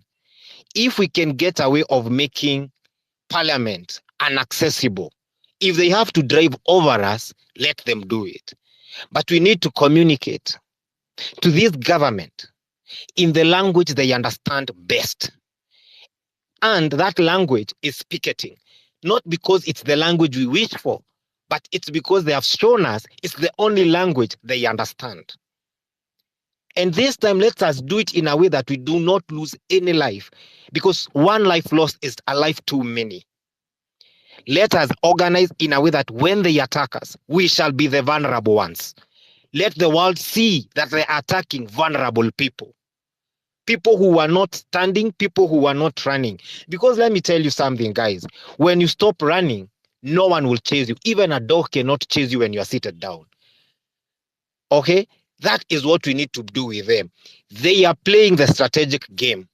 Let us play the equal game they want us to play, a strategic game. I would suggest we concentrate for now. We concentrate on the capital. And there's, I heard you mention several roads. Make sure you have coordinators who report to a focal point in case of anything. Because without coordination, we will be scattered. I think that is what was our undoing last time. We didn't have a very good coordination of each place. We were not very well coordinated. So I'm happy we are doing this, and let the world know and Kenyans know, because Kenyans now have gone back to the reject bill moment. We have captured that mood again, where Kenyans are saying enough is enough. We know what we want, and we expect you to deliver what we want, not what you, the establishment, want. That cabinet does not serve the KK administration. That cabinet serves Kenyans. And when Kenyans say we do not want that cabinet, the same way they said we do not want that finance bill, Wind up. you need to take us serious. And I've winded up. And thank you very much, Afrocentric, for this space. Thank you. Afro? Afrocentric, may I please, again, sorry. Hey, welcome. You can yes, go ahead. Yeah. So I mean, one of your listeners has really bombarded me with one question around the question of the cabinet, and so I thought, let me just come in for a minute to respond to that. Now, listen, it does not matter whether Ruto reappoints the former cabinet ministers or not. There are a number of issues that he must respond to. Number one, they have to be vetted fresh by Parliament. The question now we must put on the table is, what kind of vetting will Parliament do to Davis Chirchir, Soipan Tuya, Duale, Kindiki Kiture, who the president had already declared a lack of confidence in them to dissolve them. And see, one of the things that the President William Ruto has not done, and you need to read this alongside Article 47 on administrative action. You must give reasons why you are taking certain administrative action. So William Ruto, in firing the cabinet, the entire cabinet, dissolving it, he never actually gave reasons why. But we all know it's probably because these people are supposed to have not failed him, failed Kenyans. So when you bring some people back, what is wrong with bringing back Ndungu as treasury? What's wrong with bringing back Machoge and the other guys who were there before? So what is so special about these specific individuals that he is bringing? And of course, now we must also ask the question, how will Parliament behave itself towards vetting of this so-called first batch of cabinet secretaries? You know, and I repeat what I said earlier. The constitution and the report of the Committee of Experts was very clear that cabinet secretaries should not be politicians. If you look at all the people that William Ruto is reappointing, they're all politically connected. And there is no way those people will not play the loyalty card towards him. Meaning, we haven't really moved an inch. We haven't changed. Nothing has actually changed.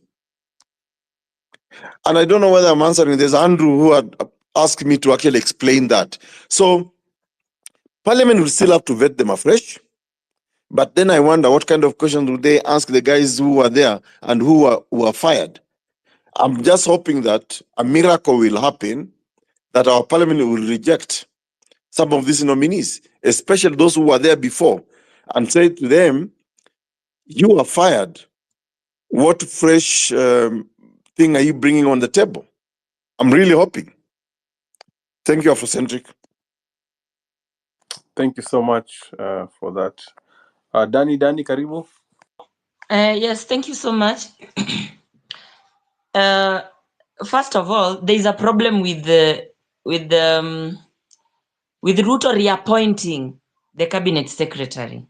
Me, I have a problem because hiyo ni kutupima. Clearly anatupima. Mbona aliwa drop? Tulipiga kelele akawa drop, then anawa reappoint. What is he showing us? He's showing us that he can do anything he wants, and there's nothing we can do about it. But we are here to remind him that, of course, there's something we can do. Basically, I want to state that ever since this protest started, personally, I thought that we were getting somewhere, but I've come to realize that actually we are being played. We are being played, and Ruto keeps on lying and lying and lying and lying every day. Every day anakuja kwa TV ni uongo. Every day anakuja kwa TV ni uongo. Akakuja akatuambia the office of the first lady anai dissolve. Ndio hiyo saizi pesa inaitishwa za the office. As in what really we are being taken for a ride, we are being taken for granted. Appropriation bill imekuwa signed, finance bill saini law, same in incompetent cabinet secretaries ama wenye tulisema watolewe wamerudishwa. The unconstitutional office of the prime cabinet secretary still in exist. As in me, I feel like we should push and push harder. Something else I wanted to highlight, because I don't want to speak much, I will be repeating what most of us have said, is that let's stay on the course, let's be on the same page. Like if we say that Tuesday we are occupying all major highways, then we should be on the same page. Not that wengine wanasema sijui Tuesday tuende Uhuru Park, Tuesday we should occupy State House, sijui we visit the county governments, sijui we do this and this. No, we are losing focus. If Tuesday we are occupying major highways, we retweet that. Afrocentric ameka the posters and the banners kwa comment section. Let's repost that. We stay on the same page. We do one thing at a time. We cannot be occupying major roads. Wengine wanataka to occupy Uhuru Park. Wengine wanataka to visit county governments. That is what the government wants us to be divided, because tukikuwa divided wana find an easier way ya kukab ya kutu arrest na kutu silence. But if we stay on the same page, then all of us we will be together. So something else I had, was it Daktari saying about the law? Kenya, the law is made for just a few people. The law is not made for all of us. Court orders, hata government I follow court orders. Court orders inapeanwa ati live ammunition isikuwe used, it is not being followed. Court orders inapeanwa inasema isifanyike, it is not being followed. So in short, Kenya, law is for the few. And that is why we are going to the streets. Because tunafuata hiyo law as it is supposed to be, but tunanyanyaswa still. It is made for the few, it is made for the politician. Our cabinet secretary wenye Ruto amereappoint. Let me tell you, the parliament doesn't have shame. Haina shame. Hata unasema hiyo kuwa vet, that is just for formalities. They are going, wanaenda kupitizwa. Parliament ilikuwa captured kitambo. Are we not aware that parliament is captured? Are we not aware that the executive is captured? Are we not aware that the legislators are captured? So in short, it is us against the government. This government has no shame. Parliamentarians have no shame. Watapelekwa huko na watu washakuwa appointed. These are just for formalities. So Hello. So as much as tunasema sijui ati tuone venye watakuwa vetted, these people don't have shame. Watakaa hapo na watawavet na watawapitiza, because Wind up. clearly the parliament is working for the government. So for me, I'll wind up by saying, going forward, let's stay on the course. Let's stay focused. Tuesday we occupy major highways, as Afro has put the banners and the posters. Let's keep pushing for that. After that, we'll get another agenda to push on. Thank you. Thank you very much. Let's go to Dr. Job, because he kept on unmuting his mic. Dr. Job, can you hear us? Dr. Job, your mic is on. Can you hear us? Dr. Job, can you hear Ayu? Dr. Job. Next. Okay. Let's go to Bill Clinton. Bill Clinton, are you there? Bill Clinton. Watu nikawa wasikia hiyo kwa hii space. Akili. Bill Clinton. Yes. I'm here. Akili ananisikia. Akili, talk to us. Nakusikia. Thanks for the mic. I'm Akili. First, before I speak, I want to elaborate something small about Akili. Why Akili Kichwani? I started this Akili Kichwani during ballot 2022. I did some analysis. You all remember that it was so difficult to determine who was to win. there was a lot of propagandas, whether it was Raila or Ruto to win. That's why I came up with Akili Kichwani. I'm the founder of Akili Kichwani, whereby I was doing civic education to the common mwananchi. Ajifunze kutumia akili. Okay, in everything as you are doing, use your head, tumia akili, because it has come to our attention that even currently, even in the situation we are right now, unashindwa kama watu wanatumia akili ama wanatumia nini kufanya mambo. So for me, I'm very much disappointed. I'm a believer in accountability, competence, and I'm very much disappointed in whatever is happening on the ground right now. But ningetaka kuambia Gen Z, that please, as we go on with this fight for accountability and everything, pia tukue na akili kichwani. For instance, right now you have seen that when I did analysis of ballot 2022, at some point I said, it's not a wonder, very soon you will see Agwambo and Ruto working together. And so many people could not support that point. I told them it's just a matter of time, and you will see Agwambo and Ruto working together. That's said and done, is that my analysis has come to pass. So I want to say this. As much as people are going on the ground, you also have to realize that Agwambo and Ruto are together right now. We don't know the remaining list of cabinets who are coming. Maybe the bigger part will be from Azimio. We don't know. We are waiting. So as you go on the ground, be aware that there'll be, Ruto has strategized. Now, maybe at first he dissolved the cabinet out of panic. But now for me, I have a feeling that he has restated back his team because now he feels that amewasoma, amejua mbinu zenu, and he's counterattacking with confidence, and he knows what is prepared. How are you prepared yourselves? Are you prepared that there will be other goons from Azimio who will come and more lives will be lost? Mine is just to urge you to kukwena ile yani akili kichwani in everything, in every strategy akili kichwani, every strategy akili kichwani, in anything. Right now I've seen that on the platform, online platform, I have reposted on my timeline.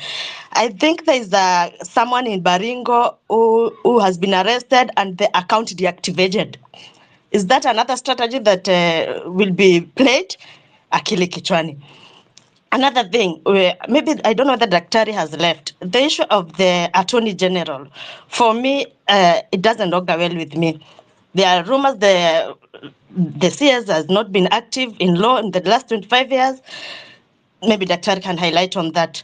Another thing that has come out clearly for me is that the arrogance we have been seeing before, Kina Karenyamo, the leaders doing, I think now we have seen very clearly it is a reflection of their leader. Because whatever the Zakayo has done to us, it's pure arrogance. That what are you gonna do? And I think whatever his followers are, the Karenyamo, the leaders he appoints, I think they're his students. They follow exactly what he does. Thank you. Thank you so much, Akili Kichwani. I have to go down there. West King, how are you? Is your mic hot, West King? West King? All right. Cigarette? Thank you. Thank you, Afrocentric. Hi, everyone.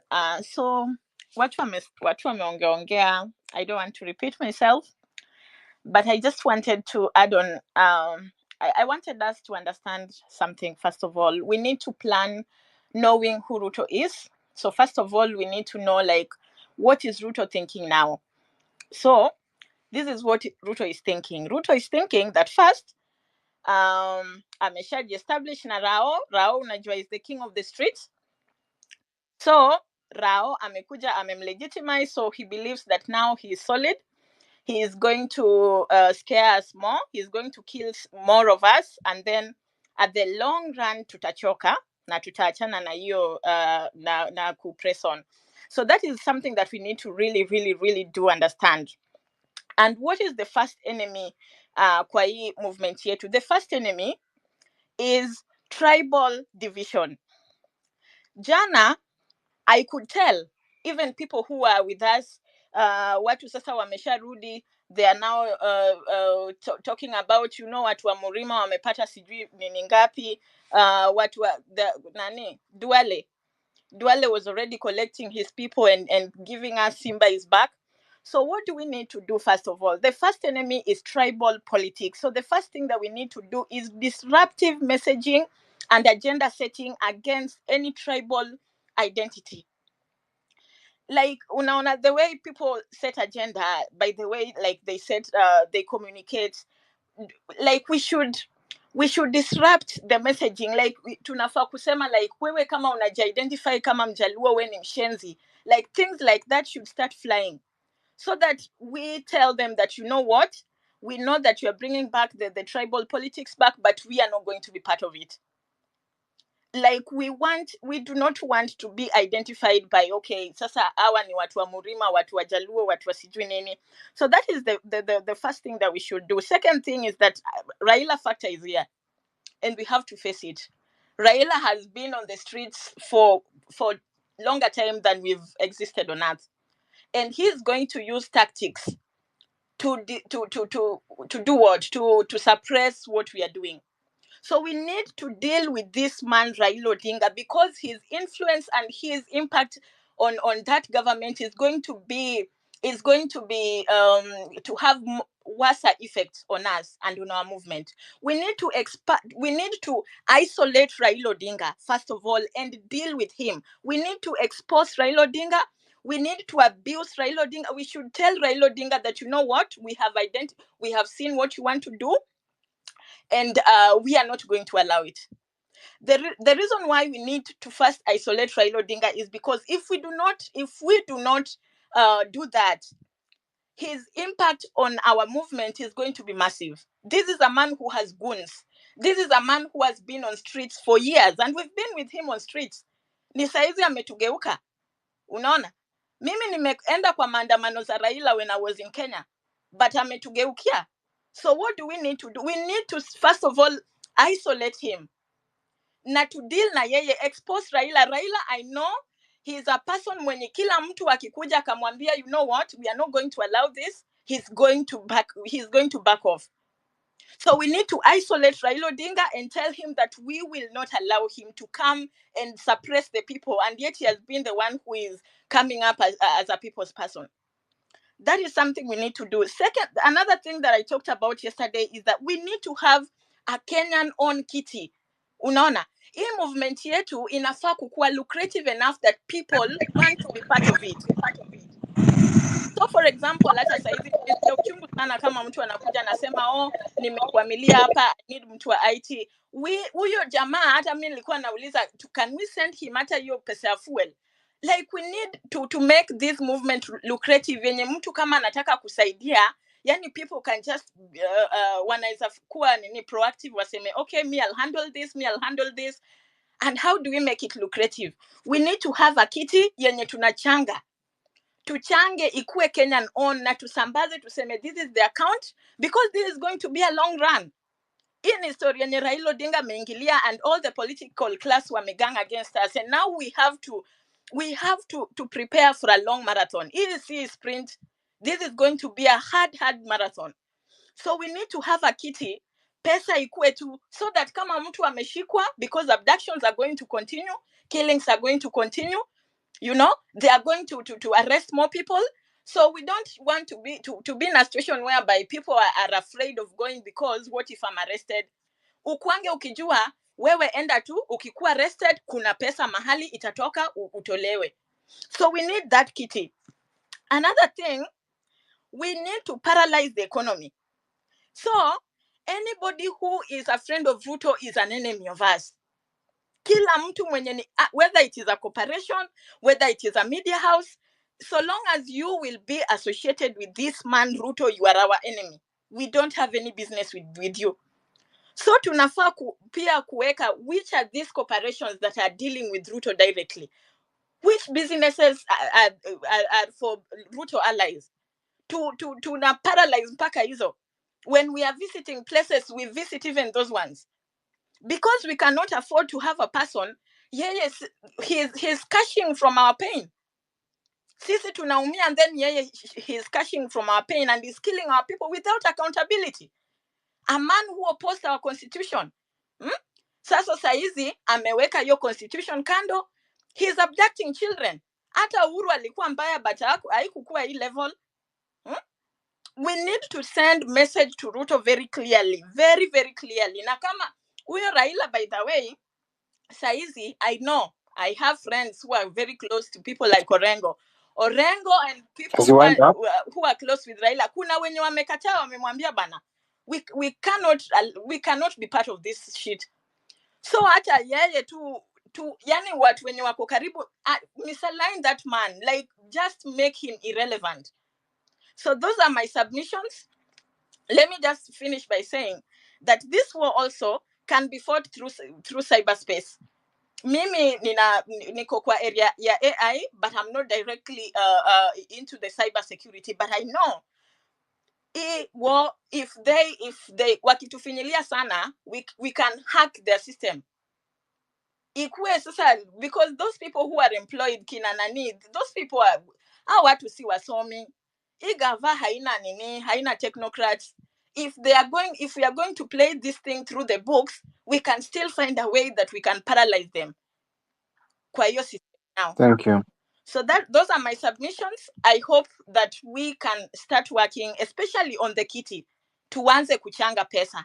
This is our project, and it is going to be a long marathon. Thank you so much. Asante sana. Mzalendo.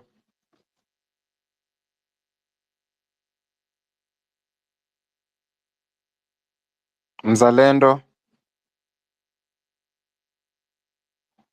Teddy. I can hear you. Am I audible? Bwana. Unauliza am I audible nikisha move on? Bwana. Nikiwaita once nafaa kwa nini? Okay, thank you. The hashtag is Ruto must Mzalendo, go ahead. The hashtag is Ruto must go, and it doesn't matter how he goes. My submission is this: let us target areas that are very sensitive to this nation. An area like Jomo Kenyatta International Airport, we should go there. Watu wa Kitengela tukitoka huku tupatane na watu wa Nairobi, tukae hapo kwa runway, Ruto kuja tuulie hapo.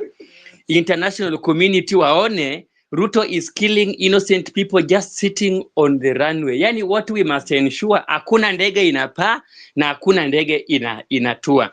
Na pia watu wa Mombasa wahakikishe hakuna ndege inakuwa diverted inaenda kuland Mombasa. Na watu wa Kisumu wahakikishe hakuna ndege inakuwa diverted inaenda kuland Kisumu. Tuesday tunaenda huko American Embassy. Huyo mzungu mjinga huyo mama akule tiagas pia. Akona ufala akule tiagas. Huyo mama akona ujinga. Ni ametuleta kwa hii shida. Ni wao wali install Ruto kama president. In fact, we are saying Ruto is not our president. Number 3.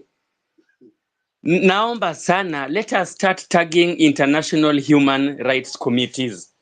For example, when people are forced to disappear, there is an international committee, there is an international human rights body inaitwa Committee on Enforced Disappearance. So wakati mtu amechukuliwa na huyu Baba Shalin, tuna post picha huyo mtu na tuna tag this Committee on Forced Disappearance.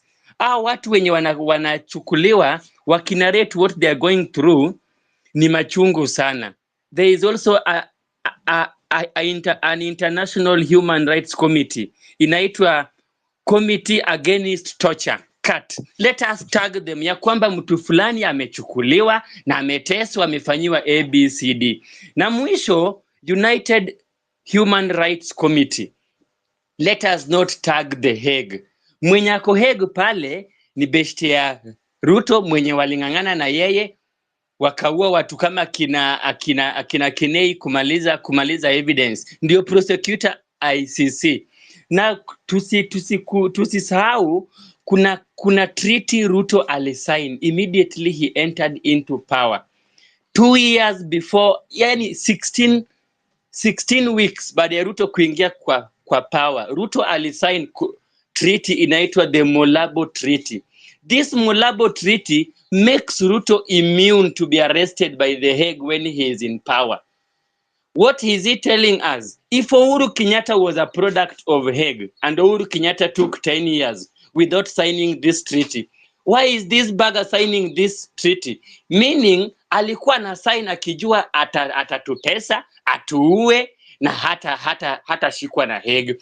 The only now way we can ensure this man goes is by tagging these other international committees. Hao wenye wanamsifungi kama mtu mzuri. Sio president wetu, yeye ni Baba Shalin na yeye ni Bwana Warecho. Thank you. Asante sana. Teddy. Yes, first of all, I want to say a big thank you for the host. This is the second time I'm joining the call na mmenikubalisha kuongea. So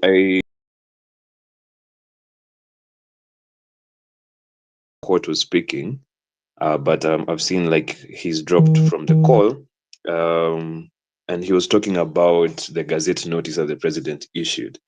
And I wish to respectfully differ with his position, because on why he was dismissing, because dismiss is a very big legal term, especially in terms of employment, and why he was dismissing his cabinet. Now, alisema 1, lack of capacity; 2, lack of good governance; 3, lack of public confidence, very key; 4, lack of efficiency, accountability, transparency, and effectiveness in running the government. And he outlined all those reasons before finally going and dismissing the entire of his cabinet. And that's a decision. So then the president cannot, in law, with the same hand, purge the very same people who he accused of not being capable or having the capacity of running the offices that they had. The only way that he has the ability in law to reappoint those people is if the people he mentioned in the dismissal go to court and file for a judicial review of that decision. So a reappointment of these people whom he dismissed by his own hand means that he's actually reappointing people whom he already has deemed as not being fit for office, which process is not allowable in law. So the only way that that can be vacated is if those people go to court and challenge the decision of the president in a court of law. The second thing is, when he dismissed these people, majority of the CSs then went to Twitter and actually acknowledged and received the dismissal by the president. And that has evidentiary value. So that when you say the president has dismissed you and then you say, thank you, Mr. President, for the chance, it was a great honor, and all these things that they were saying, it means they acknowledge the president rightfully took them out of office. And in law, kuna doctrine inaitwa doctrine of estoppel, which forbids them from recanting that evidence. So they agree with the president, especially the CSAs who sent out tweets after the president dismissed them. They agree with the president that they're actually incompetent in serving in those capacities. And that has evidentiary value. So then the president cannot then purge a thing that even the nominees themselves agree that they're not competent to hold those offices. And that's where there's a legal conundrum here, where the president is on one hand saying one thing, and then with the very same hand sort of cleanses them in a manner that is not known in law. And that's a very big issue. So even as we are messaging out there, we have to go out and say, with a degree of clarity, and we have to be very fervent about this, that these people who have been reappointed, even if it's in different dockets and different positions, and especially the ones who accepted the dismissal by the president, they cannot in law be deemed to be having the standing to assume those offices. The third thing I want to say is this. I've had, and you can know what the president is thinking through his bloggers. They're trying to push the narrative that anyone who's being reappointed is not going to go through the parliamentary process. A dismissal means that whatever term of office they served, is already ended, so that this new term that wameanza sahi, the one that has started yesterday, is totally fresh. So every CS who's been nominated to their docket, even if it's going back to the same position that they had vacated, they have to go through a parliamentary process, especially because public confidence was a major ground of the president dismissing these very people. So that the Professor Kithure Kindiki has to come and tell us what the public confidence he wields, yet 53 people have died under his tenure for exercising a legal right. They said that the people who died are going to be accounted for in court. Has IPOA begun that process? When he was in office, did he do anything to ensure that IPOA actually conducted oversight over the National Police Service? And thirdly, if the president actually cited incompetence, lack of transparency, and all these things as a ground for their removal, really, can he really assume that office, same as Dwale and all these other people who have been reinstated in those offices? So even in our messaging and in our signaling, we have to be very clear that the president has done something that is contrary to the constitution. The implications of the dismissal in the manner that was done by the president is akin to an impeachment motion. Right now, as we speak today, Mike Mbuvi Sonko Mheshimiwa cannot occupy any state office. Why? Because he was impeached by the Senate of the Republic of Kenya, and therefore in our constitutional arrangement, such a verdict on a person casts aspersions as to their ability to work within the public interest in future. So Mike Mbuvi Sonko cannot even be a cabinet secretary, cannot even be an MCA, cannot even be a chairperson of any parastatal or anything that is being funded by taxpayers' money. It is the same parity of reasoning that should be accorded to a presidential dismissal. So that's one thing that needs to be very clear. And the reason why I'm going very systematically to respectfully challenge my senior's position is that he said that he did not give cogent reasons, or he did not give administrative reasons why he dismissed the cabinet secretaries. If you look at that Gazette notice, and I implore all of you to go and look at it, he had an entire narrative before he came to making up his conclusion in dismissing the cabinet secretaries. So that's something I wanted to become very clear. And in even our signaling, especially the people who have been reinstated, we have to say that the president has contravened the law in doing so. And I hope the rightful agencies, and I'm trying to see if I can push in a petition to challenge the motion done by the president, because that is not and so that you know that it has very it has huge implications. If you look at the tweets, the people who accepted the dismissal in their tweets, someone like Professor Kithure Kindiki did not accept, because he understood the implications of accepting such a dismissal, an arbitrary dismissal. If you look at former Attorney General, he's actually, Justin Muturi, he's actually in court challenging the dismissal that was done by the president. So that awareness, I think, has to be there.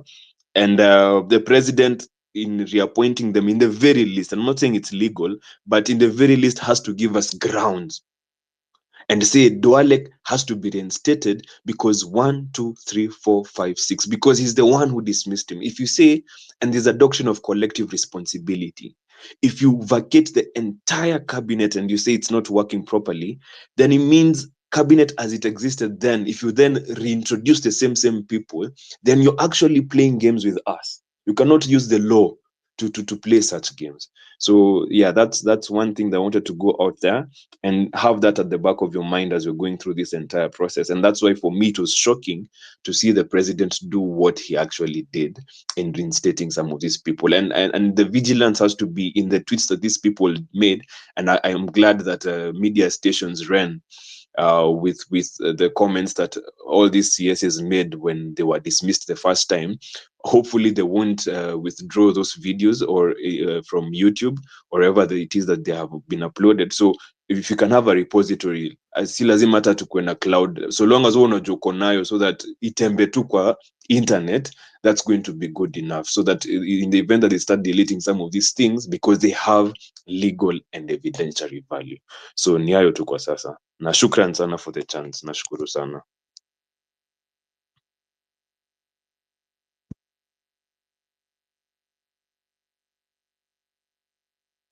Hey, are you there? Ayo na pineapple. Malala. Allah. Ayo. Okay. Steven, karibu kwenye mic. Bro, Afro. Umerudishiwa mic kitambo. What's happening? Thank No, you. I was listening. Thank I you was very away much. from the phone. Afro, Just a moment. Unanisikia Afro? Yes, nakusikia. Sorry, I was away from my phone. Nilikuwa na kwa earpiece hapa kando. Sorry. Oh, no problem. Go ahead, Steven. okay. Good morning, Afro. Thank you so much for giving me this opportunity and to make my 2-cent contribution. I am glad from the contributions of Dr. Kuro Okot, somebody I also respect so much. I was really behind his back when he was fronting for Punguza Mizigo. In fact, one of the questions I would want to put, so that probably whatever time he'll be back or whatever any other time he may come to this space, is I would have wanted him to comment and say, if he was given the opportunity to be the president, and things are turning up very fast, so it can be even 2 weeks, it can be even after 1 week, and then he has the opportunity to be the president, what would he do? Because, ladies and gentlemen, the task is not small. It's a very mounting task to be the president of this country because we have a very enlightened population at the moment. And that's why I'm calling for everyone to put in their advices. I am saddened because of the turn of the events that the president has seen it fit to recycle some of the cabinets, and that was not what at the point of demonstration, masses wanted a fresh start, and he has failed to take up that olive branch. He has his own reasons, probably. I also want to acknowledge what the learned lawyer said some few minutes that the cabinet, most of them, almost consented to the fact that they were incompetent, and they tweeted to that effect.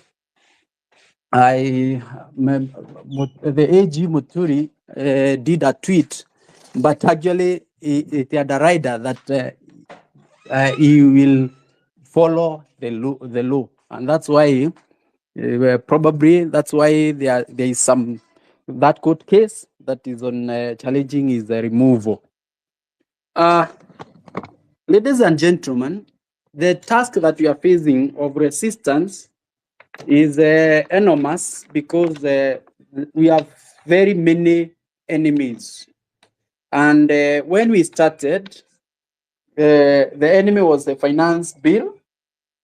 As at now, it has mutated because we have CS, we have politicians, we have church, we have business community who are seeing us as an enemy, but there is also a cross-section of other people who are backing up the protests. Speaking from the ground vibes, the violence, Kenyans love peace.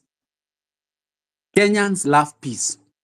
So anytime we touch on where lives are being lost, business are being spoiled, or they are being destroyed, we are going to lose our gains.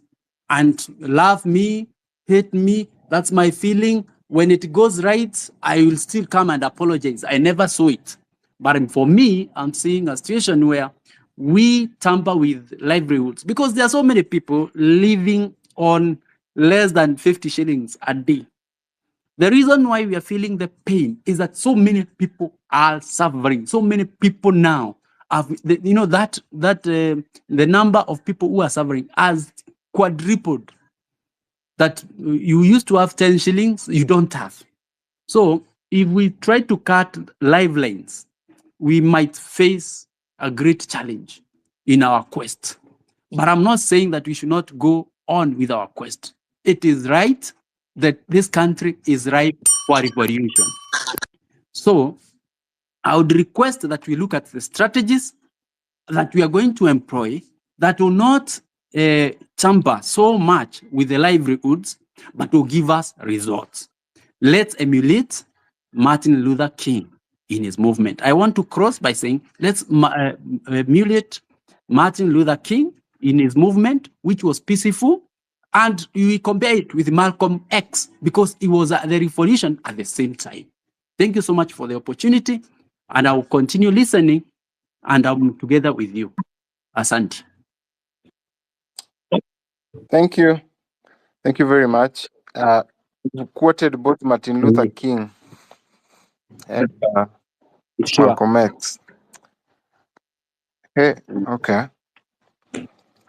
Those are two heavy characters. And But Gen Z is anyway, also heavy. thank Don't you. worry, the Gen Z is heavy because it's been recognized so much for what we've done. We have gained a lot.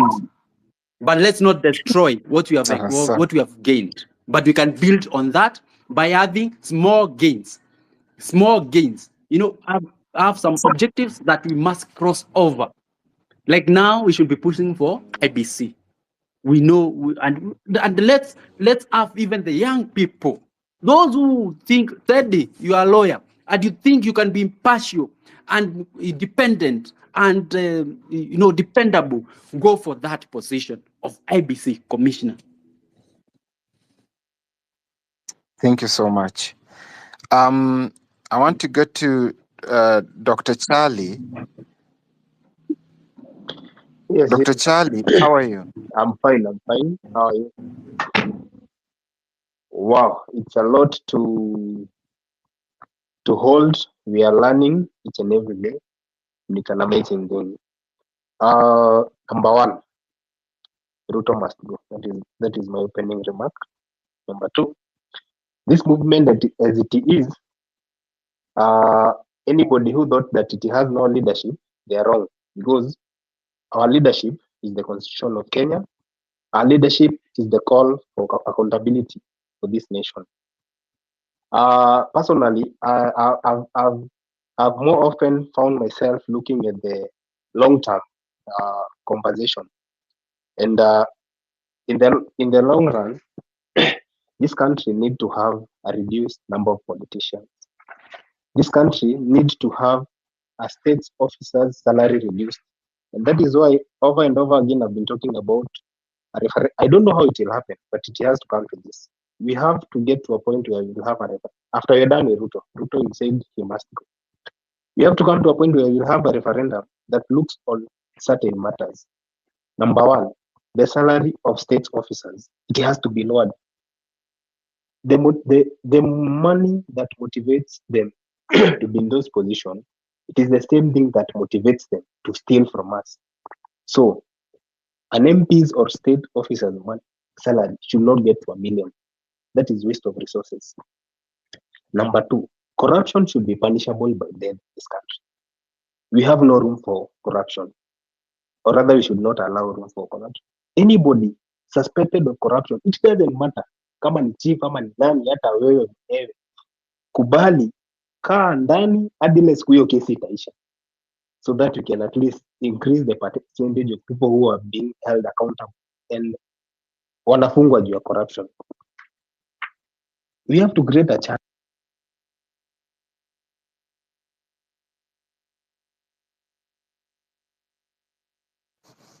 Is he still speaking? No, I can't share him. Dr. Charlie, Afro, can I speak? Ni Gen Z, can I speak? just a moment. Calm down. Calm Can you down. hear me? Yeah, we can hear you. Yes. Go ahead. I don't know where we lost each other, but I'll just continue from where I left. I was saying we need a referendum that will allow us to recall a president with a threshold that favors the citizen. The constitution as it is right now, it far much favors the government than the citizens. That is why we go to court, we get a ruling, but nothing is done because the government cannot.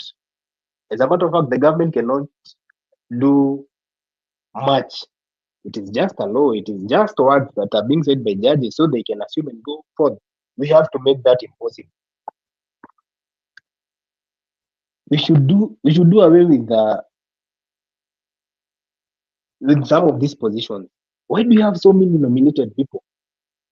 What do we gain from them? We're just paying them millions of money, including MCAs. We have a nominated MCAs. What for?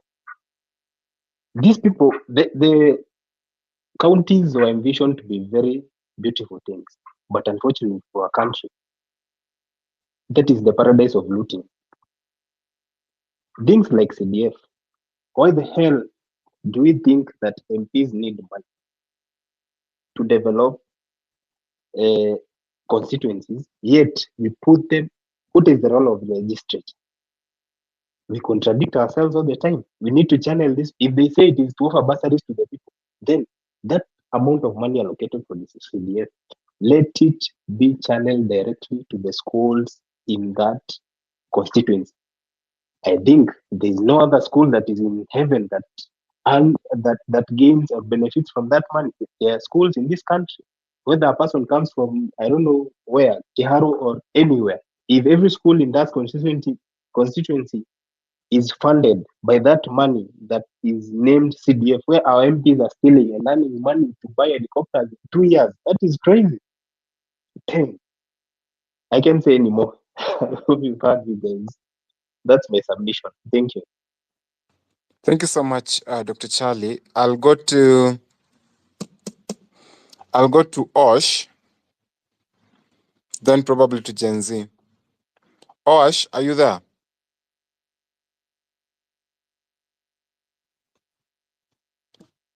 Okay. Gen Z.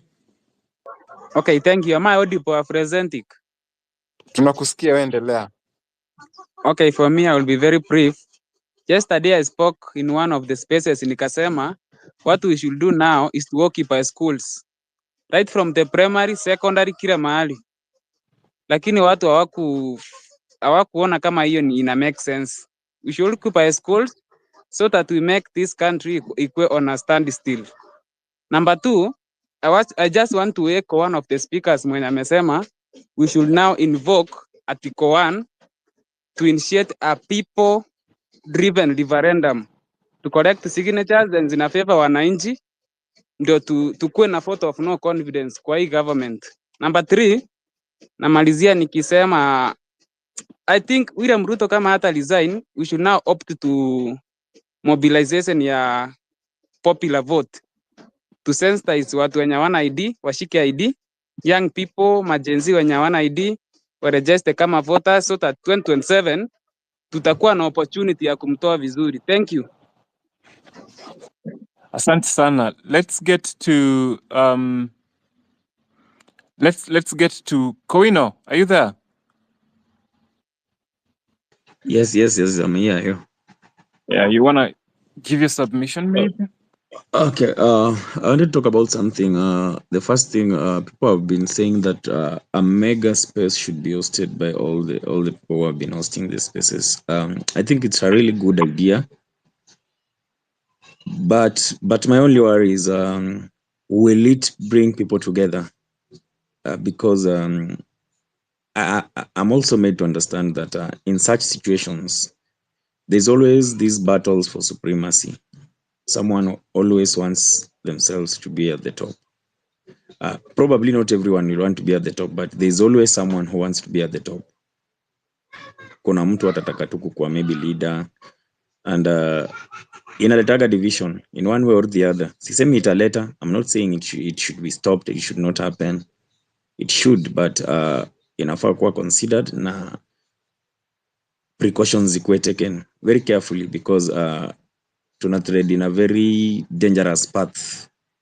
Na at such times zenye tuko sahi with this revolution and everything that is going on with the government, the worst that should happen to us, the worst that can happen to us sahi ni kukua divided, ama watu wanze kupigania supremacy, mtu atake kuwa kiongozi and all that.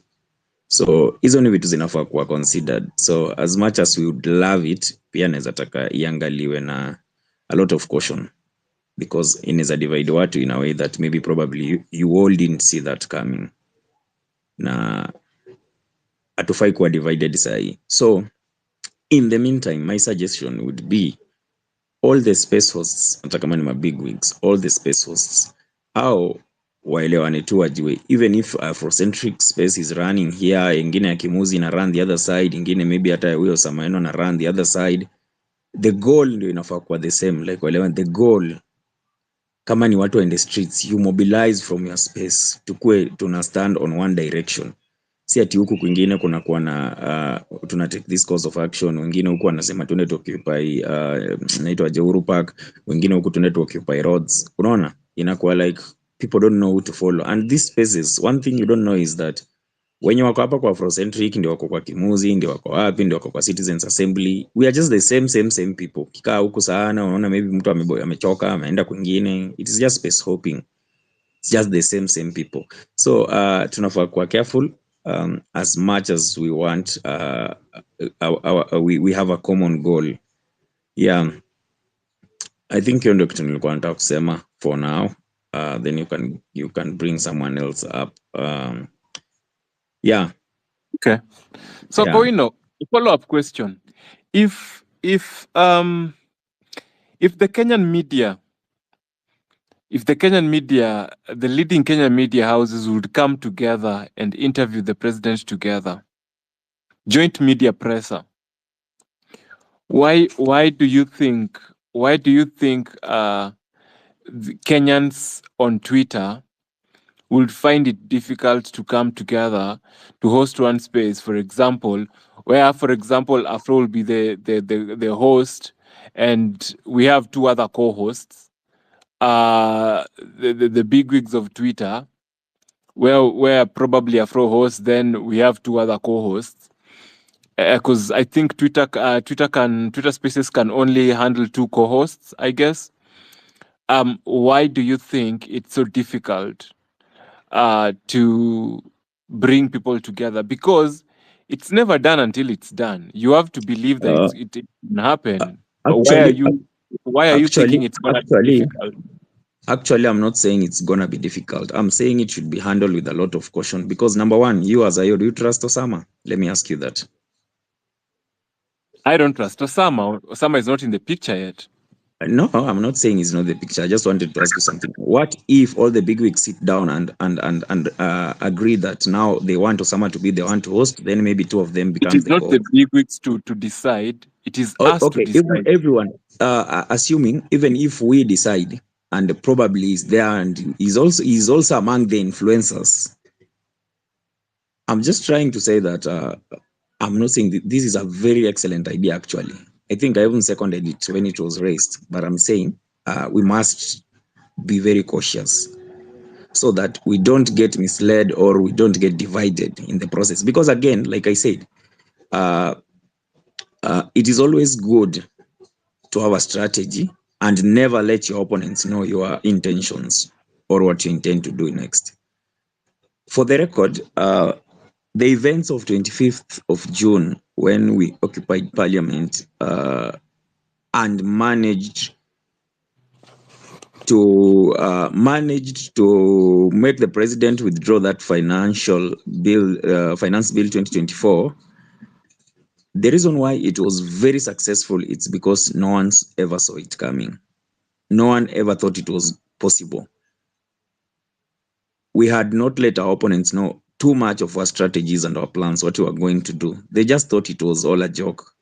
But after that, now, after we realized we had achieved that milestone, we started revealing way too much of our plans. We started telling them everything we were going to do, all our next moves. But mind you, we've never known what they are going to do next. We've never known what card they are going to play next. Na ukiangalia hata hizi appointments za jana, hizi zilianzishwa na some media houses zilianza tu hiyo propaganda. Immediately these people were sacked, tukasikia Kenyans want Kindiki and sijui nani to be hired back. That tells you how walikuwa ahead in the game already. How walikuwa ahead. Mulikuwa mnauliza tu hapa kwa Twitter, which Kenyans? Alafu unaona watu wengine wanaanza kuandika kwako. If you want all the details in these things, go through the comment section. Hata the tweet yenyewe inanga maana. Just go through the comment section. Utaanza kuona watu wengine wanasema yes, Wanawapima tu hewa kwanza, wanataka kuona how do you guys react to it. So au wanapima au for them they test the depth of the waters with one of their feet. For us what we do, sisi tunaingizanga mguu zetu zote ndani ya maji, tunapima nayo, tunashtukia imetumeza. But before that, ile wakati watu when we occupied parliament, it was different. Hata hawako wanajua strategy yetu, asi tulikuwa tunajua yao, and that is why tuli triumph. So I think going forward pia we should not reveal so much pia. I know we don't have leaders, and this is the only place where we can say, oe tukutane CBD, we tukutane JKIA and all that. But let's not get carried away by the sweetness. But the struggle continues. Mimi hata maandamano Tuesday nitakuwa, so I'm not even discouraging anyone. I'm saying pia tusireveal way too much. They wanapata plan zetu zote, wanatukaunta nayo. Wewe tulikuwa na wewe pale Nation Center kidogo tupigwe risasi ili last was it Tuesday, you were there.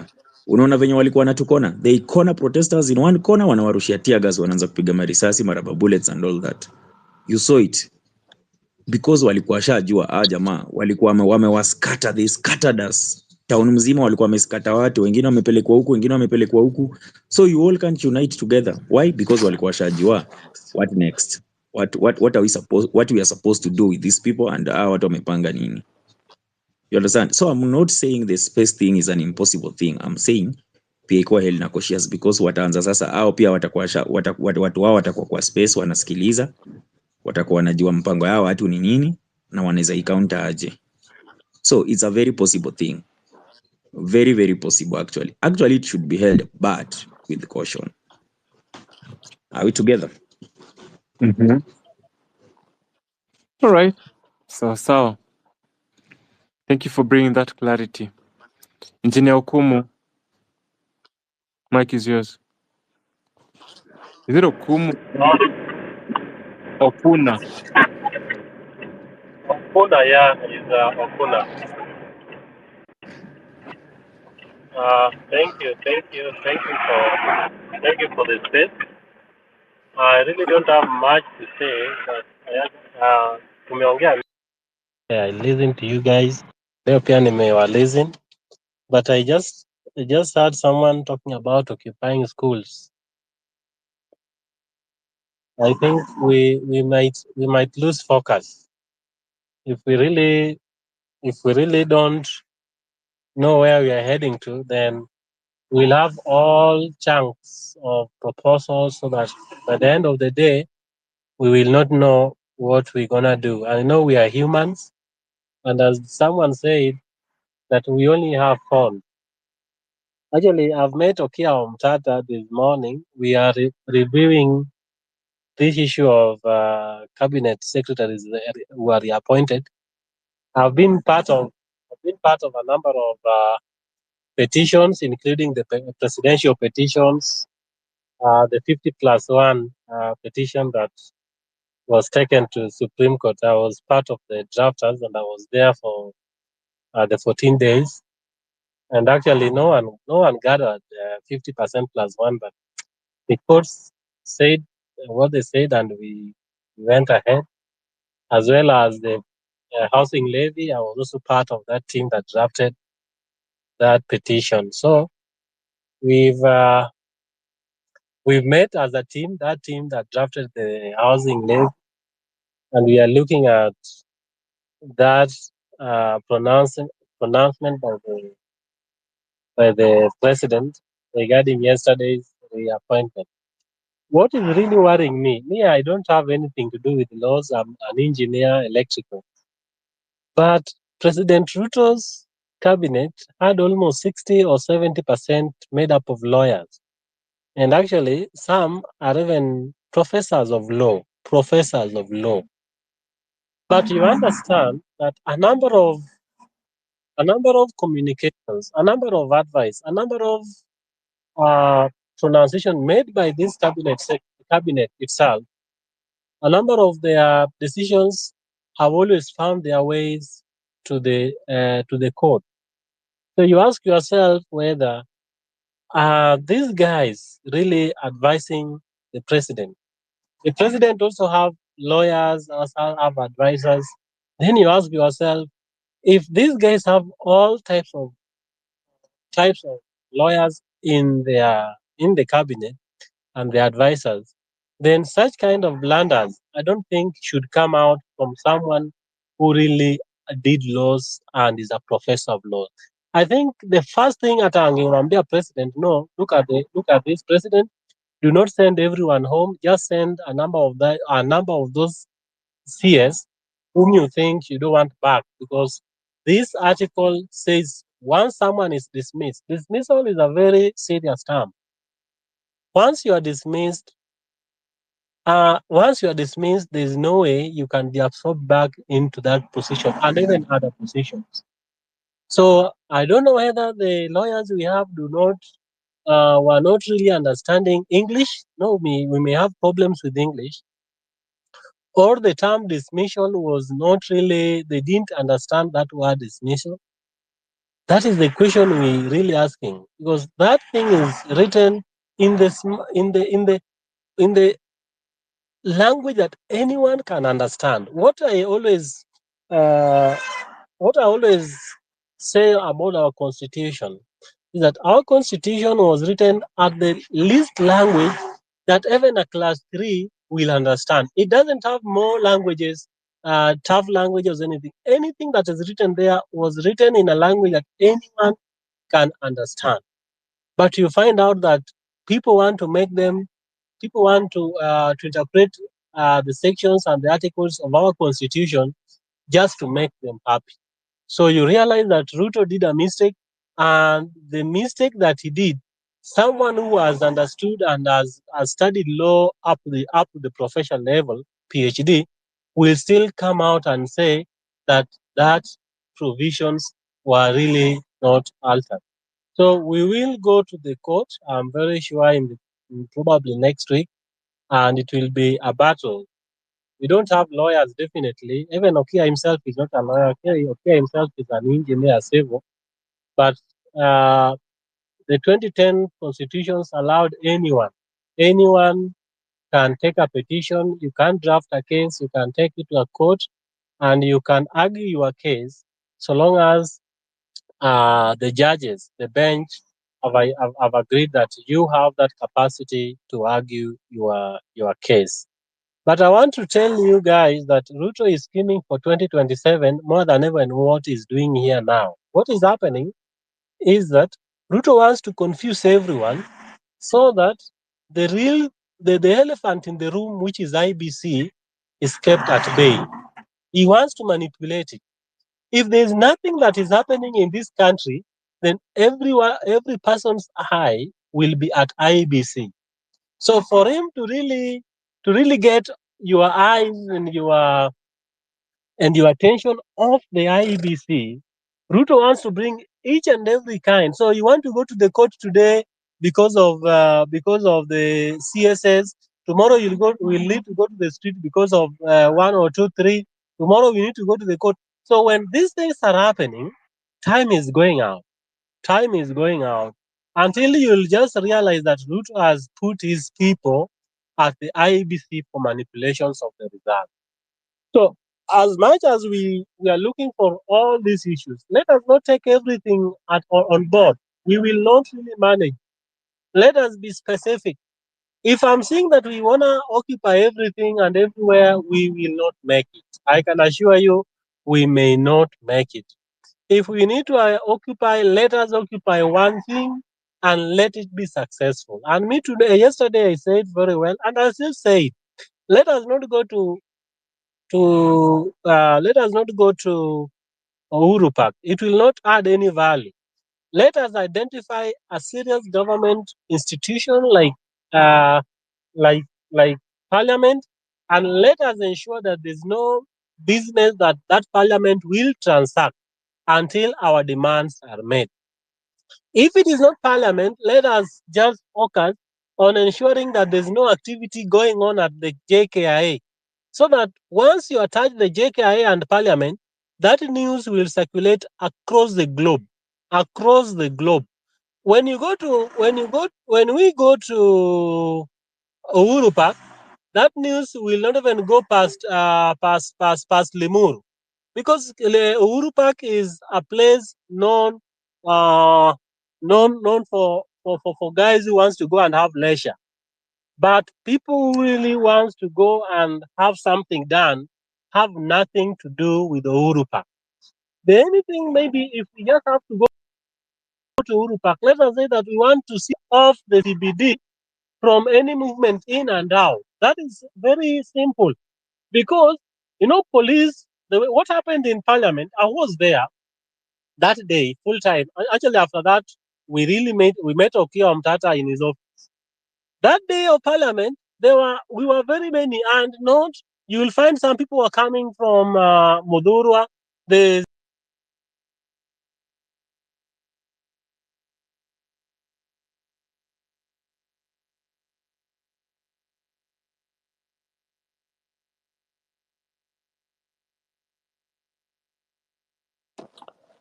Hey, can you hear the speaker? No, I think he's Lakini ama host wangu, reconnecting. what's going on? Unanisikia? We have lost the speaker. Unajua every time najaribu kunini kuongea ni kama sijui mic yangu najaribu kutap kufungua mic na hang. Are you able to Ebu give Koino the co-host? Okay, that's what I'm doing. Mm.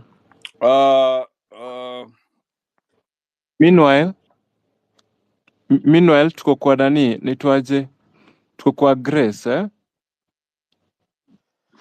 Thank you, Grace. Thank you also, Kowino. Great. You're doing amazing. All night, all day. Grace, go ahead. Grace, unatusikia? Grace hayuko Afro, acha mimi niendelee. Okay, sir. Good morning guys. Ngoja kwanza. Calm down. There are people who came before you. Msijipende Ah, hivyo bwana. Grace kama amekataa tunamtoa tu, tunawacha watu wengine. Relax tu, ndakufikia. Even Ivy was here before you. Hey, we Ayota, we uko na zako. Sawa, endelea. calm down. If I come down to drop Thomas, kwa mic niaje tena? utafuta tu network. Thomas Sankara.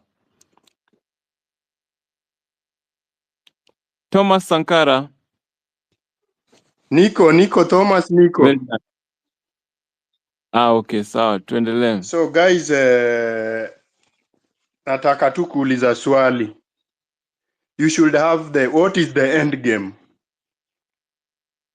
Kama end game ni RUTO must go, strategy should change and we should try to reach out to as many people as possible. Afadhali ikuwe maandamano, hii maandamano ya every other week inafanya the other side wana regroup, wana plan, imewapea chance ya kustudy strategy yetu na kukame up na counter. Why don't we have even 7 days or 1 month tuseme hatuta relent mpaka RUTO must go? Because if you don't have an end game na if you are doing it every Tuesday and Thursday, so unaona siku hizi inakuja Tuesday then Thursday it dies out. It's because wamesha learn strategy yetu na wamesha come up na strategy ya kucounter. Then we should be very careful with this revolution. As much as we are saying that RUTO must go, mnafaa mkumbuke bado tulisema Moi must go. Mkumbuke bado ilifika Kibaki akaingia tamu ya pili, watu wakasema Kibaki must go. Msisahau ati Uhuru pia kuna time watu walikufa sana 2017. Huyo Matiang'i watu wanasifu saa hii. Kuna time watu wameuliwa. So hawa watu ni puppets of the West. If you lose track, msahau adui yenyu ni nani. The revolution will be hijacked. Sijui kama mliona statement ya US Embassy jana. Walisema nini? Ati hizo vifo ni protest related. They are not blaming the government, their puppets, for killing innocent protesters. Alafu they are calling us the involved groups at actors. You know, na hiyo statement may take too long to come. Ukitaka kujua tuko sovereign, why do we have foreign military bases in our country? Why do we have, every time we try to agitate for change, tushatumiwa Obasanjo, tushatumiwa other puppets wakuje wajenge nusu mkate. Hii nusu mkate mnapigana nayo, kina Obasanjo na US Embassy ndio wameiorganize. So you should know that Kenya is not independent. As much as you want to believe that you are independent, you are still a colony of the West. And these people are mining our minerals. Kuna Magadi Soda area. 220, enda Google who owns Magadi area. It is being owned by the royal family of Britain. 220 to 24,000 acres is a land bigger than Nairobi. These people are mining, wanatoa minerals huko tangu the so-called independence hawajawahi enda. Hiyo ni number one. Angalia conservancies. Hizi mnaita mbuga za wanyama hizi. Those are protected areas where these people are mining minerals. Angalia coast. Angalia hii kitu ilikuwa inafanya Jacob Juma anauliwa. These people are still, they are just installing puppets so that, yani, what I normally think, watu kurana colony became so expensive for them, so that walituachia ma prefect.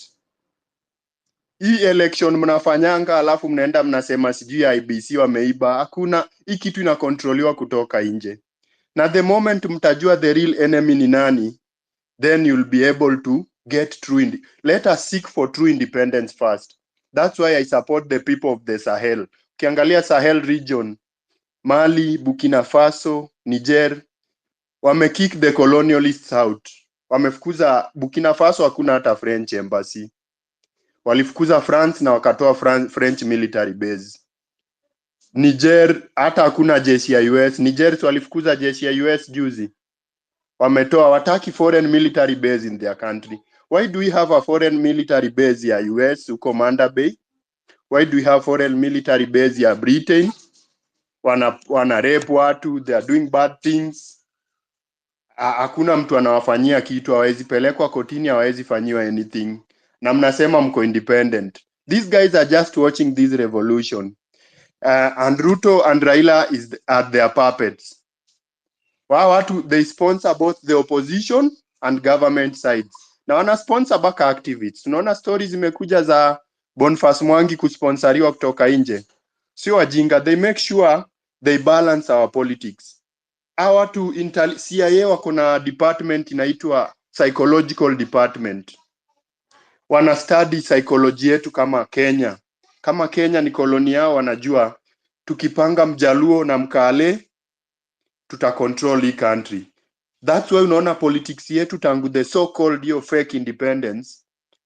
Politics yetu ni same. Unakuta Mjaluo Mkikuyu anashikana na Mkale. Mkale akikaa sana, Mjaluo anashikana na Mkikuyu anamtoa. Hiyo ukabila wametu divide along tribal lines. Then ukitaka kujua tuko independence, nani hapa anaweza niambia origin ya Kenya ni nini? Kenya ilianza na nani na ilianzishwa wapi? We were just Africans tukiwa hivi continent moja until these people came na wakatugawa. Ilikuwa inaitwa British East African Company, British South African Company. So si tulikuwa tu ni ile nyara kama mlichezaga ile nini ya utotoni. Yaani walirusha Afrika nyara, alafu mwenye anajishikia ile part ni yake. Then they came up with this, mimi naziita zizi kwa lugha ya Kiswahili. The way unaweza kuwa na kondoo yako alafu umewaekea fence. So if we don't know who our real enemy is, these people, what they will do, what the Americans will do, wata hijack hii process. They will install another puppet. Then we will have another puppet after 5 or 10 years or 15. Then we will be singing Afrocentric must go. I hope mnanipata. We should fight for real independence. we should try to educate people. There are books. Kuna kitabu imeandikwa na John Perkins inaitwa The Confessions of an Economic Hitman.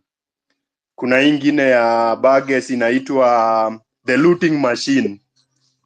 Tafuteni hizo vitabu please na msome. Tutachezewa mind game hapa, watu watakufa. Sasa unasikia tunauziwa uoga. Umeona speech za Raila na Mudavadi ati if Ruto goes then who comes in. Sijui Mudavadi anasema if you are 18 or 20 years mkiharibu nchi 40 years after hapa mtakuwa wapi? Tayari wanacheza mind game, wanatu blackmail ati it's either we let them continue selling our country to the colonialist, yani it's either peace or we let them loot. Sasa tuchague peaceful, to choose kukua peaceful lakini tukaliwe, ama tuuziwe violence na to lose. Yani it's either them or nothing. It's either they gain or all of us will lose. So we should be very careful. That's my point. Let's try to reach Thank out you so much. to even these ghettos. Very few people are educated. We have education but it is, mi nasemanga sisi ni educated fools kwa sababu tuko educated lakini hatujui adui yetu ni nani. After all those years of education, let's try wale watu wamechanuka Iran, it took Iran 25 years to recapture their country. After America wali take over that country wakaeka puppet 1953. Walitoa Mossadegh. Unaona hizi demo tunafanya? The Americans were able to hijack those demos and put in a puppet. The puppet ruled that country for 25 years. It took the Gen Z of that country to change that country and recover it. Ndio unaona Iran wako independent mpaka sahi. Wamefunika yani country yao, foreign influence haiwezi ingia. Resources zao wanazimanage hao wenye we have resources in this country zenye hata tunaweza kuwa kama Saudi Arabia. Tuko na minerals kwa hii country. Hizi zinaitwa conservancies. Zinaoniwa na wazungu wenye hata Muafrika hizi kanyaga ndani. Hizi huku Savo wapi kuna minerals zinatoka huko. Kama hapo Magadi Soda nilikuwa nakwambia. Kuna kampuni huko Shell company inaitwa Tata Chemicals. 224,000 acres na walipi land rates. Olelenko akakuja 2017 akasema how comes there's a foreign company here yenye hailipi land rate. Wamekalia 224,000 acres na walipi land rates. Akajaribu kusema walipe land rates. Walimpeleka mbio, enda Google hiyo kitu. Hiyo kesi iko kwa magazeti utaipata. Wana mine our minerals, wanachukua bure, wana file fake books of account, wana file loss. So they are not even paying tax. Maliza. Unanipata? Maliza, umeoverrun. Sawa. Unachukua 10 minutes. Thank you. Thank you. Let me nimalize, but let's keep educating each other. Tafuteni hizo vitabu please. The Looting Machine and The Confessions of an Economic Hitman by John Perkins. Thanks a lot for the space. Asante sana, Thomas. I think this is the time I bring in Ivy. Habari hayo. Poa sana. Okay, so kitu imenifanya niitishe mic ni kuna msee alikuja hapa na bio yake ilikuwa inasema politician and a businessman. Alikuwa anasema ati Kenyans love peace na tukianza kuguzia livelihoods hapo ndio tuna lose watu. And I was wondering livelihood ya nani ndio anamaanisha, because si ya common mwananchi. Livelihoods ya common mwananchi imekuwa shit before even revolution ianze. Huo mtu in essence anajaribu tu kutuambia chenye nilisema kwa space before, ni the middle class and the rich wameanza kuguzwa sasa, wana feel like tunawasumbua. So asijifanye ati sisi common mwananchi ndio tunataka peace ndio tuweze kupata livelihoods yetu. Whether kuna peace ama hakuna, we still don't get it. So I disagree with him in hiyo part. And maandamano ikikuwa on select days huo mtu hatusikii. We are supposed to hit him hard. Every day, day and night tukue tunaandamana, hata kama tunaenda na shifts, watu wengine wako wanarudi home, sisi ndio tunaingia shift ya asubuhi. I don't know if inaweza work hivyo, but nasema mi niko willing hata kukaa huko daily, tuende tu camp na tents, tukae huko mpaka huyu msee atoke. Wao wote wako corrupt, na nimekeep nikisikia watu wakikuja hapa kwa space and even kwa timeline, watu wakisema unajua zile pesa unafaa kuwa nayo ndio uingie kwa hiyo gava. That is what we are trying to eliminate. Hii kitu ifai kuwa investment ya mtu ati ana invest pesa akijua ataenda kurudisha investment yake akishaingia huko. Age limit inafaa kukua, pesa yenye mtu anafaa kulipwa inafaa kuwa pesa kidogo sana, that hata mtu anaenda huko simply because anafeel ako na calling ya kuserve wananchi wa Kenya, not because anaenda huko ku earn pesa ama kupewa title ya honorable na magari kubwa kubwa. I'll repeat again, we are a third world nation, tunafaa kulive within our means. Hii kitu, a lot of people here come na wengine wako pro maandamano. We keep saying maandamano inafaa kukua kila siku, watu wengine wanasema tujui tukienda wapi ndio maandamano itasikizwa. Anafaa kuona watu wametokea kwa street in large numbers kila siku, and that guy will bow. Hatuwezi appeal to his human side because he is a narcissist na hana humanity in him at all. Whether yeye ni puppet wa the West, sisi the power iko with the people, sisi ndio the people. Wanasemanga nyeusi kwa bendera ni ya watu, ni sisi, not anyone mwenye ako white ama mtu ametoka country ingine. Sisi wa Kenya, Wakenya hawapewi ID sahi, watu wanawekwa kwa government ni mtu. People keep joking that Chirchir ameletwa hapo atumalize sasa this time. It is not funny at all. We need to wake up and take back our country, na tuache kuongea tukisema sijui tukioccupy hapa, tukae kwa street na tukae completely, na watu waache kuattack Wakenya wenzao. Sahi common enemy ni moja, ni political class. Wote waende tuanzie zero. That's what I keep saying. Lakini mtu asikuja hapa akisema Wakenya wanapenda peace na livelihoods zinakuwa affected. Ni only the middle class and the rich wana feel effect ya hii maandamano, because let's be honest, watu walikuwa wana struggle na cost of living before. So tunataka kurectify everything. That's why tunataka kuanza afresh. I hope make sense. Thank you for your opportunity. Sitaki kujirudia nikisema the same things nimesema ama nikuwe redundant vitu zenye everyone else point out, but that's mainly what I wanted to say. Huyo mtu asiseme ati ni mtu ana earningi 50 shillings amelemewa kupata 50 shillings tena. It's not true. Thank you Thank you Afrocentric. so Thank much. you Ayo. Thank you so much, Ivy. Future generations, then Hannah. Future generations, Niko hapa. talk to us. Unanisikia? Don't take more than 3 minutes. Talk to us. Sawa, thanks. Sasa, first things first, kabla nifike point yangu nataka kuaddress nye Thomas ametoka kuongea about hizo countries zingine zenye wametoa all their colonizers and all that shit. Tuanzie tu first things first. Shida yetu si colonizers, shida yetu si mzungu, shida yetu si British ama American ama Mwarabu ama Muindia mwenye analetwa JKIA. Our problem is our leaders. These are the people doing the deals. These are the people mwenye amesema hapo Olelenku sijui alipata nini. Of course, what happens, and I'm talking from my own experience, an investor comes to Kenya. Akikuja, there are two ways. Either atauziwa shamba na wenye wako kwa ofisi, ama atapewa documents. Whatever deal inafanyangwa, zote zinafanyangwa na wenye wako ofisi. There's no way you'll come and start blaming someone ati huyu ako na 220 acres ama whatever thousands, alafu unaanza kumwambia ati sasa atoke juu mmeleta serikali mpya ati juu ni mzungu. To be very honest, ukiangalia most of the cases, hawa watu wanakuanga wamepewa hiyo shamba na hawa watu wenye tumesimamia. Tunaongea sasa, let's move haraka. The next thing tunaongea ni hizi bases zenye ziko. According to the world right now, anything can happen. A base might be an advantage or a disadvantage, or having it can be an advantage or a disadvantage.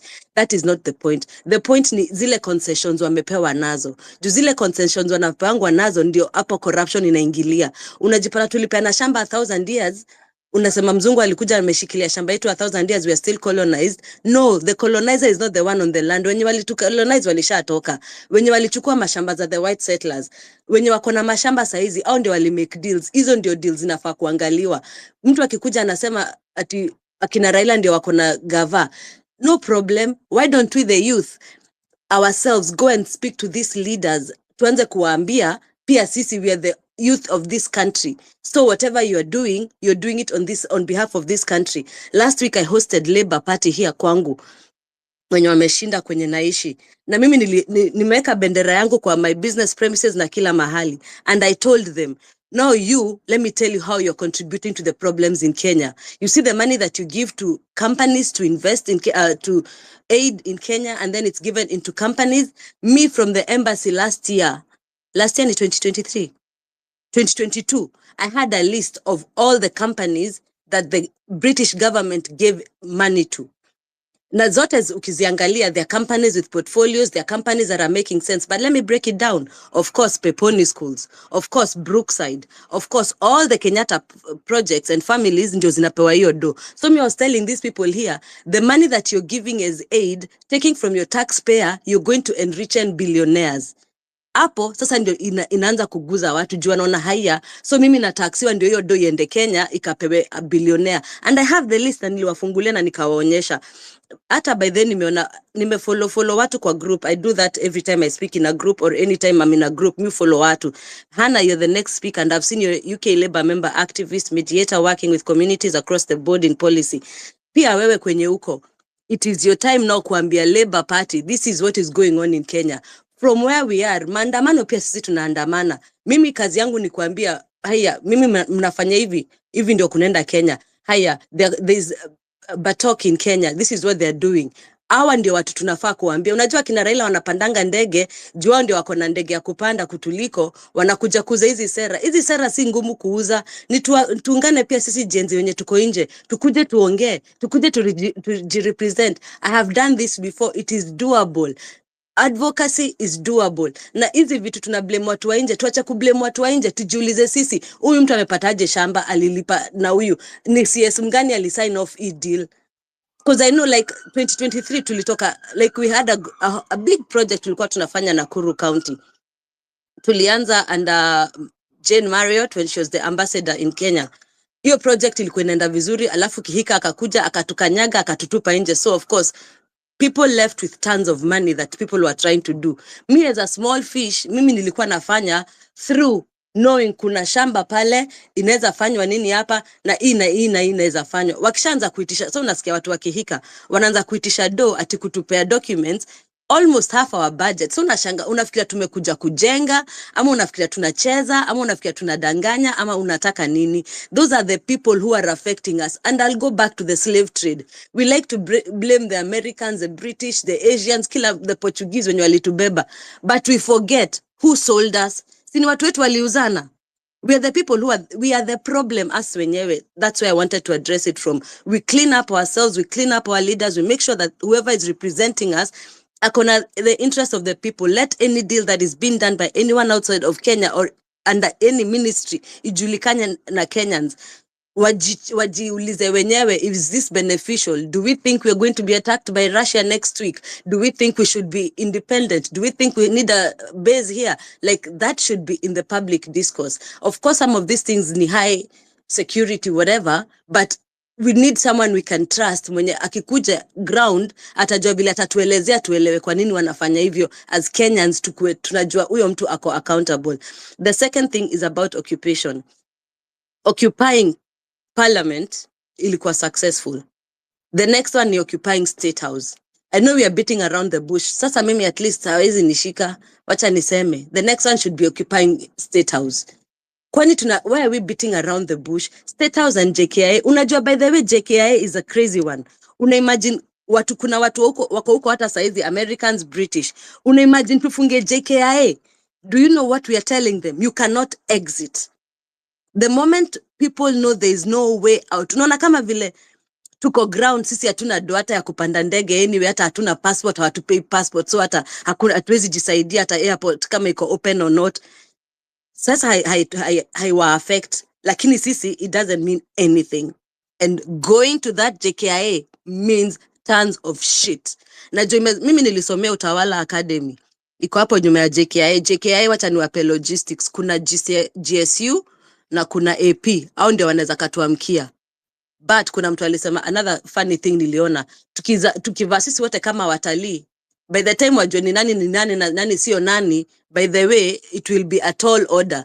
Unajua vile kuna kuangana hiyo jam hapo hivyo kuingia JKIA, ianze hapo before wajue nini nakuja. Kuna kabarabara kengine hapo in between kenye kwa uleta hizo food za nas. I think kwa uenda kama metoka na huko hivyo hizo places za Utawala, tufunge tu hiyo surrounding.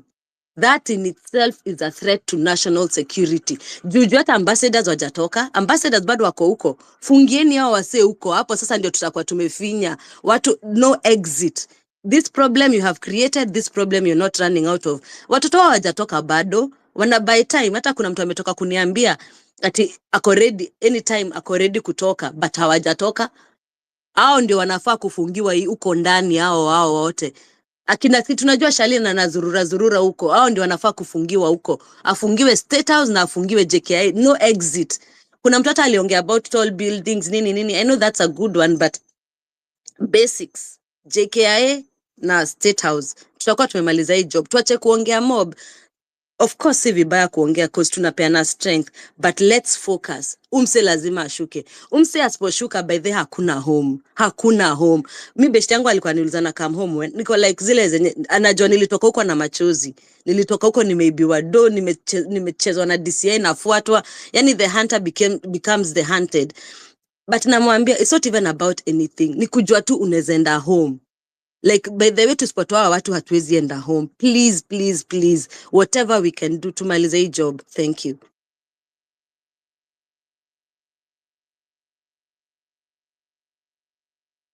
Thank you. Hannah. Good morning, good afternoon, good evening, whatever time it is, wherever you are. What do I say now? Afro, I think we were here with you when the cabinet was dissolved. And the first thing people were saying, yes, Hamesikiza, the only thing I said, my only comments, and I still remember it vividly, was there is no excitement there, because these people will find their way back or find their way in other parts of the government. Do you really guys believe that he dissolved them, therefore he's going to bring the right people for the right job? So for me, it wasn't a surprise. To be honest, it wasn't a surprise. What RUTO did was quintessential. What was expected of him. A wolf in a sheep's cloth will always be a wolf. So for me, but what has this achieved? It has achieved all along what they wanted it to achieve, which is change the focus, divert attention from actually, it has money to divert attention of people that were not attentive in the first place. But I think the people who in their core believed strongly that RUTO needs to go and the system needs to be fixed. I don't think how wamekuwa surprised, lakini diversion, yes, wengi wamekuwa diverted. And somebody mentioned that these names, I think a while back, walituma majina kwenye, on the social media, and people start saying, huyu ni hivi, huyu arudi. They were testing waters. Now, yesterday we hold the space, and people are focusing, Flani amerudi, Flani, even the ones who did not come back, they're first-hand man or lady, whatever it is, those are the people who have been named. So I'm confused with Kenyans. When we choose and pick these people and say this one should stay, this one should come back, this one shouldn't, what does it matter? the driver of this is still the same. It's still RUTO, and RUTO needs to go. So whoever RUTO brings is still going to be working for RUTO. And everybody that is on that list, I'm not even looking forward to the next list. And I was not actually looking forward to this, because the first day he dissolved it and the tones started changing, I said, for me, I do not believe these people are gone. They will crawl somewhere else within this government. And that is exactly what has happened. Na ukiona mwenye hajarudi, his assistant amerudishwa, he's somebody that kila mtu ameweka mtu wake hapo. Mwenye ameonekana is too toxic to come back, maybe. Why are we talking about these people? Why are we talking about this cabinet? It's of no use. I don't even see. Yesterday, there was too many spaces. Everybody's talking about the list, why Flani Amerudi, picking on names on that list. Those names, for me, that list doesn't matter. For me, that cabinet has been dissolved and it should stay that way. Kwanza, my question is, don't they have any other life? Why do they need to come back? Is there no life after this cabinet? Don't they have any lives? Why do they really so badly you want to come back? For what? I don't know, to be honest. Last Tuesday, for me, the spirit was high. We went to demonstrate in front of Kenyan embassy in London, and actually, we had more people than the previous time we were there, and of course, more police presence. They ordered more police, and but now it's like conversation is already diverted. People are talking about this. People are tweeting.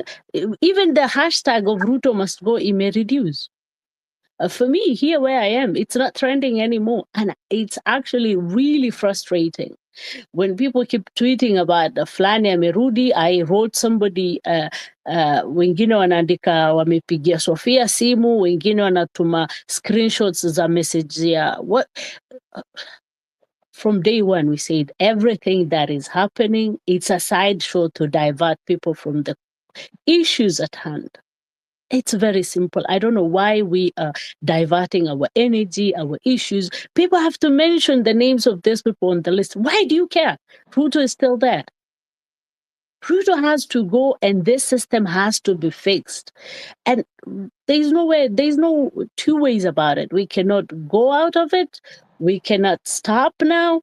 We cannot even have time to breathe. For me, probably we should change this tactic and maybe take it a notch up.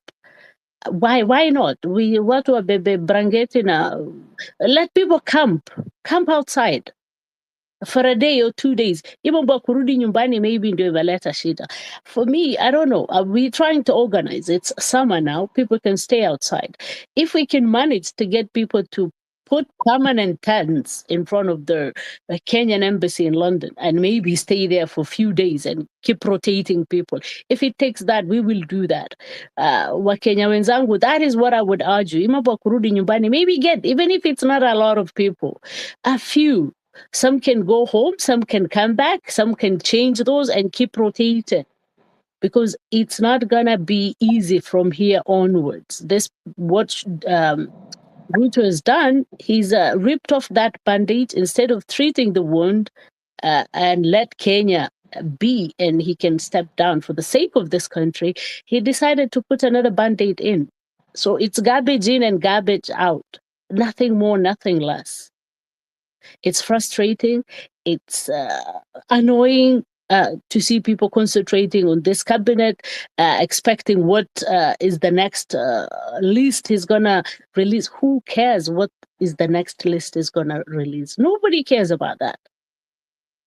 Now, if we stop here, we've lost lives. Lives matter. We've lost lives, but guess what? We will all be hunted down one by one. And actually, they will get to us. Believe you me, they will get to everybody, no matter where you are. Whether you're in Kenya, whether you're outside Kenya, it does not matter. Anybody who was outspoken there, if we stop now, they will come after each and every one of us and start hunting us down. So for me, I would say, please, let's just take a breath, forget about his list, because we're giving him genuine. When we discuss the people he's appointed, we are giving him an authority that we took off him, Kitambo. We told him he's not our president, we want him to go. Now, when we discuss the people that he has appointed, we're giving him legitimacy. Why are we giving this guy a legitimacy of discussing a cabinet that he has appointed? I think we should think deeply, and the focus is not only RUTO should go, but we should fix this system once and for all. Enough is enough. Thank you, guys.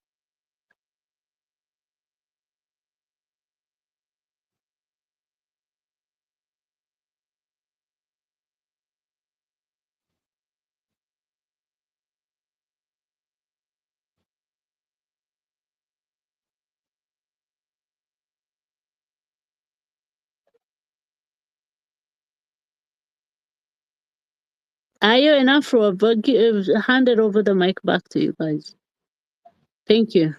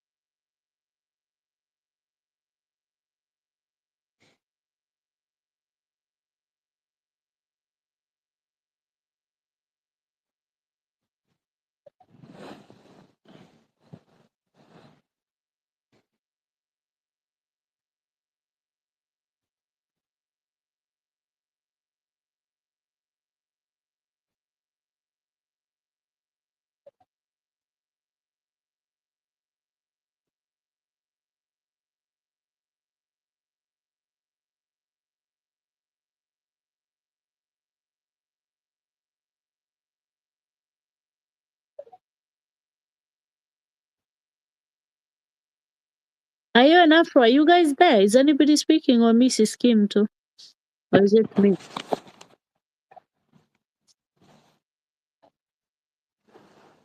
Hannah. Okay. I thought I'm having issues because I couldn't hear anybody speaking. So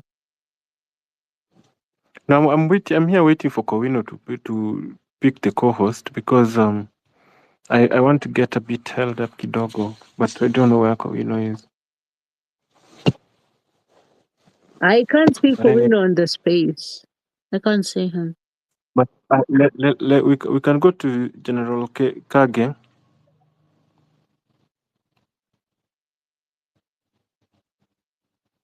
Is Kage around? General Cargo, are you there? General Cargo, sorry. Cargo. General Cargo, are you there?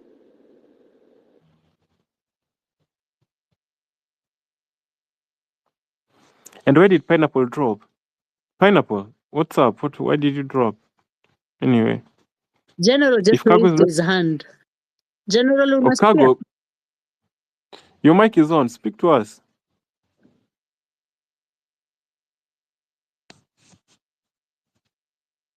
Allah.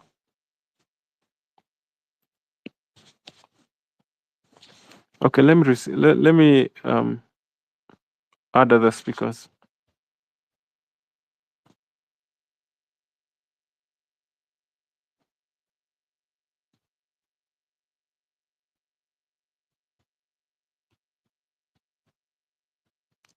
Cargo.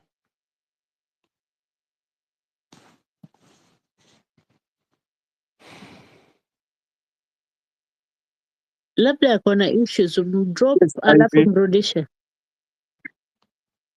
And where is Ivy? Ivy also dropped. Wanyama, panda hapa juu tafadhali. Come help me co-host Wanyama kindly. Wanyama, let me add other speakers. I have like 54 requests, my goodness.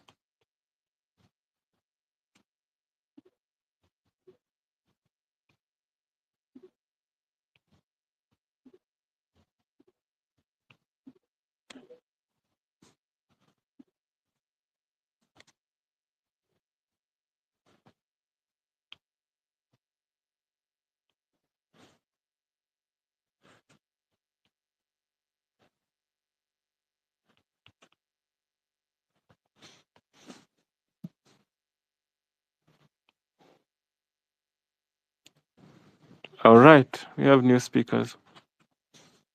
Kago, can you hear me? Okay. Hi everyone. Good morning. Can I Who's speak? speaking? Yeah, my name is Linda Stewart from Motomoto Kitchen. I am from the United Okay, talk States, to us. and I wanted to speak if possible.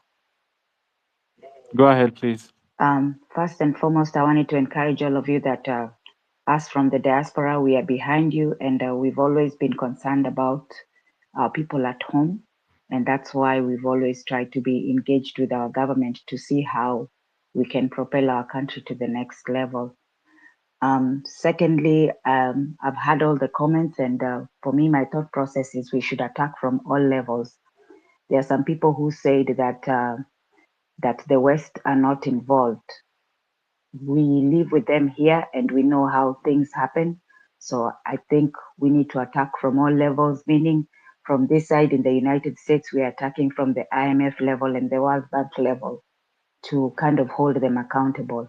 So as you people hold the government officials accountable there, for us, we are working to see how we can tackle the IMF with the policies. Another thing that we've spoken in several forums as the diaspora is to see how we can help you guys organize yourselves so that you can have a structure. I know you guys mumekuwa mkienda nje, on the forefront, but in the back end, if we can have people who are working on a strategic plan, for instance, of what we want to see in future, I think that will make sense. Meaning, for the governors that are currently there, they have strategic plans that they had worked on, which they came up with. Probably some of them have never come up with them, but the ones who have come up with them, they have very big documents, which doesn't make sense, of development that they want to do. So during this time, we should have a team in the back end, which I believe us as diaspora, or I can say, I can round up some people where we are looking at those strategic plans, and we are also cascading the information to you guys, and you guys are holding them accountable to find out why they haven't implemented some of the projects, because they should have short-term projects, mid-term, and the long-term projects. I think that's pretty much what I'm thinking in terms of tackling everything, because you have to have solutions whereby if RUTO steps down, how do we enter real quick to develop our country? Because we're going to experience famine probably in the next 7 years because of the war in Ukraine. So how can we prepare ourselves so that when all the maandamanos are over and we come up with a solution, we all jump in now to developing ourselves? And I'm saying that because I'm a farmer myself from Bondo. If I was able to come in and bring development within our home within 7 days, I was able to, plant trees and do all that stuff, then I believe all these governors and MPs, they are capable. If they cannot do it, then we should have people who are kind of street smart and are ready to develop the country immediately. because most of the times you'll find all these people who have titles of doctors and all that, they don't end up doing what is expected. What we need is the person on the ground to feel a change within their lifestyle within a short period of time. I hope that makes sense. Yes, it does. So, what part of Bondo are you in? I'm in Sakwa Bondo by the Yala River. Ah, all right. Yep, All yeah. right. But farming is everything. I know people in Kenya, they might find it hard, but we have so much land that we are not utilizing, and we can do so much. We can do so much with farming. So if the Gen Zs, you guys can decide to make your hands dirty and just do farming, wale watu wenye wako na maushago and all that, that land is not being utilized. So in the back end, you guys can start preparing yourselves, because it's going to get worse everywhere, including at Hapa America, where people have been having global meetings, njaa inakuja, because Ukraine ndio ilikuwa ina supply the entire world food.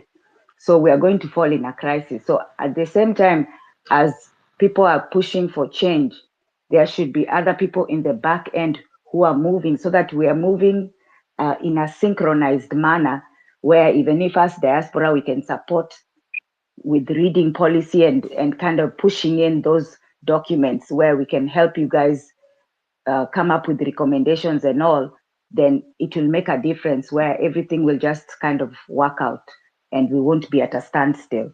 Things will still be moving. Hope that makes sense. Makes a lot of sense.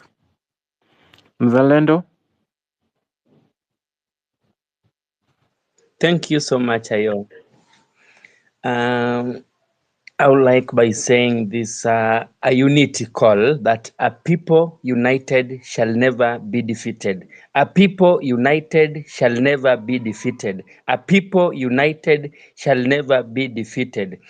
Guys, members, the only thing that will make RUTO, as the hashtag goes, RUTO must go.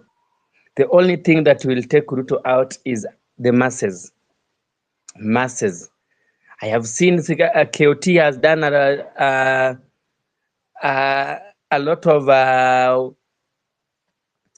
work today. He has applied a lot of things. Now let us, if we are occupying, let us occupy in masses.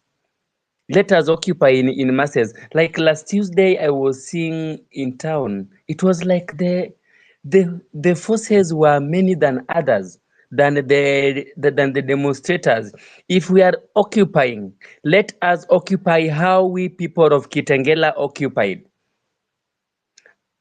Let us occupy venye sisi wa Kitengela tulioccupy paka tukawalemea, wakaita usaidizi Athi River, wakaita usaidizi Isinya, sijui wapi, lakini bado hawakutoboa. Sababu gani? We were out in numbers, we were out in masses, wakashindwa wafanye nini? So if we are occupying, let us occupy in numbers. Kitu ingine, tusiache hasira nyuma. Kenye ilileta French Revolution ilikuwa ni hasira. Kasirika na kila kitu Ruto amekufanyia. Kama mimi kenye Ruto ananiudhingi nayo zaidi ni housing levy. Nakatwa housing levy, bibi yangu anakatwa housing levy. Kwani hiyo kitu, yani hiyo kitu, anytime I remember the housing levy deduction, na siku ya maandamano na raukanga mbaya sana, na kesho na jana yake nakuaga nimejaza sick off ama nimejaza kitu ninaenda mahali. I always feel, ama hiyo siku nasemaga kwetu ni kubaya, nimeshikwa kwa barabara siwezi make. Tafuta kenye Ruto anakukasirisha nayo, toka na hiyo hasira, toka na hiyo hasira. Mimi utokanga na hasira ya housing levy. Hasira ya pili natokanga nayo ni hasira ya NSSF. Uhuru alikuwa ananikata NSSF ya 200, ananiacha vizuri nilishe familia yangu, lakini Ruto ananikata NSSF ya 2160. So he claims that he's saving for me na familia yangu ilale njaa. When I think of those two things, natokanga na hasira. Na hasira ya mwisho, in the honor of the fallen soldiers, fallen 51 soldiers, toka na hii hasira. Try to imagine if it was your brother, if it was your sister, if it was your uncle, if it was your husband who is a breadwinner, ndiye ameshutiwa. So in the honor of those fallen soldiers, tutoke nje na hasira. Na kitu ya mwisho, for the sake of social justice in Kenya, RUTO must go. For the sake of better governance in Kenya, RUTO must go. For the sake of a brighter future for our children, RUTO must go. To end tribalism in Kenya, RUTO must go. To clean up the nation, RUTO must go. To end corruption, RUTO must go. To demand for accountability, RUTO must go. He just has to go. Halafu ayo, kitu ingine, RUTO, the next bombshell RUTO is going to throw to us is the return of chief cabinet secretaries, whom he, in his first press conference, he said he has suspended them. Remember, the cabinet ministers alisema amewadismiss na amewarudisha, na wale wenye alisuspend atafanya nini? He will return them and show us the middle finger. Fanyeni kenye mtafanya, kwani mtadu. Jana nimeona office ya first lady inasema inataka 571 million kupay off workers. What bullshit is that? Kwani ya watu wanalipwa nini? Kwani walikuwa wamekaa miezi 10 hawajalipwa? Why require 571 million to pay? Kwani ni watu wangapi? Tunabebwa ufala, na sisi sote venye tuko hapa sisi ni mafala na tuko na ujinga, na hiyo ujinga inafaa tutoe. Tutoeni ujinga, tuweke makasiriko mbele na tutumie masses. RUTO must go. Thank you Ayo and Afrocentric. Thank you so much.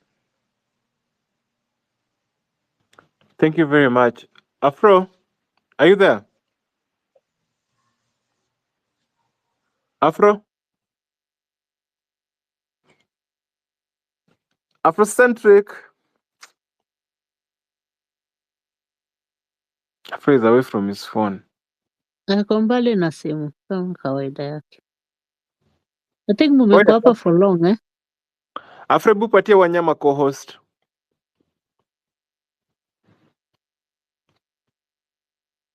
If you're anywhere around your phone, please send the co-host to Wanyama. But Wanyama, I've sent you the microphone.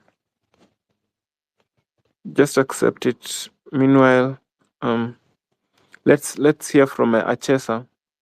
No, not before Achesa. Let's hear from Axe Global. Sorry, Achesa, you come after Axe Global. Yeah, thank you so much, Ayo. Good afternoon, everyone. Thanks for this opportunity. I've been listening, and guys, let me tell you, we're in the right cause. But what I can echo is this: we are dealing with a system that has always been there, and it's a system that has two major branches. We are dealing with the internal system, and we're dealing with an international system, the external system. You understand, and we have to counter at all cost. And this internal and both external and internal system that we are dealing with, as much as we are looking for good governance, which is our main cause, because there's many other causes, our main cause is good governance. That's what we demand, accountability and everything. These guys, they have their own, what you call game cards. They have their ways of dealing with things, you understand? For me, I call them the algorithms of control, you understand? These guys, they'll try whatever it takes to undermine this this cause, whatever we are pushing for. And they're both using the same playbook. You know, if you look through how RUTO came into power, it's something like, if you really understand it deeper, you'll see the same thing he used is now what he's using into us, you understand, to counter us. And if you're careful, I know we are here to educate each other. There's a speaker who talked about this international body, the IMF, you know, having some sort of indictment, these big corporations, you understand. And these guys, they have some stuff if I can echo, is I call them the breeding of control. The first thing they're going to do, and these are things that are already playing out, and I want to educate you on this. Number one, they do what you call they undermine the media, the people's faith in media.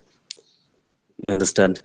So that people can doubt the very nature of the truth that the media is exposing.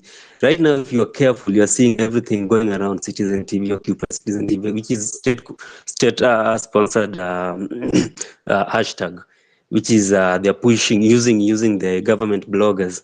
Why? Because they have seen, like, of all the medias, I'm not saying all medias are good. I'm not saying actually medias that are kuna shida na sisi, but wakiona they are not playing with the tune, they start they undermine them, so that people start doubting, like, Citizen is the bad. That's one thing, they control you. Another thing they're going to do is they're going to polarize like a faction in the society, like they create division. These people, they thrive in division. So how do they do it? They start bringing things like now we have politicians against Gen Z, you understand? Now we have like these rich people versus poor people, middle class versus poor, at middle class. Kwa hizo maandamano mtakuwa zinasikia tu like, oh, Gen Z skize wazazi zenu. They bring further analogy of something like there's division, like Gen Z are on their own, you understand? And when they bring this, when people stop seeing the other side as humans, you know, what happens? The human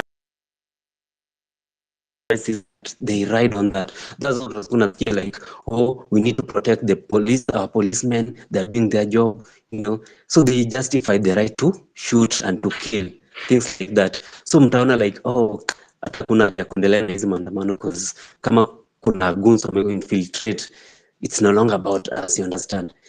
Those are the ways they're coming in. Another thing that they're going to do is to marginalize the someone like, let's say, I'm using an example like Okiya Mtata, Gina Jimmy, expose here the audience debt, everything. After that, once they've done that, what does the government do? They come up with a poster and put them, these are the real enemies, these are the people who don't want to work, you understand? So they make them look useless. The people, they try to bring them like they're the face of the demonstrations, you understand? And then they do what? They undermine them, they make them insignificant, start doubting them. Wataanza kusema, oh, why can't you see them in the maandamanos, why can't you see them in the street, you understand? Then from there utakuwa like, manze. And when people stop listening to the experts, what happens? They become malleable. What's the meaning of malleable? They become easily controlled. They're like, you become sheep, or like you're the sheeps. They'll do whatever it takes. So that's why they always push for have leaders. Come up with the leader, so that we can communicate. Is that the last thing you need? You don't need a leader right now. The moment we come up with a leader, they're going to fight that leader. They're going to make your revolution looks being useless. Why? Because the leader that you're going to choose, for now, we push, we move as a team. I think this is now for the international body. They apply the same thing. They identify a candidate in the presidential, because these are the guys who run. They have once they identify a country like Kenya and they know they have an interest in it, what do?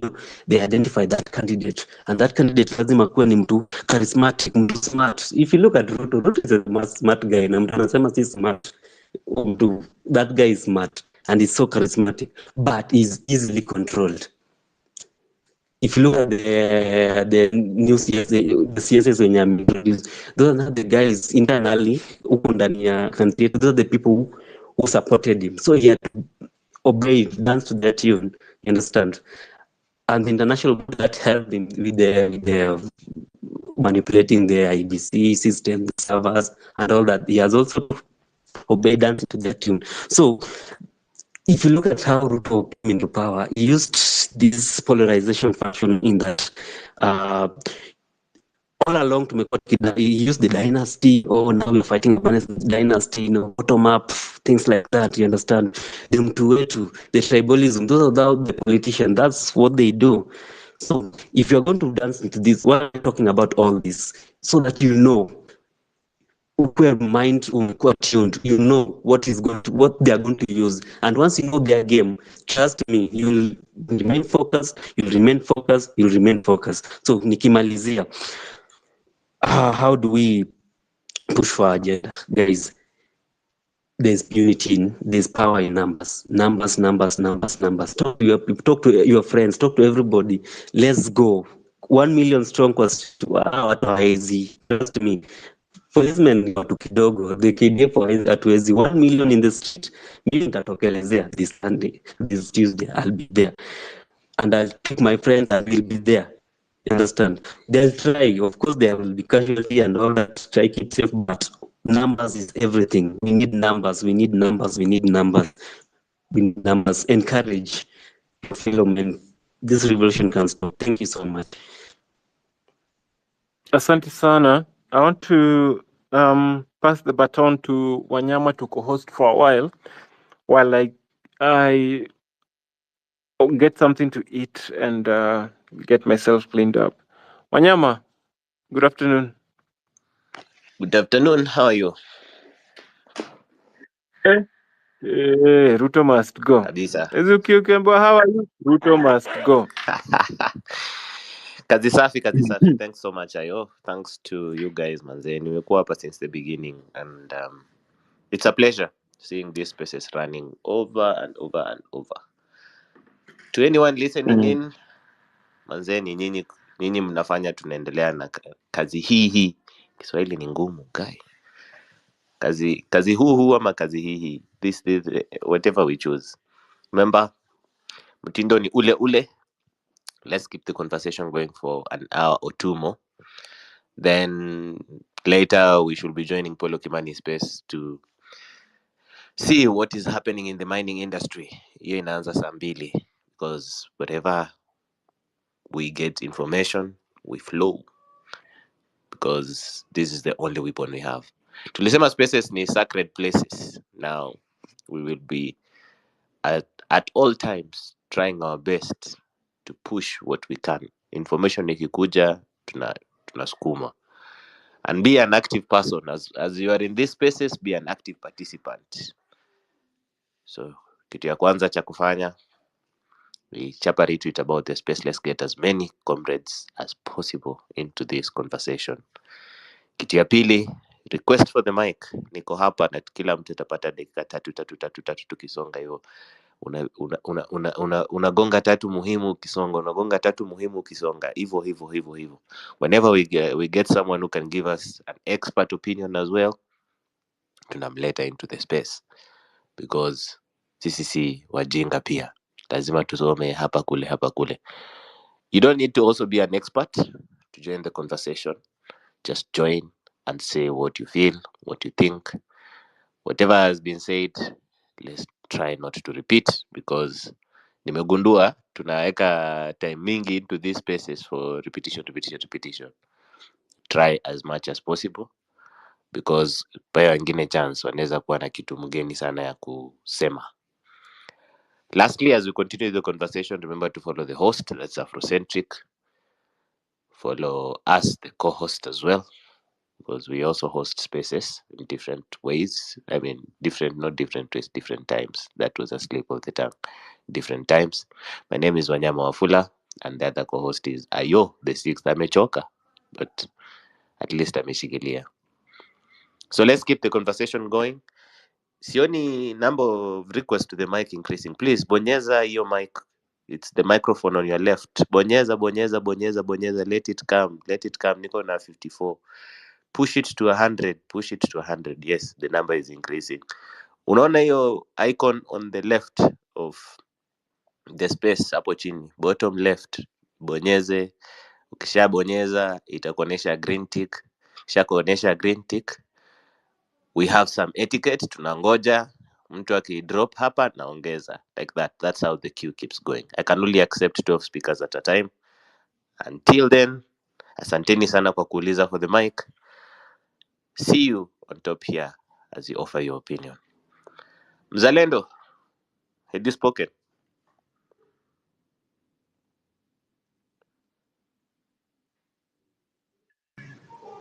Yes, Wanyama, I have spoken, please. Okay. Thank you. Sasa drop to the listeners panel tupatie watu wengine mic spaces.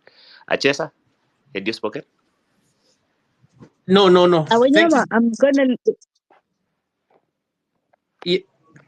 Wanyama, Yes, Achesa. thank you very much for this another chance. Ulikuwa umeongea? I've been to another. Bado sikuwa nimeongea. Okay. Sawa, dakika 3 up to nitafungua No, mic to. mine. Yeah, leo sitaki kutumia time. Thank I'll you. just tell you to land. So twende kazi. Thank you. I'll be very strict to 2 to 3 points. One, there's two last speakers wenye walisema kitu muhimu sana. Kuna speaker mwingine alisema we occupy even schools. In fact, huyo jamaa nampatia 100% tick. When we say bring each and everything stand still in the whole country, total shutdown mpaka huko, wacha watoto wasiende shule, so that the government knows that we are annoyed. That one, nobody should not reject it, because as much as tunasema tunaenda JKA, kuna wengine inafaa waende occupy schools. Stage za mabasi hakuna kuboard bus sijui zinafanya operation, no, everything stand still. Yesterday wale jamaa matatu walikuwa wameshapatia the gava a warning of 7 days kwa sababu ya mambo ya roads levy ime increase. We are not going to wait that. Tuesday nayo. The other thing, when tulikuwa tuna occupy the parliament, it was very clear. Someone gave us a map, a rough map. The same map I have had one of the speaker, that is Eve, akisema kuhusu ukipita pale Utawala, kuna kapanya route kako pale you can occupy. There is another panya route at Cabanas. That's what we are going to use. Na ile jeshi ya Kitengela, we ensure that everything wamepata. Kama ni maji, we need to supply water for them. Wale watu wako abroad, kindly, it's our prayer, occupy hizo embassies. Let them know that we are getting annoyed. Now this thing haisimami every day. In fact, someone told us that in fact inafaa to hold 1 week, full 1 week, and someone should not inflate this. Wale guns tafadhali, don't msikuje mkaguza kitu ya mtu. Sisi tuko na aim yetu. We are tired na tulisema mambo ya kurecycle. We don't want recycle. We want fresh faces. Baba Shalin is true, is a liar. He was trying just to play around with our mind so that tuone jinsi watakuwa na pressure gani. Hatusimami nayo. The last week we had a space yenye tulikuwa tunasaidia wasee na maji and so on. Kindly, Tuesday asubuhi, Afro na wale wengine na wanyama and so on. Kama mtahitaji maji and so on, tell us na mbio, teke. We should not waste. Hii time tuta waste on Tuesday to hold another space by latest 6 in the morning ama 7 tushachomoka. Thank you very much. Asante sana Achesa. Asante for keeping time. Right on time, 3 minutes. Hakimu Andrews. Yes, sir. Hebu chukua dakika 3. Oh, thank you very much. I want to begin by saying that goons, because that is the way the politicians operate, they will be unleashed. And therefore, we must, moving forward, when we see them, we should disarm them immediately and greet them, not to kill them or harm them, but we give them some small greetings, because they can never be as many as the JNCs. So we can never fear goons. Going forward, expect that the political class, we will unleash them to counter our means, for demonstrating. Two, there's somebody who said that he lives in the, I don't know, UK, and he was trying to show citizens in the UK the money that they give to Kenya, it goes to the billionaires. Maybe it is just a suggestion that I have. Going forward, I think if you can tell those people, because if you are in contact with them, tell them maybe to change their funding model. If at all they have to fund Kenya, if they have to give aid, let them change their funding model and focus on grassroots organizations, because these are the organizations that will directly impact lives of people here in Kenya. Then three, I want to say that JCs didn't die so that members of ODM can be appointed into cabinet. I saw you, Wanyama, saying that it is obvious that the remaining 11 slots maybe are meant for members of the ODM. They just want to see how we will behave so that they announce them. At worst, these are my sentiments, because we have been saying, oh, this president go, he fails to go. At worst, if he doesn't go, these 11 slots should be given to Gen Zs. Musalia Mudavadi went into cabinet at the age of 28 years. And the Constitution of Kenya 2010 says that a youth is anybody below the age of 35 years. We have so many people qualified, educated, we are experienced, who can actually serve. Because these guys who are going to be appointed in cabinet, some of them were governors. They looted their countries dry, and there's nothing that they can show. They went for 2 terms, 10 years, and they cannot show anything. They want now to go to cabinet and continue milking, the national coffers. That is very wrong. So I want to say, going forward, we must be very objective. Let us not occupy schools. Those are Generation Alpha. We do not have anything bad with them. We wish them good. We want them to acquire education. Let us not occupy schools. Let us give them an opportunity to learn. If we must occupy, let us paralyze roads, occupy roads, make sure that there's no movement. If there's no movement, people will not go to work. They will not collect revenue. They will feel the pain. And let me tell you something, they will act. But thank you. I'm done. Thank you. Thank you so much. I love the passion. I love how it was going. Keep the same energy yenye Akimu ameweka hapo hivyo. Mariam, I see you here. Mariamu. Dada vipi? Mariamu, Wairimu. Yes, Wanyama. Hi, how are you? I'm good. 3 minutes. Okay, no, I won't even need 3 minutes. First, because I do have a very honest question that I wanted to ask you. I was hoping you come up, and I'm happy you're the one who's here. So my question to you, Wanyama, is: do you think we are communicating to the country and to the president clearly on what our grievances are and what we need to be done? Thank you. This requires me now to be like, I wanted it to be a relaxed pace in to speakers as they continue. Now, I take sides in most of the things that happen in the country. Now, one of them is I had to come out openly to say that the president does several things. One is for him, let me actually focus on the only one thing, which is his JD, is to be an ambassador for the country. That's his purpose. That's his sole role, being an ambassador for the country. Take it like being an ambassador in diaspora, but this is an ambassador for home with some power and alignment powers. Now, when you're an ambassador, there are several people that actually surround you, from economic advisors, etc., etc. The communication team, and he was right to actually blame his communication team, because they have taken that role as solely to become like, communication is one way. Communication is like only what RUTO tells the Republic or what he wants to communicate. His communication team is supposed to actually take it in as well, like watch what is happening. To some extent, it can be pushed to the part of propaganda. Propaganda on its own, Mariam, cannot work if it is one-sided.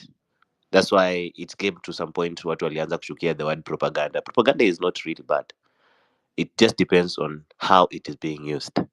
In this instance, I think the president is one, either getting what we are saying clearly, it just doesn't resonate with him, and you can clearly see from chenye amefanya jana, clearly you can't be deaf. Even hata watu wenye walikuwa pro Ruto, mi mnajua I voted for Ruto na nili apologize, nimekuwa attacked severally for that.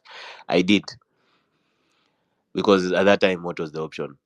But saizi watu wameanza kuchange, si hata saizi, ilianza kitambo. If it gets to this point where hata Ahmed Nasir anakubali that there is probably a problem with Ruto, if he gets it wrong with the cabinet, then we can only go with option one, which I've given is it just doesn't resonate with whatever he does. Option two is maybe his communication team is not putting it directly to them.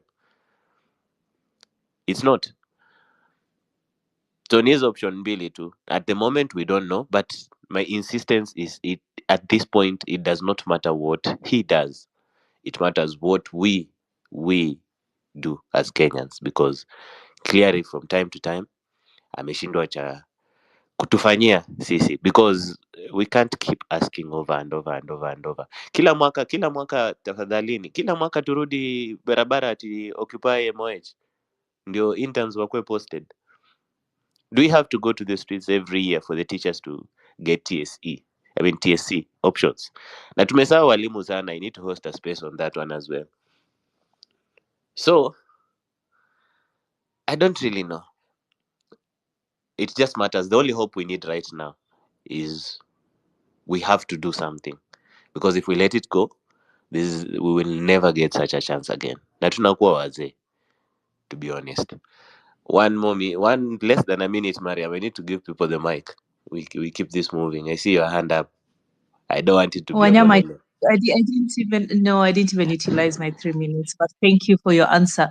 So, yeah, the next, you've answered that question well, but very quickly, I wanted to say this. You know, this is not a struggle between Mwananchi and Ruto. This is a struggle between Mwananchi and the system, because we all know that all presidents are presidents because they've been put there by the system.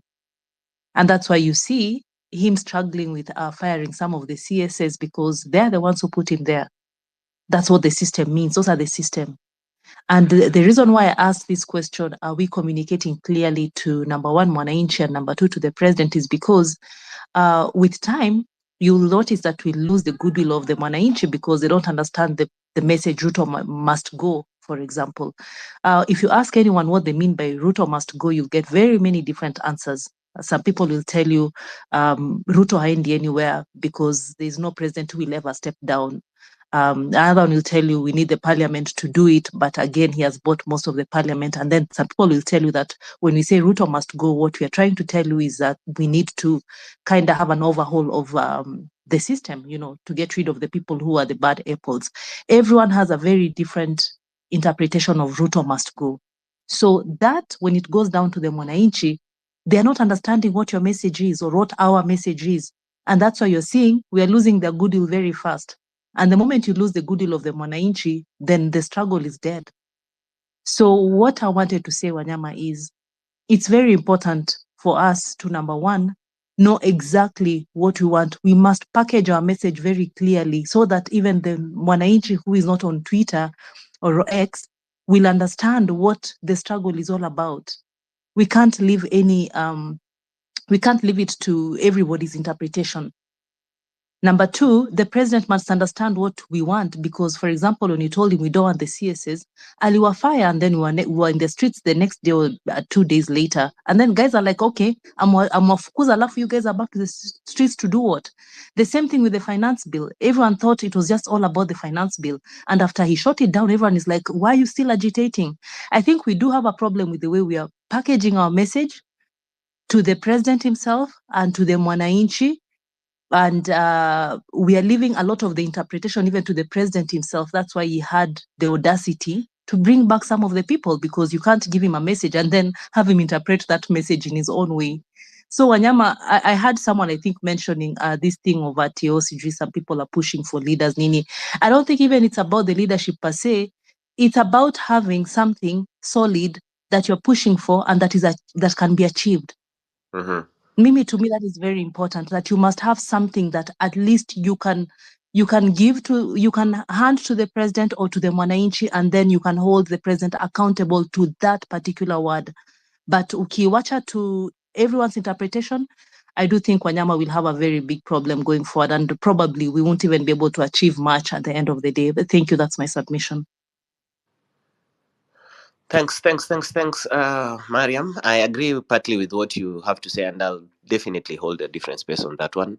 We cannot say this is a simple conflict, and I want to answer this less than a minute so that we continue to the next speakers, because I want to keep the row going. The energy. Na msikunywe maji, mimi ukuwa na hiyo rule. Usikunywe maji, keep the anger coming. Usikunywe maji. Breathe in, breathe out, come to the spaces and speak. Breathe in, breathe out, come to the spaces to speak. Sasa, there is a confusion, and this is about the silent majority who are still in the dark. Na tusiassume ni about boomers only. It's also our fellow millennials and Gen Zs as well. We can't be assuming everyone understands, especially number one, the satire on the X platform, especially for KOT. Two, when you say RUTO must go, we can't also call for the same RUTO to make changes in the government. He can't make changes when he's still the president. So I can't agree with what you're saying. So definitely we need to look at how clear we are putting RUTO must go. And the only way we are going to do it is through the spaces, because this is the one thing that is clearly moving things forward. But the silent majority is not only on X.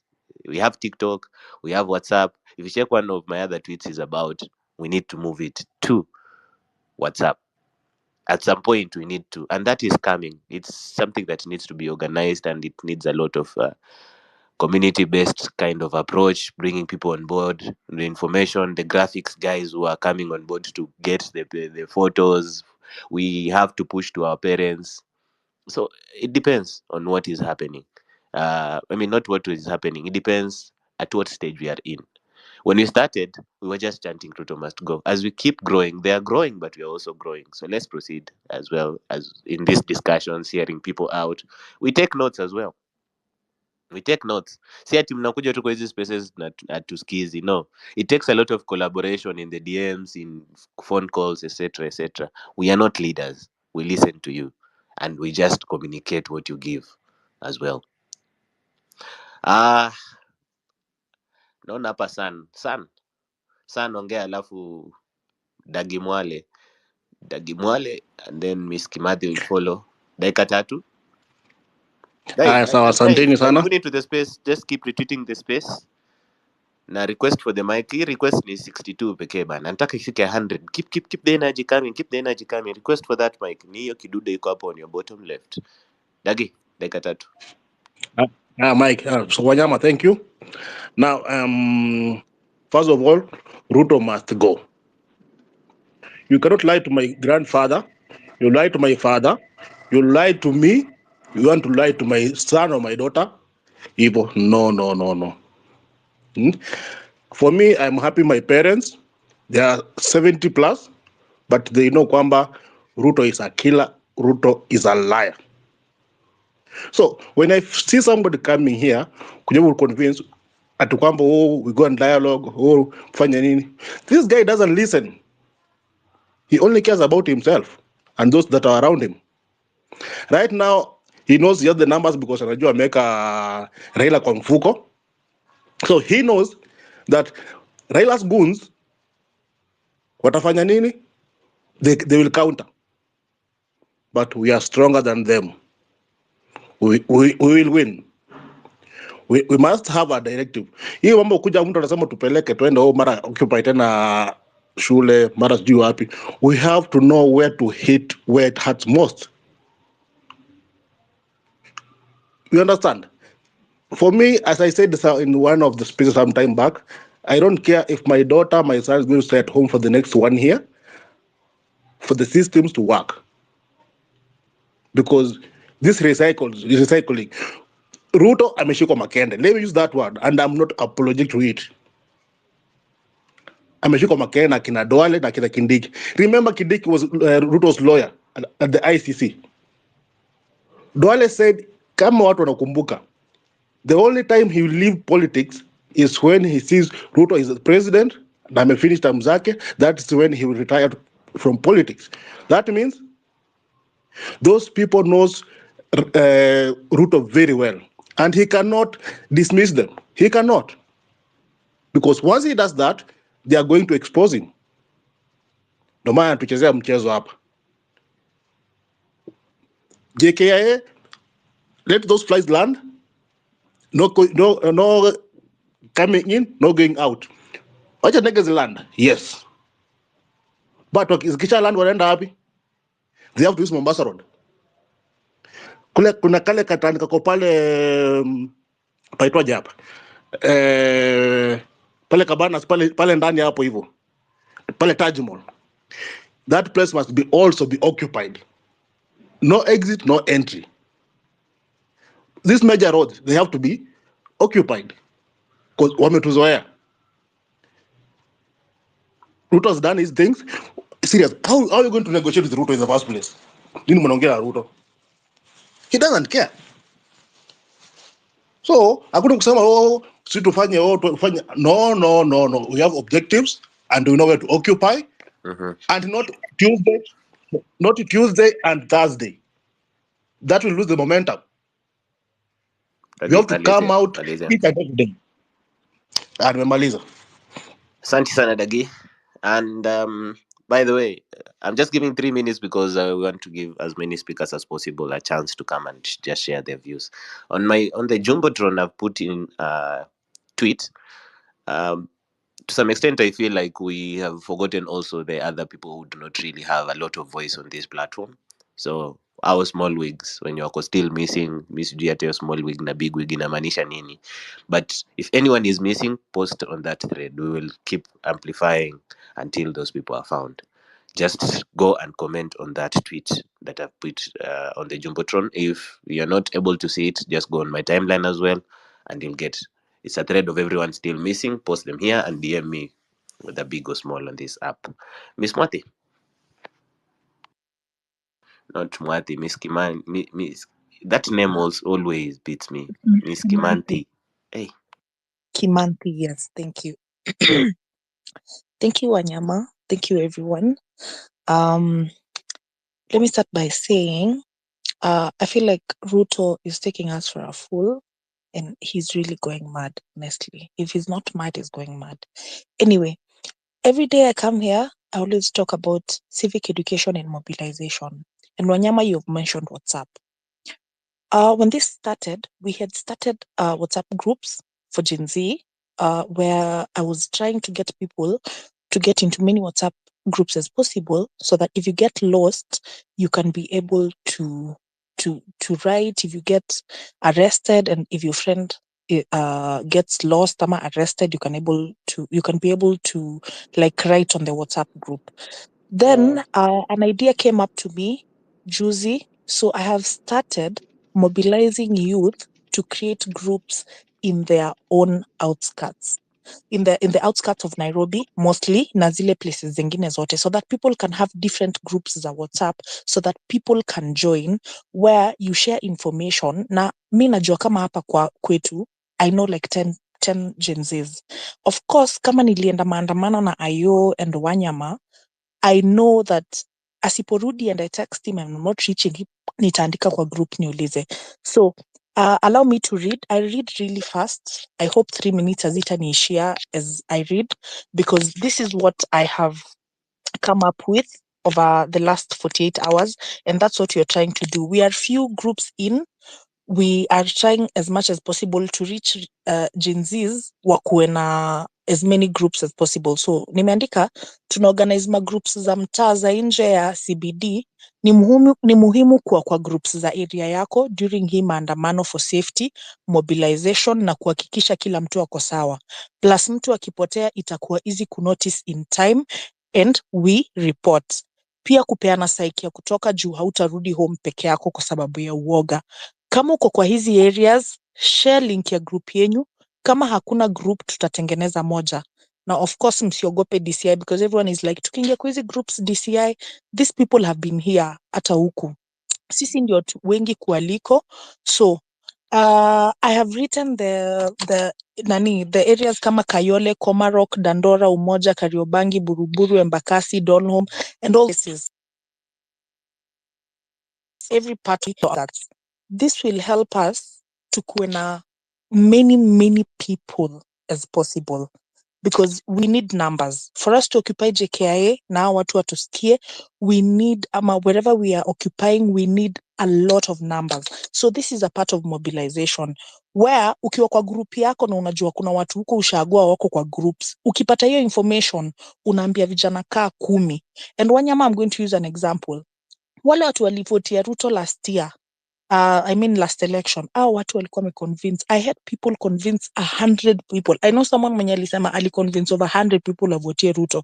Na ungekuwa na contrary opinion, hata ungetandikwa. So what I'm trying to say, that same energy we used that time, we need to use the energy right now. Kuna watu hawana simu, kuna watu hawaingii X, kuna watu hata hawana WhatsApp as we know. Kuna watu wameibiwa masimu. Kuna watu wanaogopa kutoka because wanaogopa kurudi peke yao. So guys, we need to get into these groups. Personally, I'm in like 3 WhatsApp groups where we are sending that so that we can get. Right now, I have links for Thika Road. I have links for Machakos. Yes, people are creating links, wananitumia, then I share links hapa kwa Twitter. I've been sharing links watu wanaingia so that you can be able to know. So without kuongeza more, please get like 10 people. Make sure uko na 10 people and more tukikuja Tuesday. Thank you and God bless. Asante sana Miss Kimanthi. I'm now known your name. Asante sana. Albert Nsengu. Albert the Menace. Sorry. I was taking a bit. Wanyama, I wanted to pick on where Mariam had actually left here. Thanks for this for the speaker option, of course. But I wanted to pick at where Mariam had left. Not voice of reason, but rather voice. I want to not really critic, but also question a few things, and the pragmatic side of everything. I understand the previous, not the immediate previous speaker, but the other one who was actually agitated and saying they want to cross the road at City Cabanas and all these other places. I echoing Mariam's question, what are the irreducible minimums? Like, what are we demanding? How is the message Ruto must go going to be affected? So do we really mean Ruto must go home? Or how is the message occupy City Cabanas or occupy Parliament or something packaged? I've seen occupy somewhere started as a peaceful way of occupying somewhere, but we now know clearly that people are now using it to actually be violent or actually be violent against these people. You've seen now I've seen also Gaido pushing occupy Boniface Mwangi's place, occupy Kai and Cairo's business or such a thing. So then it becomes something that is so vile, so then it's a revenge tactic. It's occupy the parliamentarians' home, so we are going there to burn their home, or we are going there. So it's like a code word for the violence. But at the same time, we want to have a peaceful country, and we want to say Ruto must go home constitutionally or such a thing. So I think there are double standards. Only a lot of very big, I don't want to call them bigwig, but it's so funny for me looking at everything. Very few people, of course, who own the organizations or the social justice movements are winning in this. People are moving out. Of course, they're inciting the youth. The youth are stepping out, of course, to go and push the agenda. But as we saw clearly in the past week, Ford Foundation is paying. Other people are paying. Donors are paying. You Twitter, like people on Twitter or diaspora are also contributing. So there are people actually getting funds out of everything, but at the same time, printing T-shirts and doing everything. But at the same time, there are youth actually dying on the street, trying to push a narrative that has no end. Like there's no, there's no end to this. The end is we can protest and we can picket, yes, but we can do it peacefully, and we cannot expect that the president will actually step down and leave the presidency. If we want to do it constitutionally, let's elect him. Not elect. Sorry, let's not re-elect him in 2027. It's fair enough. It's following the constitution. It's only 2 or 3 years down the line. But now we are only 2 years off politics, off the ballot, and now we are back to the cycle of politicking in the country. We are back to the cycle of agitation. People are not being productive. We are losing businesses. We are losing lives, which is a very important thing, for no reason, for a president that will still stay in power until 2027, and we will have a chance to actually remove him out of power. So for me, it's a bit ironical, and I really don't get the end game out of this. I really despise the diaspora that has been pushing this agenda for so long. I despise them for so much, a lot, that I've even not spoke on their platforms, because they're fueling or inciting the youth in the country. I understand that there are issues accountability, but we expect the same president to look at the issues accountability. So we can protest, we can do whatever, but let's have petitions. Let's write something to him, like Mariam said. Let's write something and say, okay, this is the reducible minimums, and we expect you to work on these things in this time. He dropped the cabinet. Of course, there are political players, and remember, appointing CSs is a political space. It's not, he won't appoint everyone in the country, so it's a political space. He will choose technocrats. Akina Kindiki are all technocrats. They are professors in the field that they're working in.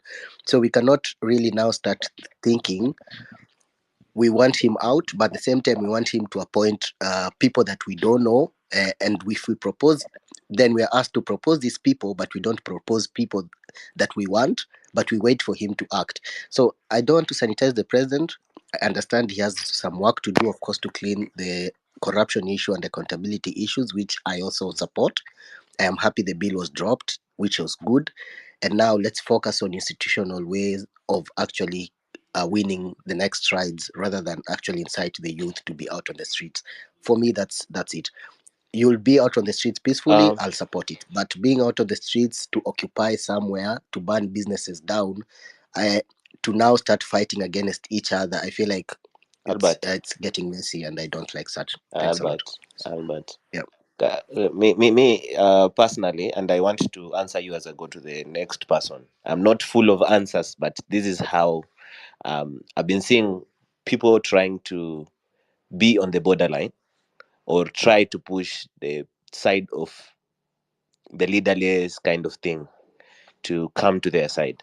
One is, I've been reading what people are saying. So on the, especially on the Kindiki matter, the others like Aden Duale, etc., etc. Me, I don't want to go there because it's clear they are not fit for purpose entirely. We are looking at these Wanyama, things from the point of. Let me just finish first. let, We let we me are ask. looking. Let me ask as you answer. Yeah. Mhm. Have you seen the Somali business? Not really Somali. I don't want to tag them Somali, but rather the Kenyan Somali businesses that have risen up in the east side of Nairobi. You've seen what Isili has become. Mhm. Don't you think those are capital owners? A whole block of voters, a whole block of capital owners in the country. Do wish the businesses are running? You've seen how many buildings in Kilimani or Kilelesha are all owned by a certain group of people. But my question is this, and this is Uh-huh. where this is where I come in with. I really need very clear communication. What is the relation between Aden Duale and the Somali community? He comes from there, but what is the relation with him being in office? Those are two different Capital things. owners. So, And capital owners. We have to the understand the country is government. not run That by is what we are trying to remove from the government of tokenism. That is what is ailing Kenya. The next thing Do is you know what the Amaluya. Rockefeller We Foundation will does in? Okay. easily say as well, using the same narrative, and I'm taking time to answer Albert because this is a question I get in all the different spaces. I can easily say Luyas are also majority in one way or another. They deserve something. Do I support Papa Roma being in speaker position? No. As much as he's been in foreign affairs for years and years and years, you can easily just jump in and say, okay, since he's been in foreign affairs for many years, he demands that he has the numbers, and lawyers also have businesses, etc., etc. He needs to be in that office. Those are very risky lines that we are. It's like one thing is leading to another. If you talk about capital owners and they want to be in one space, we'll have to bring in tribalism as well. So I really don't want us to go there. Lastly, it's this: he who comes should come with clean hands. Kindiki, from the beginning, people have been pro Kindiki. But is there goodwill? That's what we are speaking about. Is there really goodwill? Or is he there to do the master's bidding? That's the confusion that is there with the Kindiki appointment. It's not all these other things of people saying, oh, left, right, and center. There's a lot of people with a very good CV in Kenya, by the way. Very, very many. So let's look at these things clearly, logically, and as much as there's emotions involved in them, and we have a voice. And I said, when we come to these spaces, and the reason why I'm looking at clear communication is this: people hustle to come to buy bundles and come to these spaces. So whatever we are pushing, let's push it very clearly and avoid gaslighting in different spaces as well.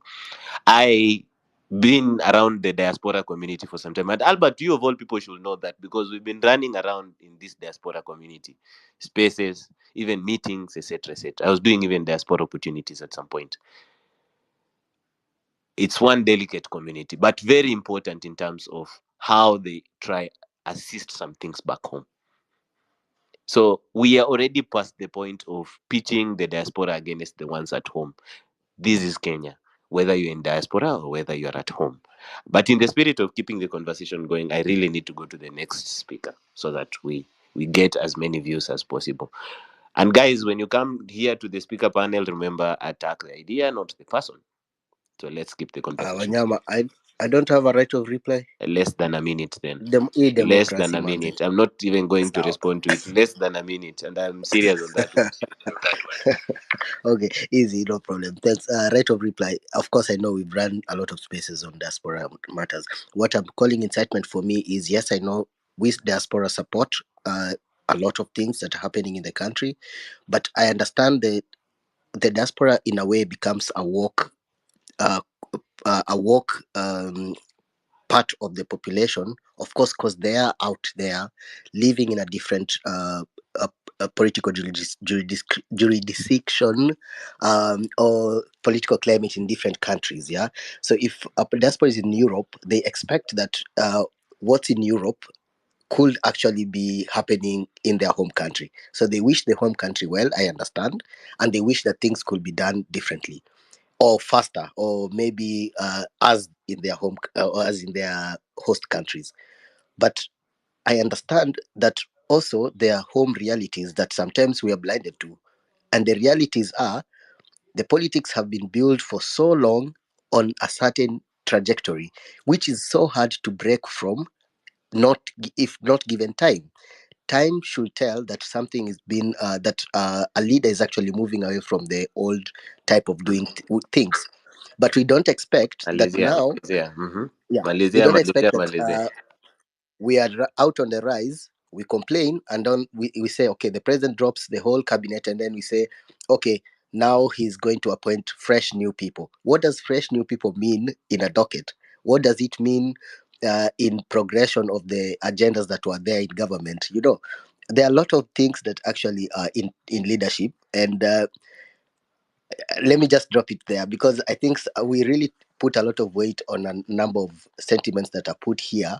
But if you really sit in some of these leadership roles or classes, then you really understand that it's not as easy as ABCD or biting your apple and going home. The president, you've seen how bad the president is becoming day in, day out, even on matters health. It's not, leadership is not what you think. I just drop it at that. Okay. Thanks, Albert. I don't necessarily agree with most, but this is a discussion for another time. Hirad. Thank you very much for having me. Can you hear me now? Loud and clear. Like Katatu. Yeah. 3 minutes. Yes, thank you very much for that. I would like to, add, my political point of view, and also to understand, what is, the agenda. What is the conclusion you want to reach after all these demonstrations? And we know Africa, the most of the political parties are tribe societies pushing one man, because of believing they are he from one tribe, and the others try to take the power from using a tribal political parties. So do you think you can educate your members and this those who want to participate this kind of civil resistance in order for you to change the the corrupted institutions that's been in place for quite a long time, instead of targeting just a one man? Do you think you can create a local groups who understand the difference between tribal political parties and the national interest, where you can uh, have everyone on board, instead of just some sort of group which looks like sometimes they are aggressive and violent? So why don't you try to educate the members who want to participate this kind of civil resistance, and to have a guidelines what to do or not to do, where you are aiming? Is it possible? And that the current president is going to step down. Is that possible in this situation in Africa at this moment? So do you think you are doing a lot of effort which have no conclusion? I came from Somalia maybe 22 years ago. What we have seen in Somalia, in Ethiopia at the moment, in what's going on in Kenya, Sudan, everywhere, group of political, leaders are trying to, overthrow president. In order to do that, they are violating all the institutions, the peace and stability, the interest of the country, the national interest, the people's Please safety and finish. security. So what I'm trying to say, do you have a proper plan that you can explain? We are people above the tribal issues, and violence. We are aiming this and this. We want to reach this by that time. We are some sort of people who have programs educating their members. Then everyone can trust and join, because nobody wants to have a corrupted leaders. For example, I've been spending a lot of money to sell things through Jumia. I am one of the people that it cost one day of demonstrations, but at the same time, if it will help in the future to rid of the corruption in Kenya, that will be my interest. So can you come up with an ideas, guidelines, where you can be a very peaceful people who wants to make a change that will be the interest of everyone, for Africa and Kenya, and the leaders who wanted to overthrow this corrupted government as well. Thank you. Thank you, Hirad, and thank you for your efforts as well. Tunasema shukrani sana to anyone that showed up and gave their best. Asante sana. Those concerns tunaifikiria, but also keep your voices coming in. Julie, you next. Hello, everyone. Can you hear me? Loud and clear. 3 minutes. Okay. So my concern particularly is on calling for accountability from our policemen. I think we are leaving this issue on other people, like maybe the IPOA or the Human Rights Resource, Commission to deal with the issue, while we are the one who are suffering, and we are the one who are supposed to take this issue on the front line, because to be honest, I don't think anyone is looking out for the young people. I don't think so many people are as concerned, about those who are being hurt, those who are being abducted, those who are being killed in the demonstrations. I think it's about time we take the matter of our own security in our own hands. My suggestion is that we can march to the police stations. We can demand from those, who are in charge of, or who are giving orders, to tell us why are people being hurt? Why are people being killed in the streets? So I feel like we shouldn't leave this matter to other people. We as a movement, we should be on the front line. And I think the first thing is our safety. If you're going to the street and you feel like you're not safe, anything can happen. Then I think this is what is demoralizing a lot of people or even creating a lot of fear, because if one is shot and no one is taking responsibility, or no one is accountable, or it's just another person. Even the police themselves, they have the guts to continue with this brutality. So I feel like maybe before we occupy anywhere else, can we have a strong call for accountability from our police force, and also those who are giving the orders, especially those who are giving the orders. Can we maybe occupy the,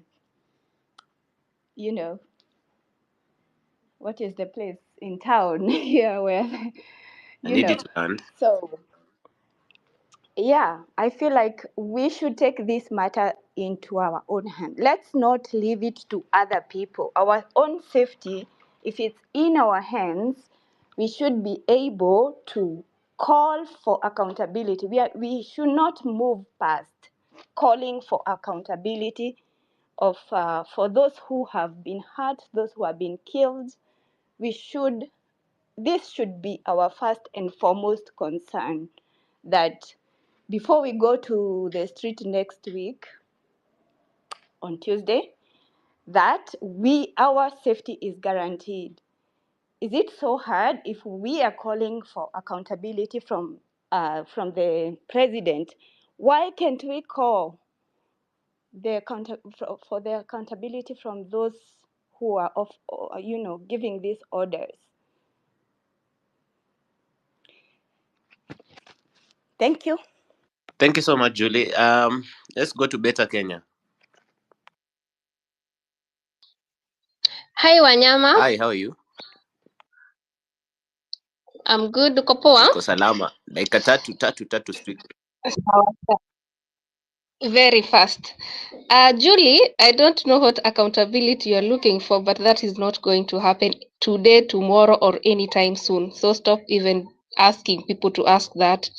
By doing that, we will be wasting more time. We've already wasted enough time waiting for President Ruto to give us whatever it is that we want.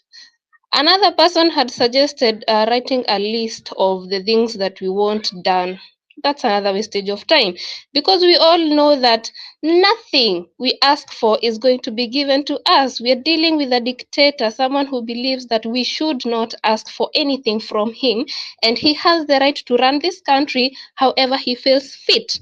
So no, asking for anything from him will not solve anything. We've seen that, we've been there, we've done that. We need to move on into finding solutions and giving ideas that are going to push him out of parliament. Another thing, doing this using the constitution will never work. Why? Because he is the one creating and making these constitution rules. He is going to change the constitution to what favors him. So that cannot work. That's why he cannot give. Okay, ni kama sasa mna expect Ruto awape the key to opening a door that will lead him out of parliament. He's not going to do that. That is not going to happen. Occupying schools. I don't get the point of occupying schools. What? Because tukienda maandamano, most likely the children won't even be in schools. That's another wastage of time. Let's do things that will make them uncomfortable, things that will fuck him up. JKIA sounds perfect. I don't know why we have to go through, around and run around when we know occupying JKIA and crossing the expressway is going to work good. Is going to, is going to make him feel it. So we should be occupying, the ports. We should make sure nothing gets in Kenya and nothing leaves Kenya for a certain period of time. So tufunge kama maports, JKIA, borders zote, to make sure hakuna outside, anything from outside is not getting in Kenya, nothing from Kenya is leaving the country.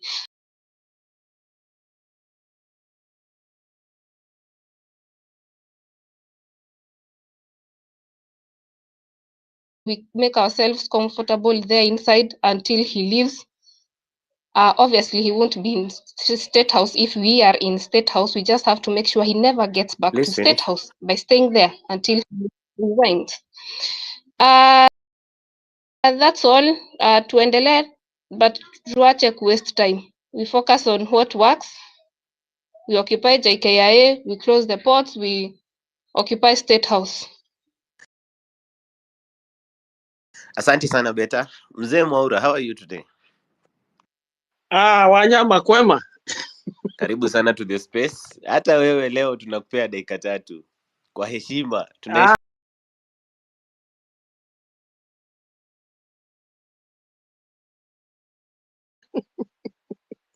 Okay, thank you very much. Me, I just want to start by saying this. I'm really shocked to hear what some people are saying. You see, particularly those in diaspora. You see, the fact that something is illegal doesn't make it moral. Let me repeat that. The fact that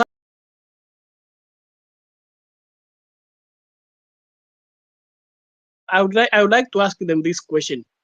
If this thing, what happened on 20 when Parliament was occupied, if Parliament was occupied, let's say in Berlin, let's say it was occupied.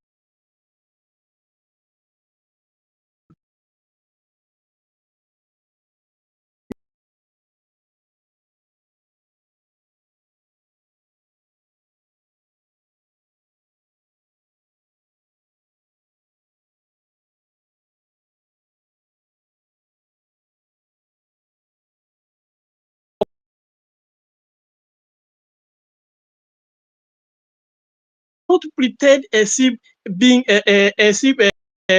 being in diaspora and living in the comfort of where we are, and things that can only be done by the devil himself are happening in Kenya, and we just clap and just watch them happening. No, I don't support that.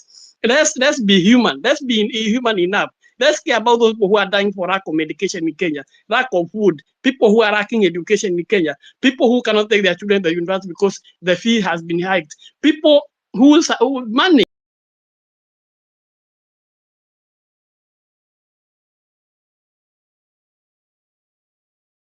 Years down there. Yes, I believe it's only 3 years, 2026. But do you know the kind of damage that RUTO will do before we reach 2027? You see, this is not a person you can negotiate with. It's as if we don't know who RUTO is. We know who he is. We know the history since the YK92, since the grabbing of Rad Muteshi,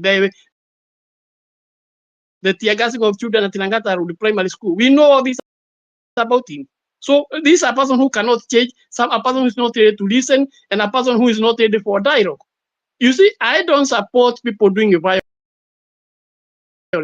I'm fully against that. And when you hear that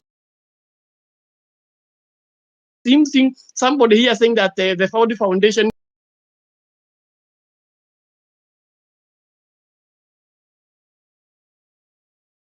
intelligence. We have one of the best intelligence in Africa. He could have brought the evidence. He didn't bring the evidence. And the Ford Foundation, in fact, there's a lot of projects in Kenya, including the judiciary itself. Does he also want to tell us that funding the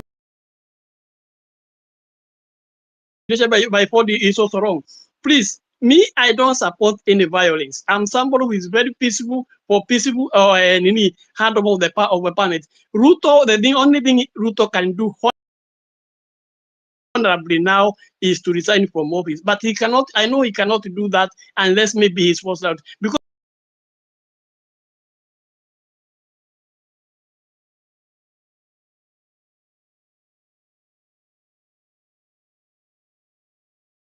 you're comfortable, right? But let's be human. Let's care about the sufferings of that Kenyans are going through. Where's Jua? Uko umekaa huko, sijui huko Marekani, umekaa huko Uswisi, huko Ujerumani, Uingereza, huko in your comfort, everything is running. Where's Jua ile shida hii tuko naye Kenya? Tafadhali tuheshimiane. Tujue ile shida wa Kenya. His request for the mic. Asante sana mzee Mwaura. As always, we value your wisdom in these spaces. Mukikasirika, don't drink water. Breathe in, breathe out, then come to these spaces and vent. Joshua?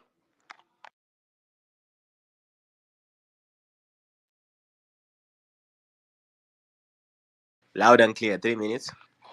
All right, thank you. I want to say, Mwaura, thank you so much for venting, and this is what I want to hear. I want to reply to Alpert. Government. The government is rotten to the core, and there's no Kenyan that can accept what the government is doing. I mean, you cannot fire the cabinet after firing all the cabinet, and then out of 11, you bring back 6. What was the point of you firing them? You could have reshuffled them and fire whoever you wanted to fire. All right? Yes, sir. I still insist on the part of I'm not trying to protect Albert, but I still insist on the part of attack the idea, not the person, because here's the thinking. I'm trying to attack his idea. Yeah. Here's the thinking about, and you're not wrong, Joshua. I'm just trying to elevate us all. Let us elevate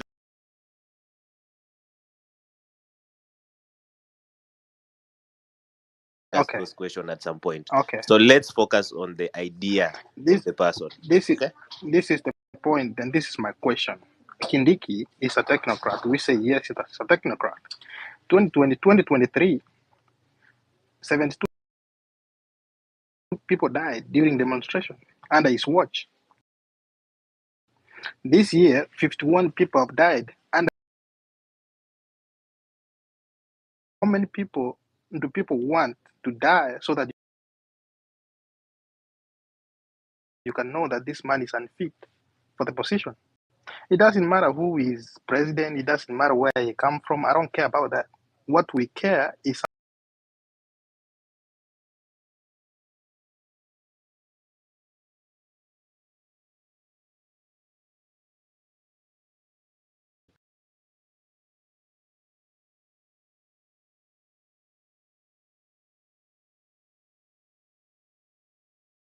week we are going for Mandamano, and some of us will be supporting you here from sharing the hashtag and everything. The thing is that let us try to inject to Sirusi hope to endelea kufanya kazi kawaida. Kazi anamaanisha kazi ya maandamano. That's the only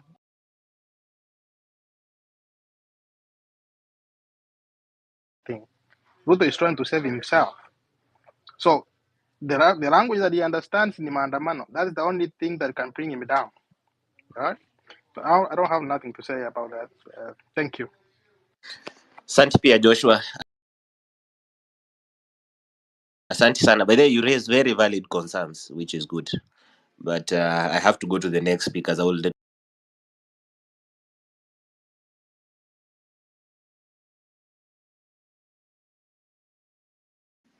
Billy Mijungu. I've never heard his voice. Keeps coming and just...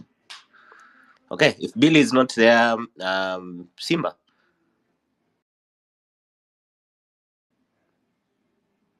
Simba, can you hear me? Hashim Simba. I've clearly marked how people are coming to the speaker panel. Next, Mr. Daniel Wabwire. Hata pia mimi nichukue nafasi kwanza niwasalimu. Before you continue, Daniel, I let think me tell nimesalimika sana. Daniel, just a second. Simba and Billy, please, I'm dropping you, but come back to the speaker panel. Just request again once you've sorted out your mic issues.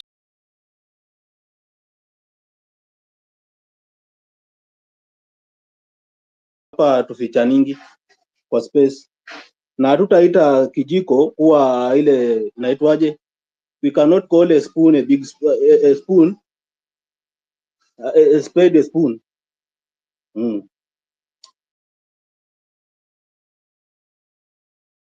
Mimi kwa watu wote ambao wamepeana mazungumzo yao tumesikia wote, and most of them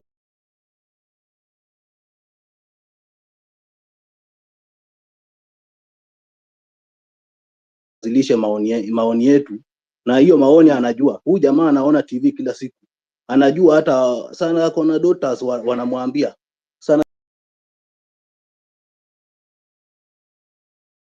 nasema daughters wako kwa ground wanaongea na vijana na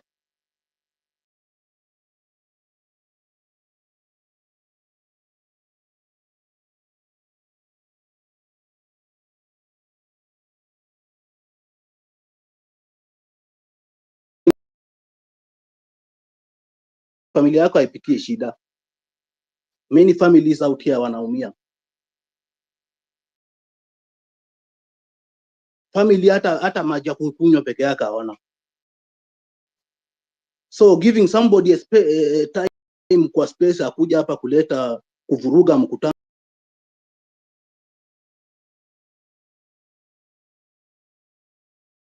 imeandikwa RUTO must go, kumaanisha ukiingia umejoin cause. You either you are with us or with them. Hiyo ndio mambo yenye tunafaa tuongelee. Lakini tukileta ati you have different, tunakubali both opinions. Hii hatujaweka ati debate kuuliza who is supporting the government and who is not supporting the government. Here tuko here on the same cause, and the same cause is that RUTO must go because he has failed as a leader.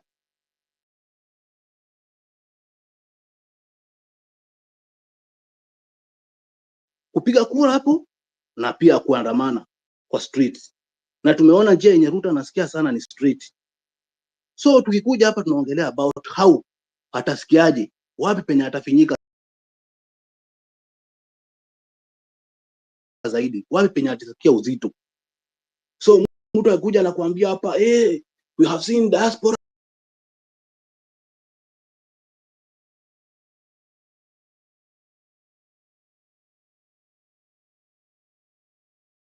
protest. Mimi mwenyewe najitoa kwa sababu najua hii serikali ilipitisha wapi kupata kazi, nikakosa kazi mpaka nikaanzia biashara yangu, na hiyo biashara yenye nimeanzia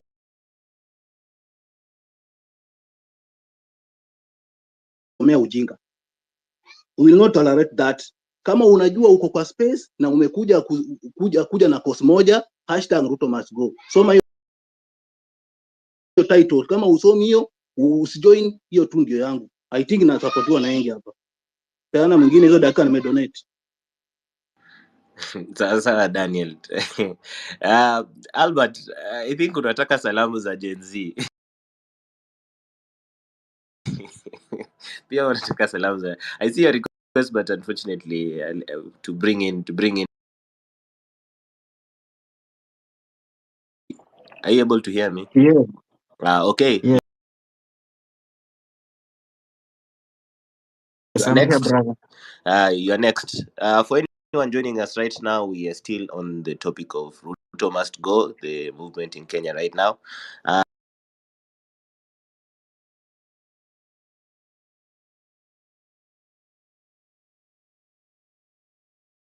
The reason why we are doing that is not for gain train. We are asking you to do that because whenever we put the next space, you'll be here and you'll be joining us. Do not miss even a dime. Mr. Yuti. Go ahead.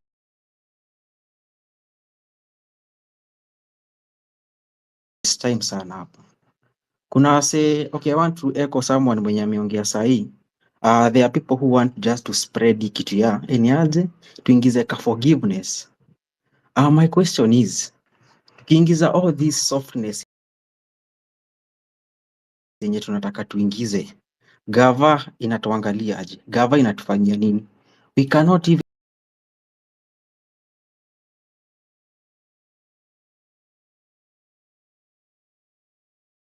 sahi tumeweka sana. I think it's time ni aje, we are tired and we need to show how serious we are kwa sababu at the moment as much as we are showing we are very serious, you see how the government is doing. Tunachezea mind games na ndio maana hizi mind games zimejaa. Okay, you come even sikirie gava huruma, msifanyie hii, hao wanatufanyia nini? You guys mnataka tuache hiki kitu turudi wapi? Mnataka tuache maandamano turudi wapi? You want the next week, the next month, you're still dealing with the same people. Sasa kwanza watakuja na vengeance, watakuja na ubaya.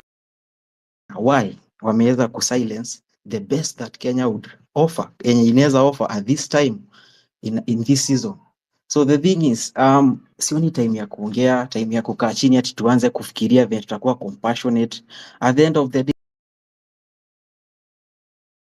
these guys are killing us. They are killing our businesses. They are killing our dreams. Yani uko sahi hata ati niko na agenda ya ku-export labor. Yani sitaki mwaka kwa country yangu, nataka muende mwaka na huko. Kwa sababu yeye anataka kucontrol the retail yenye wataachwa.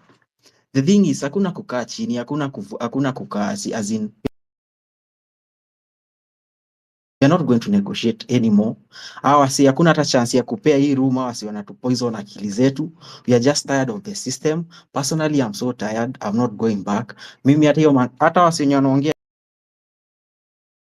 ati historia ya maandamano, ni wasi watu wajaenda. Ni wasi wajafika kwa street, ama ni wasi wafeki.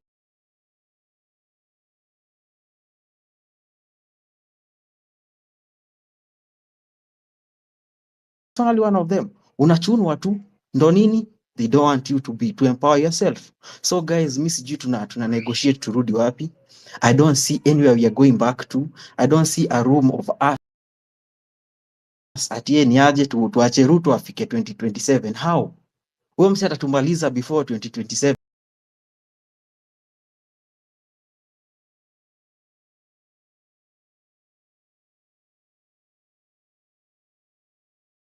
Time yako So, imeisha. Time yako imeisha. Mongare, let's have some decorum when you come to the speaker okay, panel. thank you. Yeah, just Thank you. wait Can you for hear your me? chance. Mongare, wait. Have some decorum when you come to the speaker panel. You'll get your chance. So let's give other people the chance they need. 3 minutes, 3 minutes, 3 minutes. Anthony was next. Anthony?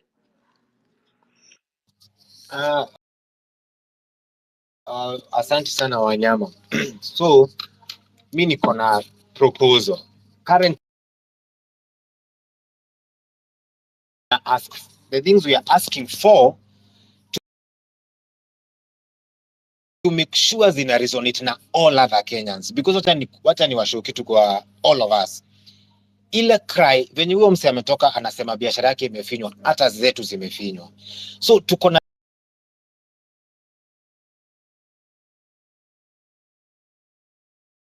wasi wanasema RUTO must go constitutionally, na Wanyama I think unaweza bring in lawyers watu show yes, tukichoose option ya kusema Ruto must go, constitutionally how practical is it? Akituambia, akitupea reasonable timeline, well and good, you can take that route.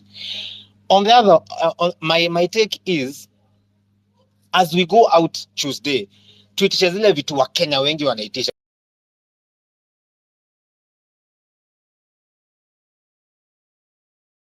So tuitishe vitu kama huyo msa amesema ideas, no, we say we want a better cabinet, we want corruption tackled, all these things. I know people will say he knows, but repetition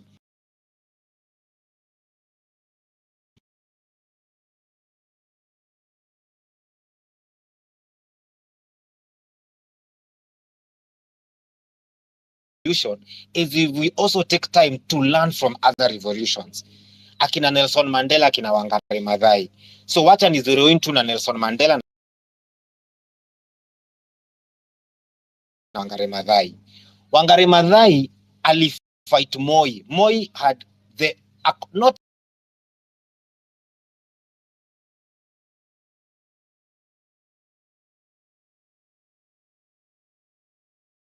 yeye pekee, wakitoka wanapigwa, wanauliwa, wanaimprisoniwa.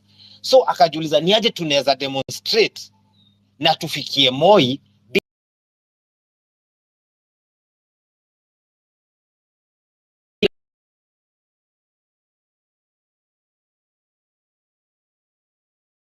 back.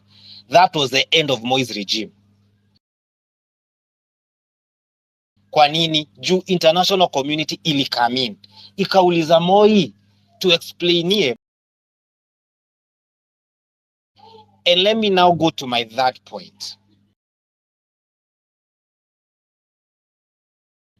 That's where the international community, that's when you get to realize how strong the international community is when it comes to our local politics.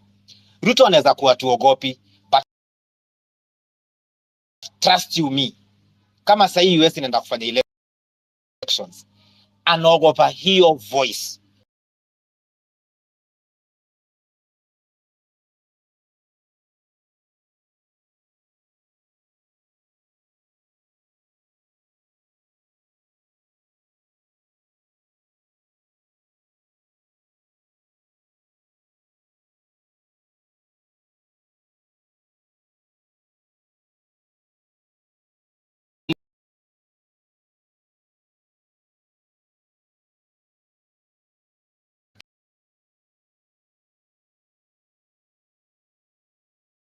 Without us having to die, we shall win.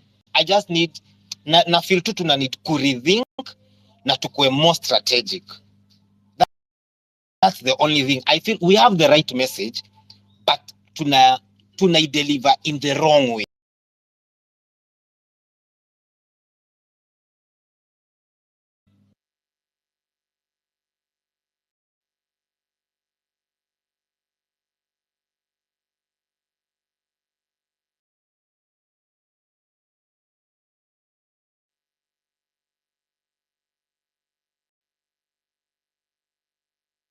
Wanyama,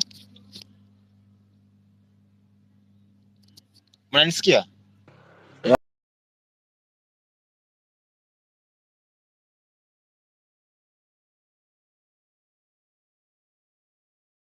Fikiria venye tunaweza merge na ayo comment akatoa a very good example venye Citizen Nation wali interview president. If there's a way tunaweza leta hizi ideas zote into one boiling point, kama we una hostingi, Kibe ana hostingi, wase wale tunaweza kuwa na, tunaweza agree, tunaweza come pamoja.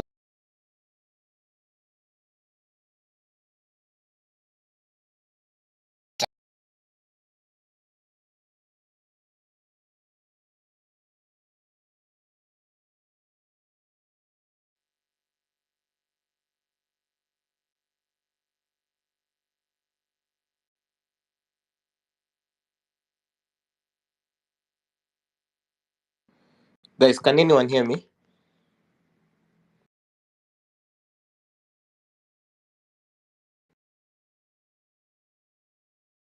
Kicked out of the space. I don't know how, man.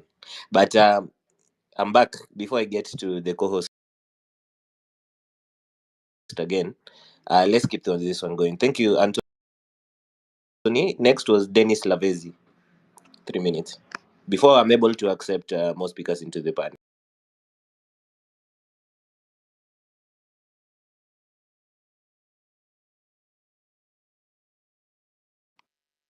Yes, Wanyama. Tuambie maneno muhimu kwa dakika 3. Nitajaribu kucompress.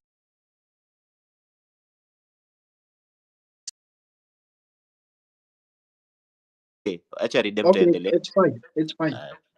Thank you. So for self-preservation in this era of abductions, I like to declare mimi ni mtetezi, mwandishi, mzazi na mwananchi. So I will address, today I'll speak as a writer who uses words and I'll speak as a mtetezi. And as a parent, I'll say, hata tukiongea aje, I have been out there because my children, my nieces,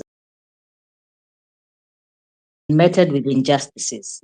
Now, very quickly, politics is a game of numbers. And it is a game of perception. I want to apologize for people who've been in this platform. Yeah, Oyo na Afrocentric. When I get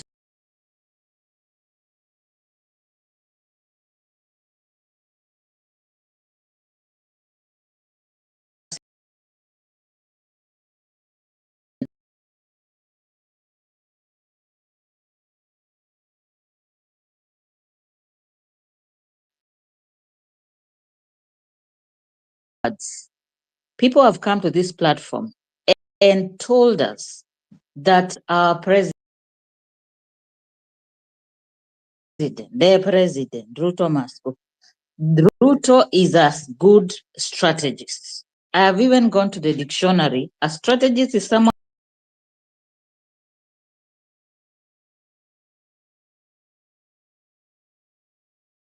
who is hand dealings. The plans are under. So the use of words is what is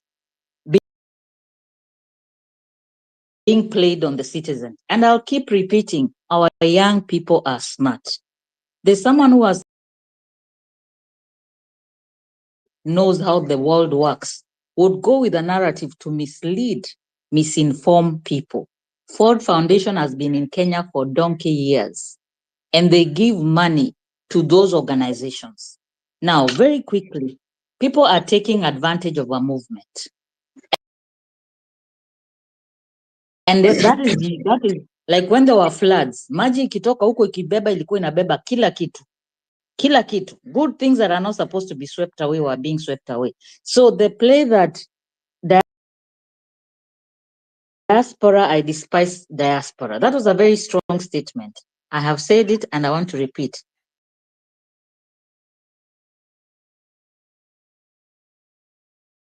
That is in Kenya. Anything else ni maneno. Ni kucheza na maneno.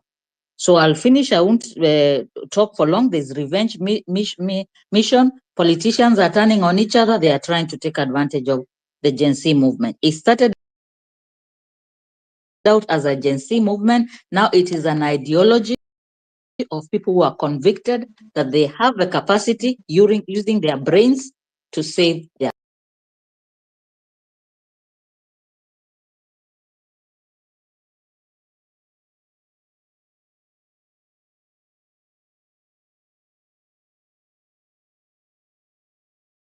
election, post-election, every time we have skirmishes.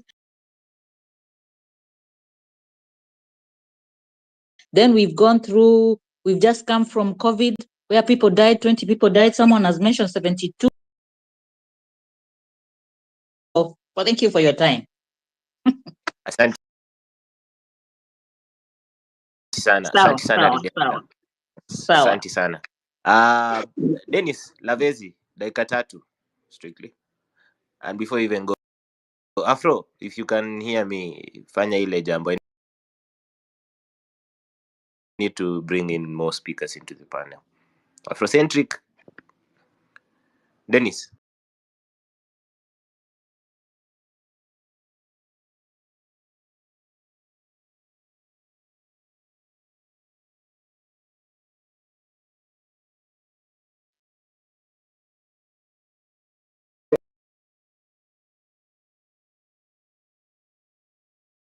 to talk about the strategy.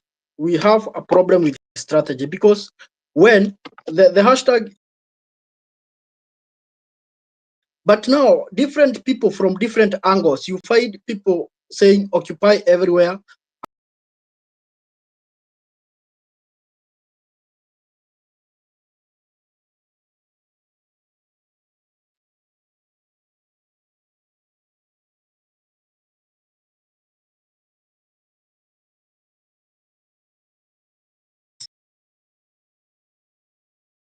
So when we do that, that's why we are seeing police are able to kill us. Police are able to abduct us because we do not have numbers. So that's we have a problem with the strategy. Remember, we are dealing with a person like the previous speaker has said, is a strategist, and you can see how he knows how to play games. Religion in Africa, I don't know. I think some people know, but not many people. Religion is one of the main cause of poverty and suffering in Africa. Most people may not believe it.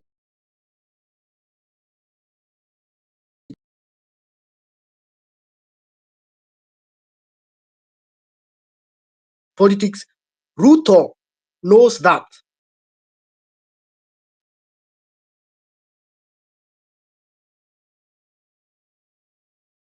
Quickly learn to the religion, to the church. They try to ask the church to calm down the people. And the good things that the citizens are fighting for, eventually, it becomes nothing because most of the people listen. And therefore, we should be able to know the kind of the person we are dealing with.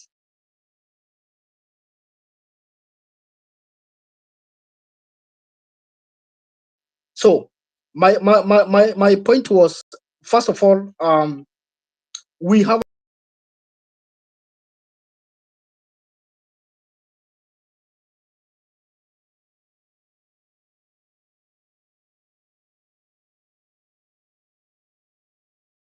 for example, the last time there were demonstrations, I could see in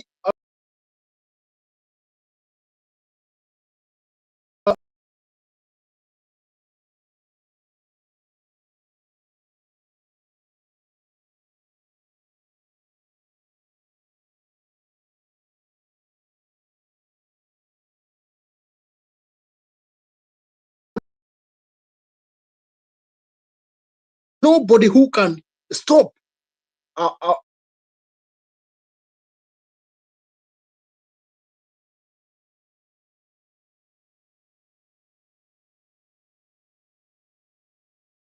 continue with this kind of occupy CBD. And even now, you go to Twitter, go to X now, you see people are spreading different strategies. Occupy CBD, occupy whatever, occupy Uhuru Park, occupy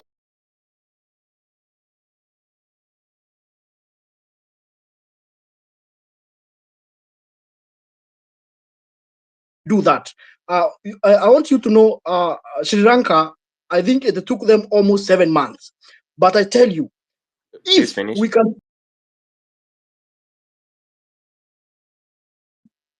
we can, pull these people and we spread this strategy, we, as somebody is saying, we are wasting out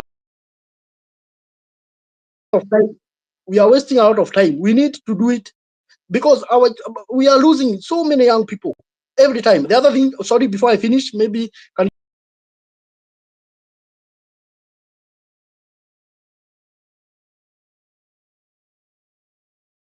posting posters there, releasing them to the president and the country, saying, we have said you do this and this. Why are you not creating a poster, please, and say, let it giving police ultimatum. We tell the police, warning and ultimatum. Tomorrow, if we go to the streets and you kill one more person or abduct one more person, we have also to act.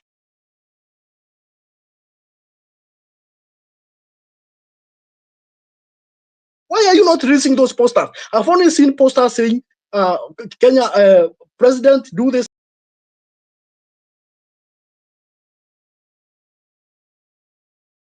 Dennis, It is high Dennis, time we give. Yes, yes, please. kwa heshima tu umalizie. Okay, let me stop there. But we need a clear strategy.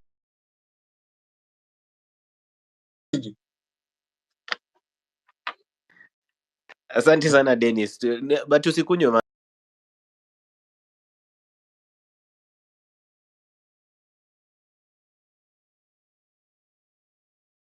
like that. Simba,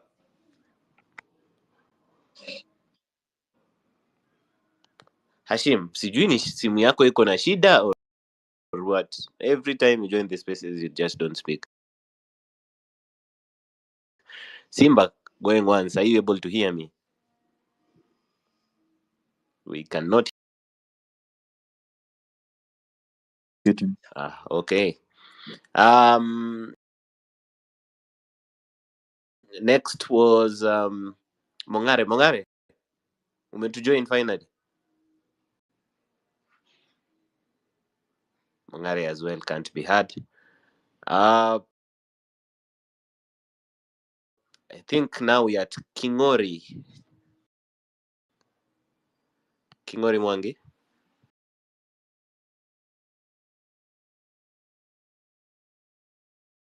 This debate is it is timely, and we don't need to continue attacking the driver. We must also look at the vehicle ourselves.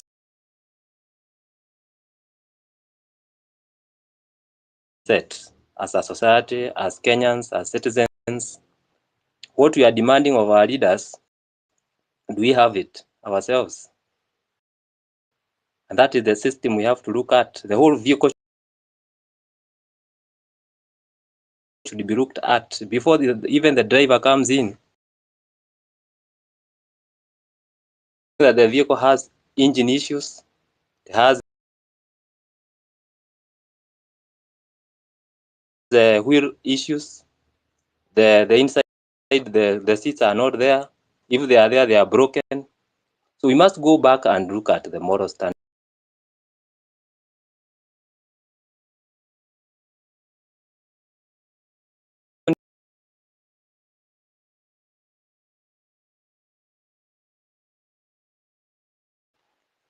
So that you can cure the problem of more.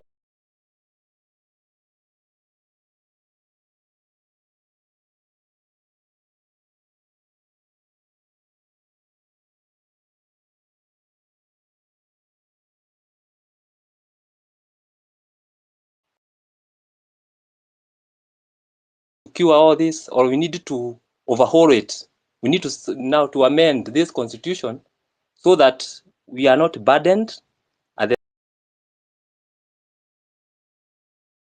the same time, what we are demanding is inserted, clauses are inserted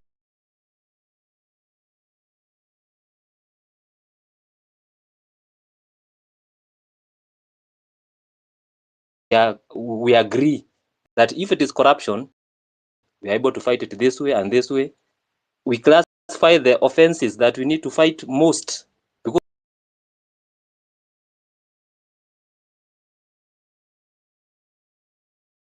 so the legal fraternity should sit down, come up with the citizen-driven bills, take it to the parliament. We also have other new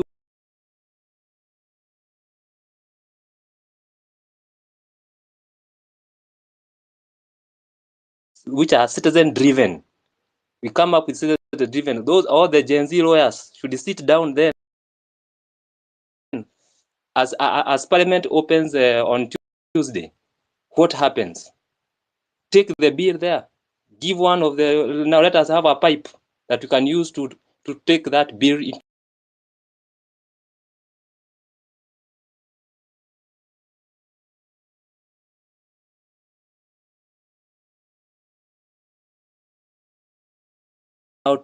Now to drive these bills, not even the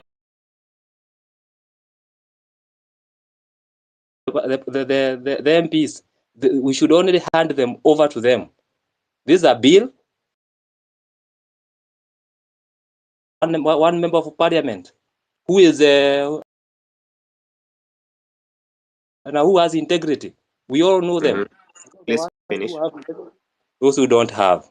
So I wish to submit that so that let us not continue saying that we should attack the driver. Let us look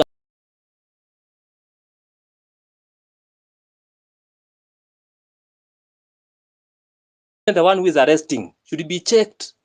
Is he arresting the right person? I saw the other day someone saying that they had arrested mistakenly one of the guy, the journalist. Even the one who is arresting, should he be checked whether he is arrested?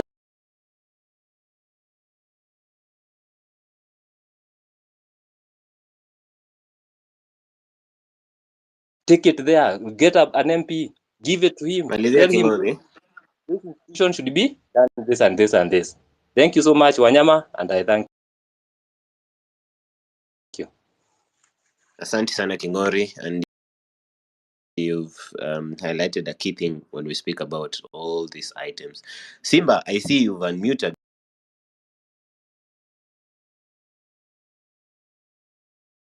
The last speaker before Kate. JM? Unajua Kemu. can you hear me, Wanyama? Again, thank you for the great work you're doing. You're Afrocentric, and I do appreciate. In my 3 minutes, I don't want to make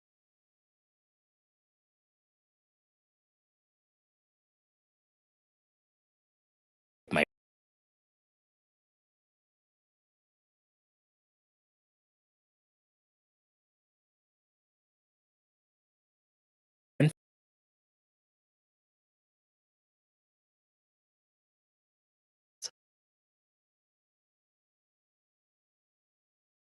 for full disclosure, it's not, has nothing to do with me. He raised something that is fundamental that I would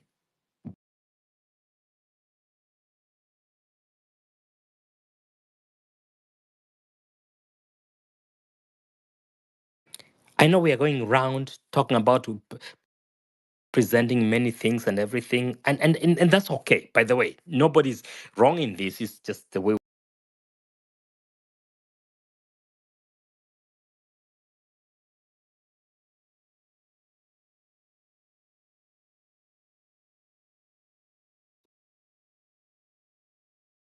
we do things, and I'm gonna redefine them. And when my time is up, please tell me, and I will stop. We are being told that we have an end game. That if this is achieved, then we stop. Freak Jesus, that's not even what's happening here. So we don't have a situation where that Kenya. I don't even know how much time we can confess that, communicate that, tell people about that. So the fact that you wake up one day and give us a cabinet and you tell us that you have achieved what these people have been agitating for, you have freaking no idea. You don't hear, and if you hear, you don't understand. What we are talking about is a complete change of where we are as a country, change of governance, and where we are heading to.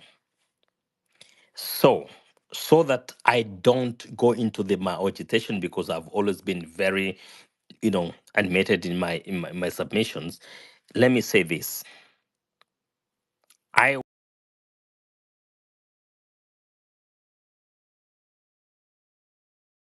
right, and all this. Let's talk about how do we bring a focus of the dangers we are facing in the Kenyan system to the international community so that when it comes to a time of us going to maybe not occupy State House, because I'm yet to get into that, maybe go occupy Huru Park and we get into billions of Malizia je. people. Oh, can you hear me? Oh, shoot. Did I lose everybody? Can you hear me, No. Wanyama? Yeah, I can hear you. I'm just saying, please finish up before we go to the next speaker. Oh, shoot. Okay. Sorry. I guess my time is. I just want to make another point, but shoot. You can I'll make the probably point in a if I get minute. Do not lose your trail of thought. Make it in a minute. I still believe you can communicate. okay. This is a space So for the let me people. try that. So, yeah. So what I'm saying is that one of the things that I completely, and I actually left my own presentation, and I wanted to endorse what Anthony Moretti was talking about, is that we can bring an international community, and we know how to do that. I mean, Wanyama, you're not new to this. We say occupy, whether it's Huru Park.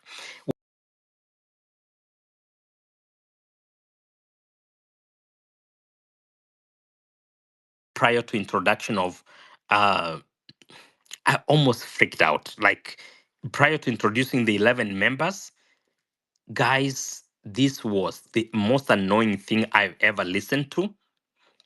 He spoke to what he thinks is the problem and not we have told him is the problem. If any of you think I'm lying, go back and listen to it.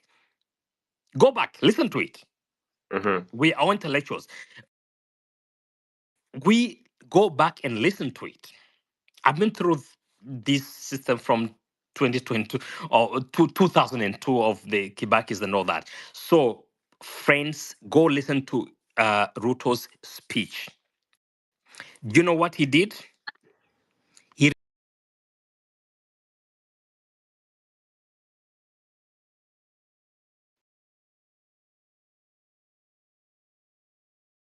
half of the cabinet, and then I go back to negotiate with the other party.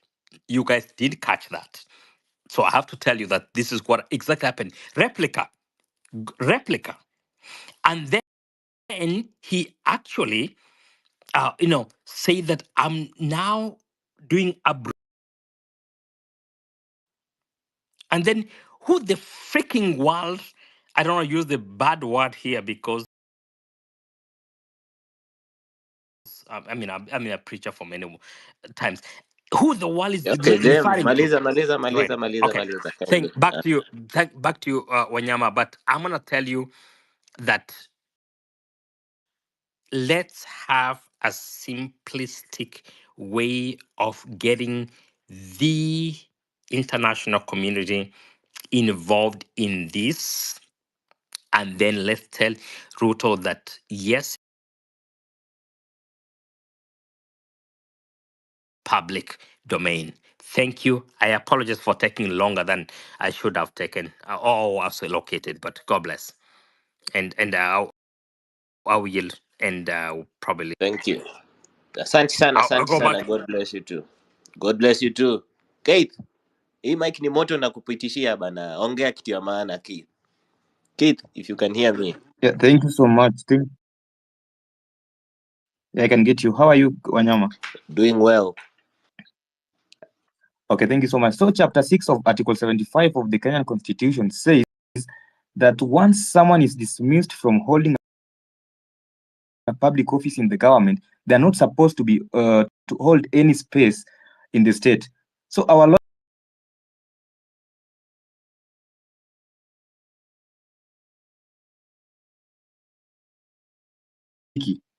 he was in office when people were being killed by the police. The police were killing the.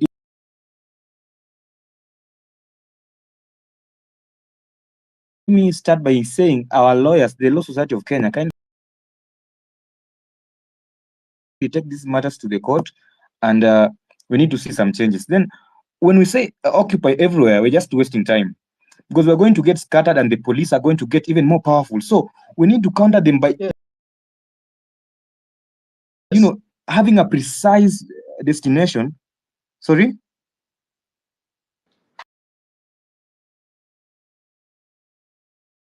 Occupied parliament, and that's why we were successful. Everyone came in large numbers. See how that some people were occupying the Uhuru Park. Some people, everyone occupied parliament. So we need a precise destination so that these guys will not get powerful by scattering us.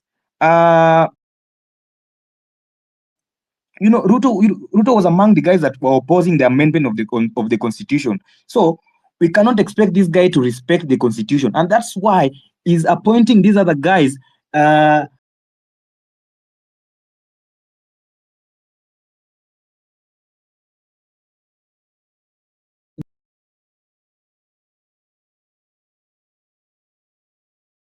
Is going to interfere with the constitution of Kenya, and that's what is that's what is protecting us as Kenyans. So any slight chance this guy gets, aenda kuharibu the constitution. So tusimpatie any chance to revoke this thing. Then Ruto has now started to plan for 2027, and that's why we can see we are getting troubles to access our IDs. People, we applied for IDs in 8 months ago. We've not received our IDs up to now. So this guy in 2017 alisaidia 2022 alisaidia na kuiba the election and 2017 pia. So Ruto knows what he's doing. That's why he is insisting in bringing back these guys. How can you bring Duale back, the guy that deployed KDF, Kindiki, akina Wahome? It's not making sense. So this guy knows what he's doing, and he's just telling us, fuck you guys, fuck you, because there's nothing we can do. He believes there's nothing that we can do, but we as Kenyans, we know there is something.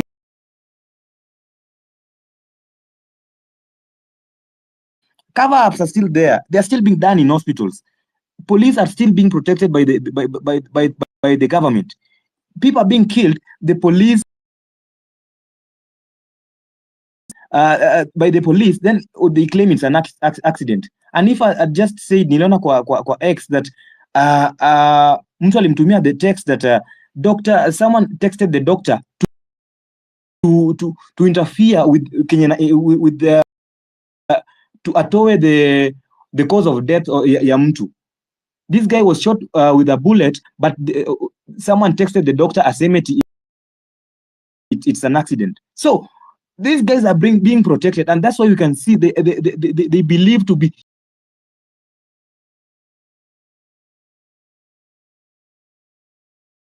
Uragiri, this guy that the killer cop that akipelekwa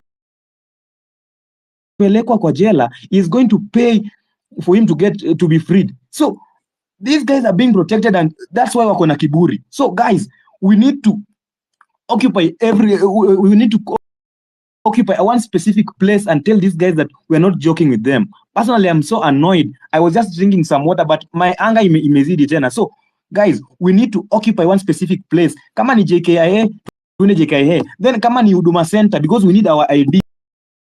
2027 is going, in case he survive this revolution, because in the previous election,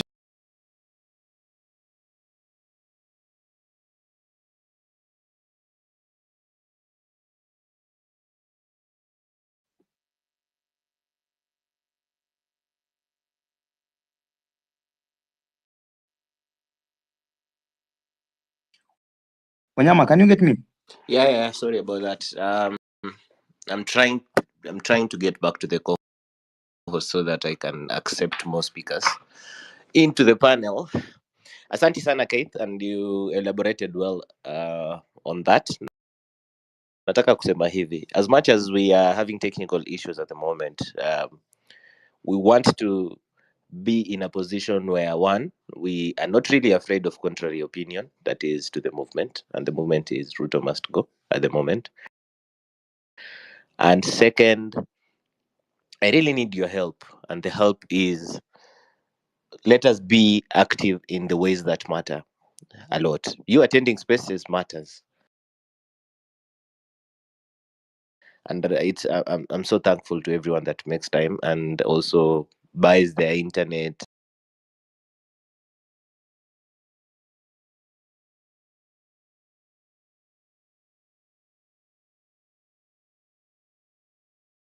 Is the hashtag that we want to make history with it. We have already made history, but we need to make further history. That's RUTO must go hashtag.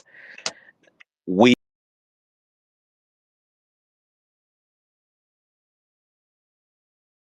with just the hashtag, it's counted as spam. So that's why we encourage you to put something before you put RUTO must go. Second is we are actively asking you to retweet the spaces, get it in front of many people as possible, because these only in such a manner, irrespective of the number of followers, the algorithm is going to pick it up and broadcast. The people that you follow and you do not agree with them, many people have given different types of opinions on that, micro influencers and influencers. Some of us are still on the path of growth. We will get there sometime, but yeah, we are thankful of the people that follow us. So we are asking you to, one, if it's not giving you peace, please block, because mental health imekuwa shida sana hii mwezi. If it's something that you can handle, please respond and tell them what your truth is. And if they have a very huge following, use that type of access to broadcast what your message is. Your message is RUTO must go. Put it in the comments if you're able to handle it. Kama hamwezi kabisa, you can also decide to platform them as other people have been proposing as well. And follow. You always have the choice to unfollow account. If you do follow back, blah blah blah, those things destroy the quality of the account. Not because these accounts are like the final jewel that we want to protect. No, it's because if we want to communicate effectively and to the high quality people that we have around us, then we have to maintain the quality of the accounts. These spaces are attended by different professionals, and thankfully, what tunaona huku lawyers, our learned friends, Dr. Ikurukot was here earlier in the morning. Lawyer friends attend here. They come give us their legal opinion. My request to them, even LSK, the LSK board members have been here, the KSL president or chair has been here, etc., etc. Lawyers have always been consistent with us in these spaces.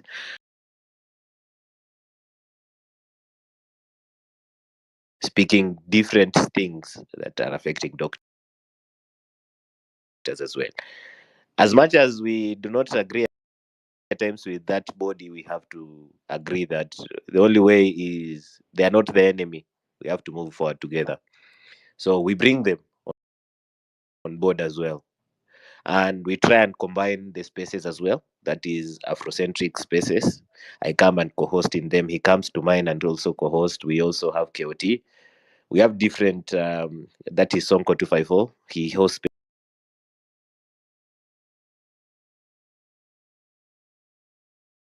is because we want to bring you, it's not about us getting new heights of numbers, etc., etc. We bring you a consolidated quality of spaces. That's why we combine, because this thing is selfless. It's not about who gains, who does not gain. We bring you the best of all of us. It's not easy to manage these spaces, but we want to keep the conversation going. And as a way,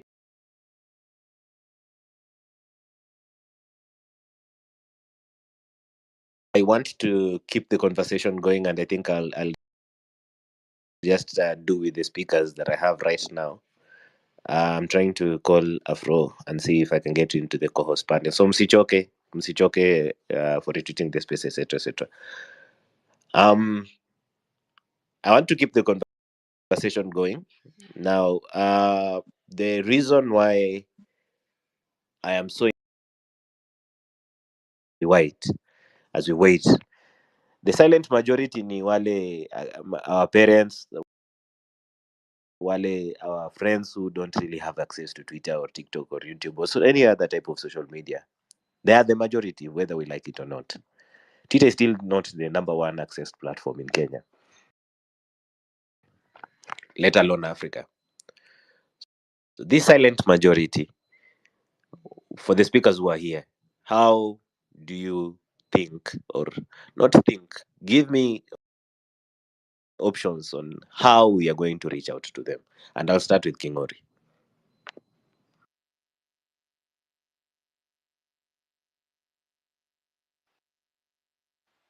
Yes, thank you, Wanyama. We can have our issues that we are discussing here need to be placed on various media. The mainstream media also need to capture them. The radio and everywhere. We need to have a channel from the X Space, Facebook, and other social media platforms to mainstream media. We also need the posters. We have seen so many posters. I'm forwarding them, and I think most of those who are not in Twitter can get them in the Facebook, WhatsApp. I think we are leaderless, but in one way or the other, there must be somebody who is keying in the needs of the youth, the demands, the grievances, and being posted to various platforms. The leaders, the parliament should also be given copies of those demands, so that as they drive the agenda of the parliament, they are aware that they have been given a copy. Even that meeting from the Uhuru Park, they need to be invited. They are given copies, and then they go to the National Assembly, to the Parliament, because you may not be allowed to get there. Maybe they can happen, dissolution of Parliament, and as we also discussed that RUTO must go, which might be very difficult in my opinion. We also need, that's why I need to come up with the new ways of making sure that as I said, the citizen-driven bills are very important. Even in Uganda, there is citizen arrest. When someone is engaged in scandals, in corruption activities, crimes, the huge economic crimes, they are arrested by the citizens. And then they are presented to the police. And the human rights activists and power back to people by coming up with initiatives that the leaders do not have. Because those ones are held hostage by the executive. So you don't need to although we have very independent minds, few of them who are very independent. Like when we pick like someone like a Saboti member of parliament, that is Caleb Amis, is one person I have seen very independent. We have some member of parliament like Otiendo Omolo can be given the bills and they go with them. So we need to continue the conversation. At the same time, look for the link. A link in the parliament. We need a link in judiciary. We need links so that we can channel. Water cannot.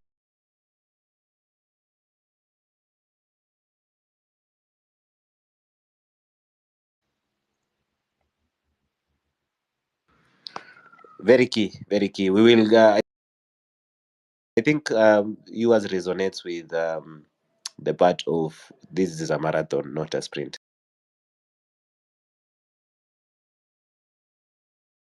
Workshop, so we can simply just tell our parents to come in meetings, groups. We discuss about the arising matters that are happening in Kenya, so that they get informed. Because most of our parents, they don't have the social media, the WhatsApp. They're not informed that much. So we need to organize these communities, our chiefs, the local people. They can organize groups where they can discuss. They can tell them that this is what is happening. Then they can give them the the key stats of what is happening. Then we can also also organize town hall meetings, like discussion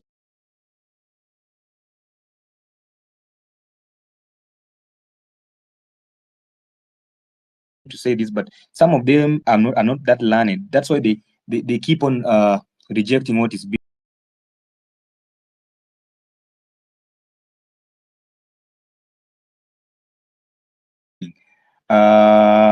Then we also need to conduct workshops on their civic rights and the importance of getting involved in the matters concerning the country. So we need to teach them on their rights. Most of them they are not sure of their rights.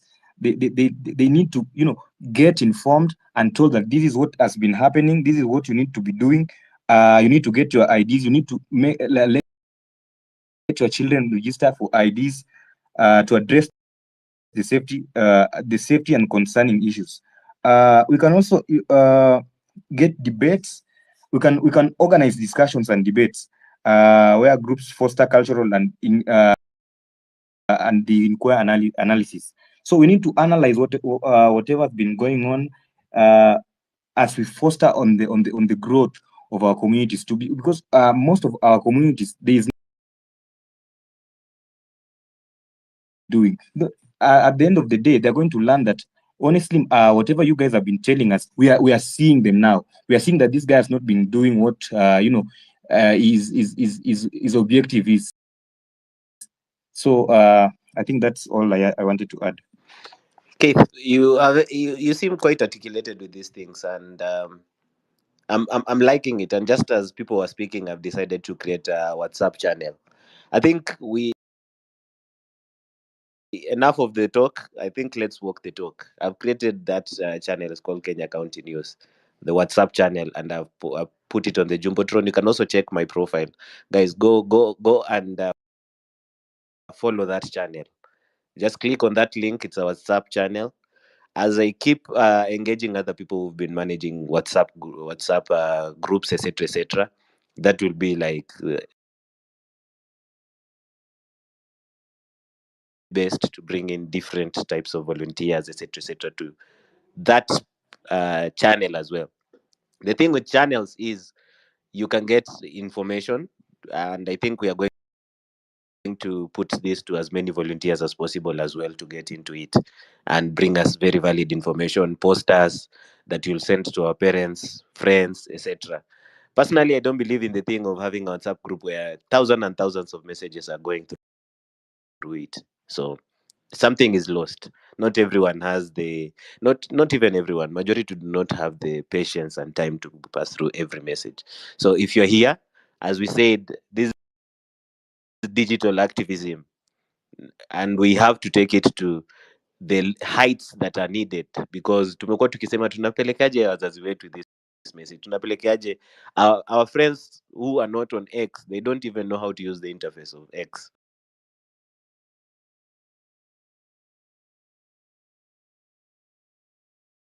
County news, because we need to take it to the counties. Let's go there, whether it's national talk or not, it needs to get to the level of the counties. Let us go bana it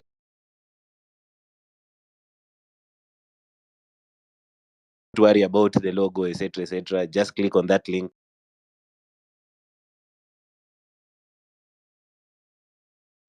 We will keep managing it. I'll get more volunteers, I promise that, even graphic designers, etc.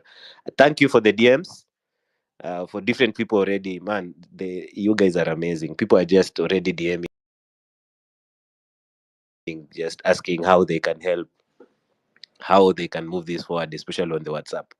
Continue, zileteni, mimi uzisoma na kina Afro kina yo, we will pass through this as well and bring you the best. My journalist friends, if you're here, you are the people who also hold a very key part of this. Very, very key part of this. Tafadhalini, get in contact. Now, media is not going to handle this for the long run like we are going to do. So, journalists, tafadhalini, for volunteer, please, kujeni.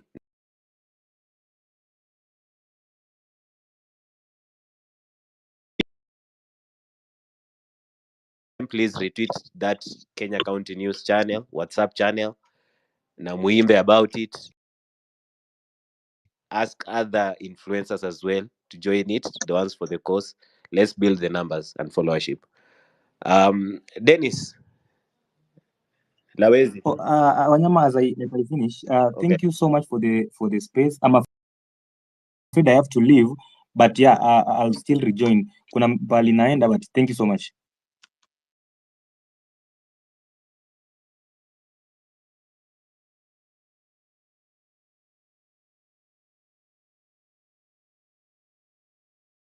What is it called? The rights, the co-host rights. Endelea. We are talking about how do we get to the silent majority. I would say, okay, thank you very much. My point on the silent majority, especially our parents, is first of all, I would echo the previous speaker. Then I would add on for the primary way of getting to them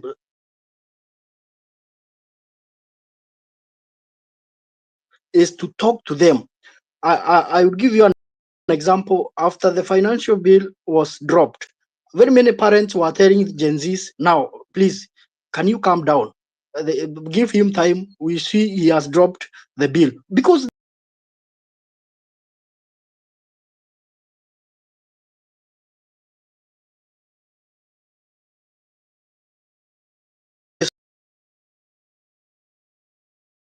everything. And this now, most of them, you need to talk to your parents day by day, telling them why we are on the streets. And by so doing this, for me, there's a primary method we can apply on that matter. Can I continue on other issues, or we are first discussing that one? Continue for a minute or two. Okay, thank you very much. And I request you guys to follow me. I don't have followers. I have like about 155 followers, so I really appreciate. I follow back immediately. So I say, if we decide to occupy, let it be one place. Because somebody has just talked about the Occupy Parliament. It worked. When that time, if you could go to the X space, you would see it was only Occupy Parliament and Occupy Parliament only.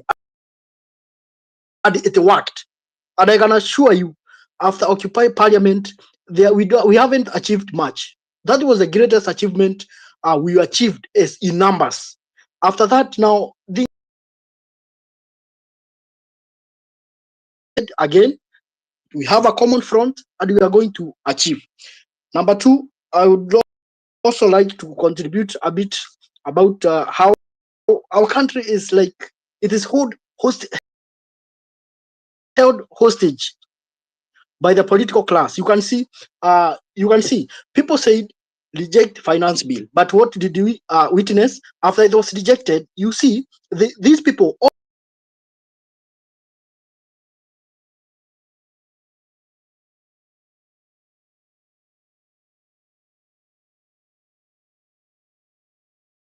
citizens wanted things to run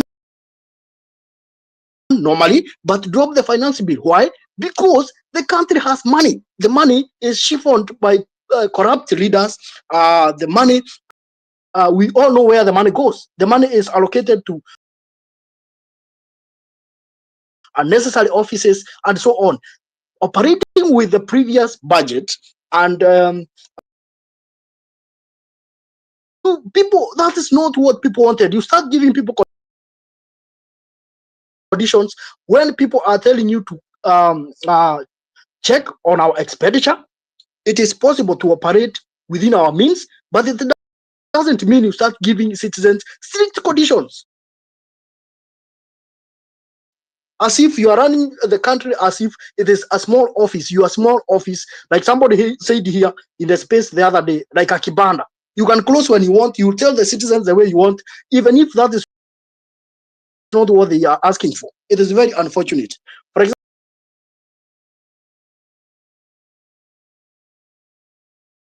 corruption there, a lot. For example, one day I went to Kenyatta a very long time ago.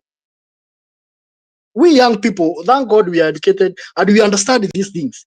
When I went to Kenyatta Hospital, I was paying NHIF, and I asked, I happened to ask one medic if I can be treated, and the response she gave me was very provocative. She told me, no, NHIF is for civil servants. Imagine, she could have even have used other language. I got provoked and I asked her, are you serious? KNHF is for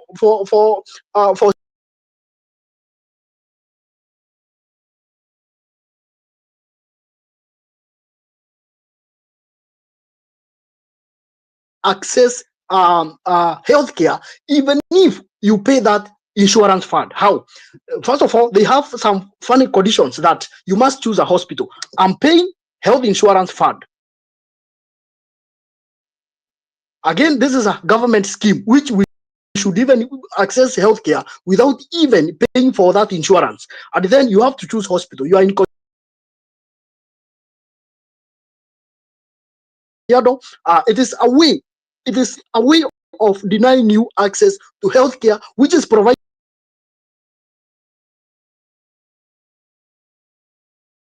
You have to choose a hospital, and then you cannot choose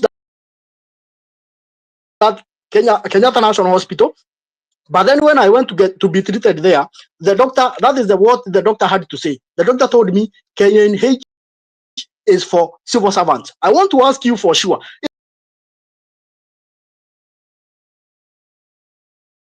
Kenyatta National Hospital is excluded for choosing as a hospital for, and even we should not have that discussion of choosing hospitals. I mean, we should access healthcare free. Now you are even paying insurance fund. Then they are putting conditions to make sure citizens does not get healthcare, which is written in the constitution. It is a right for the Kenyan citizens. Right? I do not understand the kind of country we are living in. This is something people are forgetting when they are saying we go back.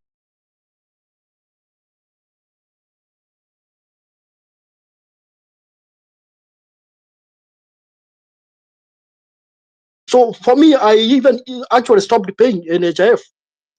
So the other one is I would like to echo those people who are saying we should not wait for 2027. I want to tell you guys, anyone who come to this space to tell you we wait for 2027 for election,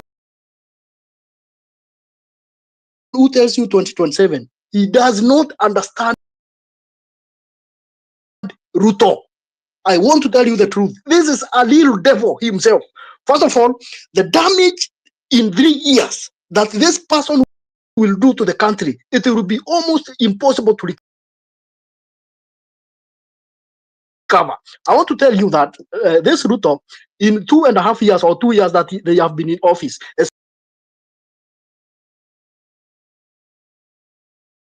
plan today to gonna plan tomorrow. The 5th year, the same guy will be telling you to gonna plan. You cannot even spot a toilet even after 5 years. You bought 1.2 trillion within, I saw the last how many days. You steal all of it. Then you go to the people, you tell them by next year you'll be having ICT hub in every ward. My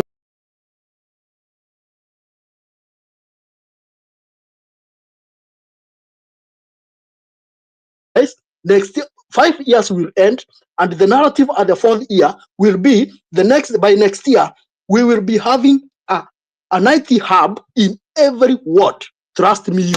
So you can imagine so far almost halfway the kind of damage these guys have done to the country. You cannot spot even a toilet. Them sometime. That is the damage I'm talking about. The second thing, that is one thing he will do. The second thing, and I want you guys to listen, this guy, he will make sure there is no way you can remove him from office. Those are 2 things which are going to happen. There is no way you can wait for 2027 unless you want us to lose the country forever. We will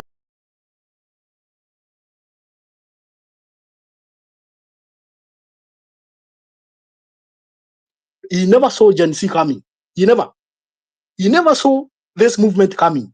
He never. Otherwise, he is a strategist. If he ever saw this one coming, he would have blocked it. He is a strategist. He is a very wicked crook. I think some of you who were able to take history, they know about Hitler. This guy is a very wicked crook, is a very wicked dictator. If he was able to see Gen Z coming, this movement coming, he would have been able to block it. In the same way, my friend, this guy, everyone telling you 2027, this is a distractor who has been sent by the same regime to destroy.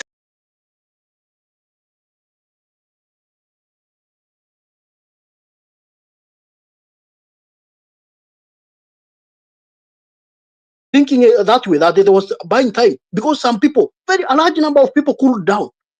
A large number of people cooled down, and that one you can observe. But now I'm very happy. People, the rage is coming back originally, like the way we did before the finance bill was dropped, because people have seen it is a game. Like they think like the country belongs to the political class, whereas we know the country belongs to the 56 or 54 or 56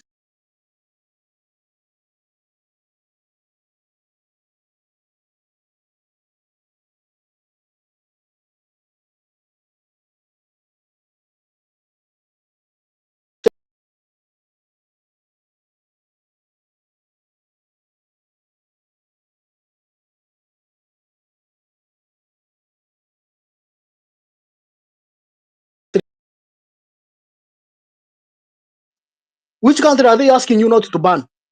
Okay, I'm not saying we'll be violent, but which country is left? Which country? They are telling you, please stop this protest. We continue with exploitation. Who is against that? That is the truth. They are saying, please stop this protest.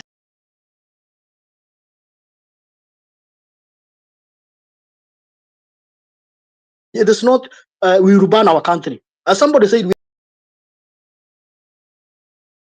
are being compared with Sudan. Since when demanding accountability? Since when demanding accountability was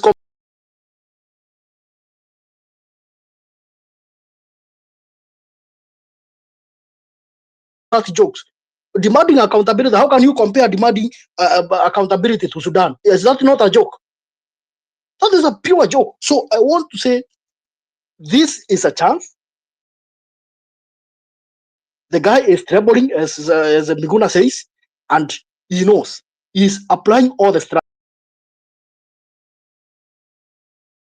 Whether all the Kenyan citizens, it will not come. This guy will make sure. The way Gen Zs came without him seeing them, being told that the protests are being imported, Photoshop from somewhere. The Gen Zs came without him seeing. If this one dies, the guy is a strategist, and he will ensure there will be no other threat to him of that magnitude. Camping together, because they know. For example, all these things we talk about of scandals. Raila Odinga, to say the least. Just a second, Dennis, before you continue. Yes, It's okay. You're having a very good submission, and I don't want you to drop yet. Guys, DMs as well. We said let's be active, people. There is 1,000 and something, 1,000, almost 1,300 listeners here.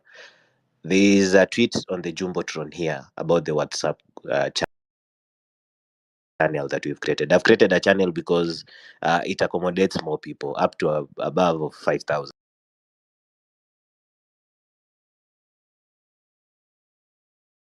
Go to my profile and scroll down. It's the second tweet after my pinned tweet. A pinned tweet is the one that is fixed at the top about a prayer or a poem. That's the one I've pinned on my profile. The second tweet, please retweet it. It's also pinned here on the Jumbotron. Please, please, please. I'm asking. We'll be sharing. I want in an hour or two. I want us to also be posting the missing persons in a few in the WhatsApp group. So please just go join it. Also circulate it on your WhatsApp. I see 100. This is amazing. We're already at 100 followers on the WhatsApp channel. Take the link, forward it to our uncles, our mothers, etc., etc. Ask them to join. We are taking it to WhatsApp. We are taking the movement to WhatsApp. Let it be known that we are taking it.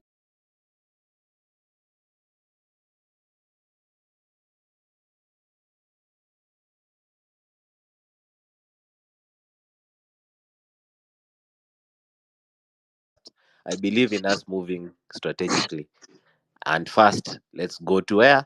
WhatsApp. So it's Kenya County News because we want information from mashinani. So the 1,000 of you, let me see imefika ngapi before I bring in Dennis again. Niwaambie imefika ngapi? 162. Tuendelee. By the time Dennis is done, let it be at least 500 followers. Tuendelee kutafuta watu wetu in a very simplified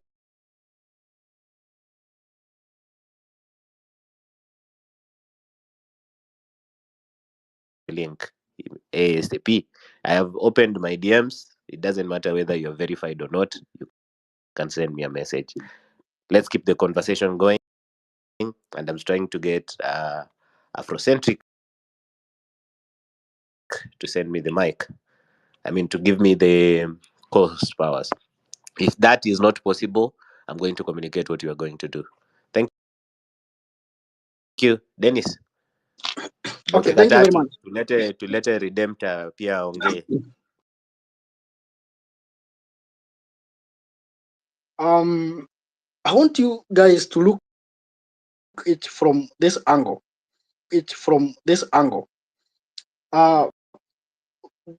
Gen Zs at this movement, most of them, like almost everyone, is peaceful. Everyone actually. But now we are dealing with a government which is ready to pay, even to pay goons, which is doing, not today, which is paying goons.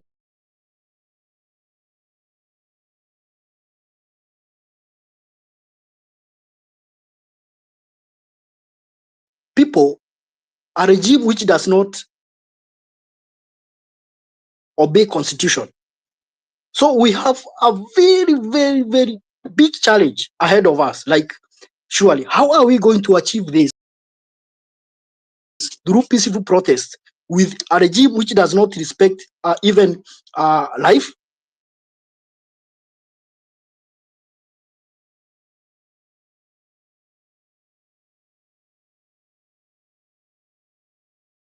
I think I join most of these spaces, but it's like all of them. Every time I join spaces, every time I'm free.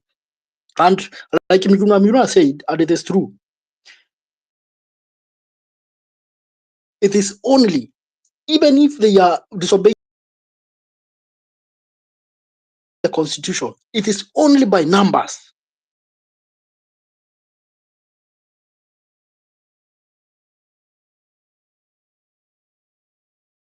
Who is shooting peaceful protesters? How is it going to work? It cannot work. It is numbers. And how can we achieve these numbers? You see, as I say, remember the time of Occupy Parliament. It was only, even when you go to X Space, it was only Occupy Parliament. And that's somewhere. The people, the same day you hear,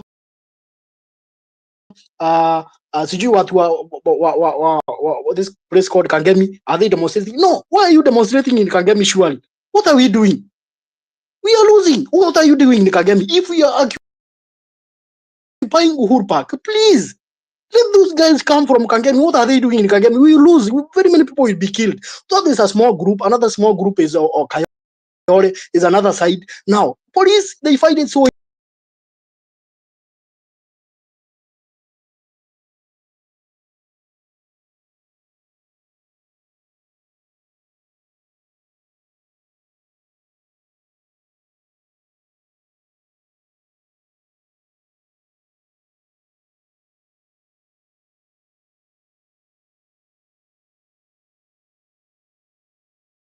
of all the Kenyans. So how can we centralize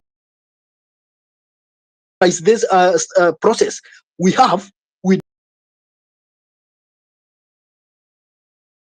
deal with one issue at a time. It will take less than 2 days to bring down the national government if those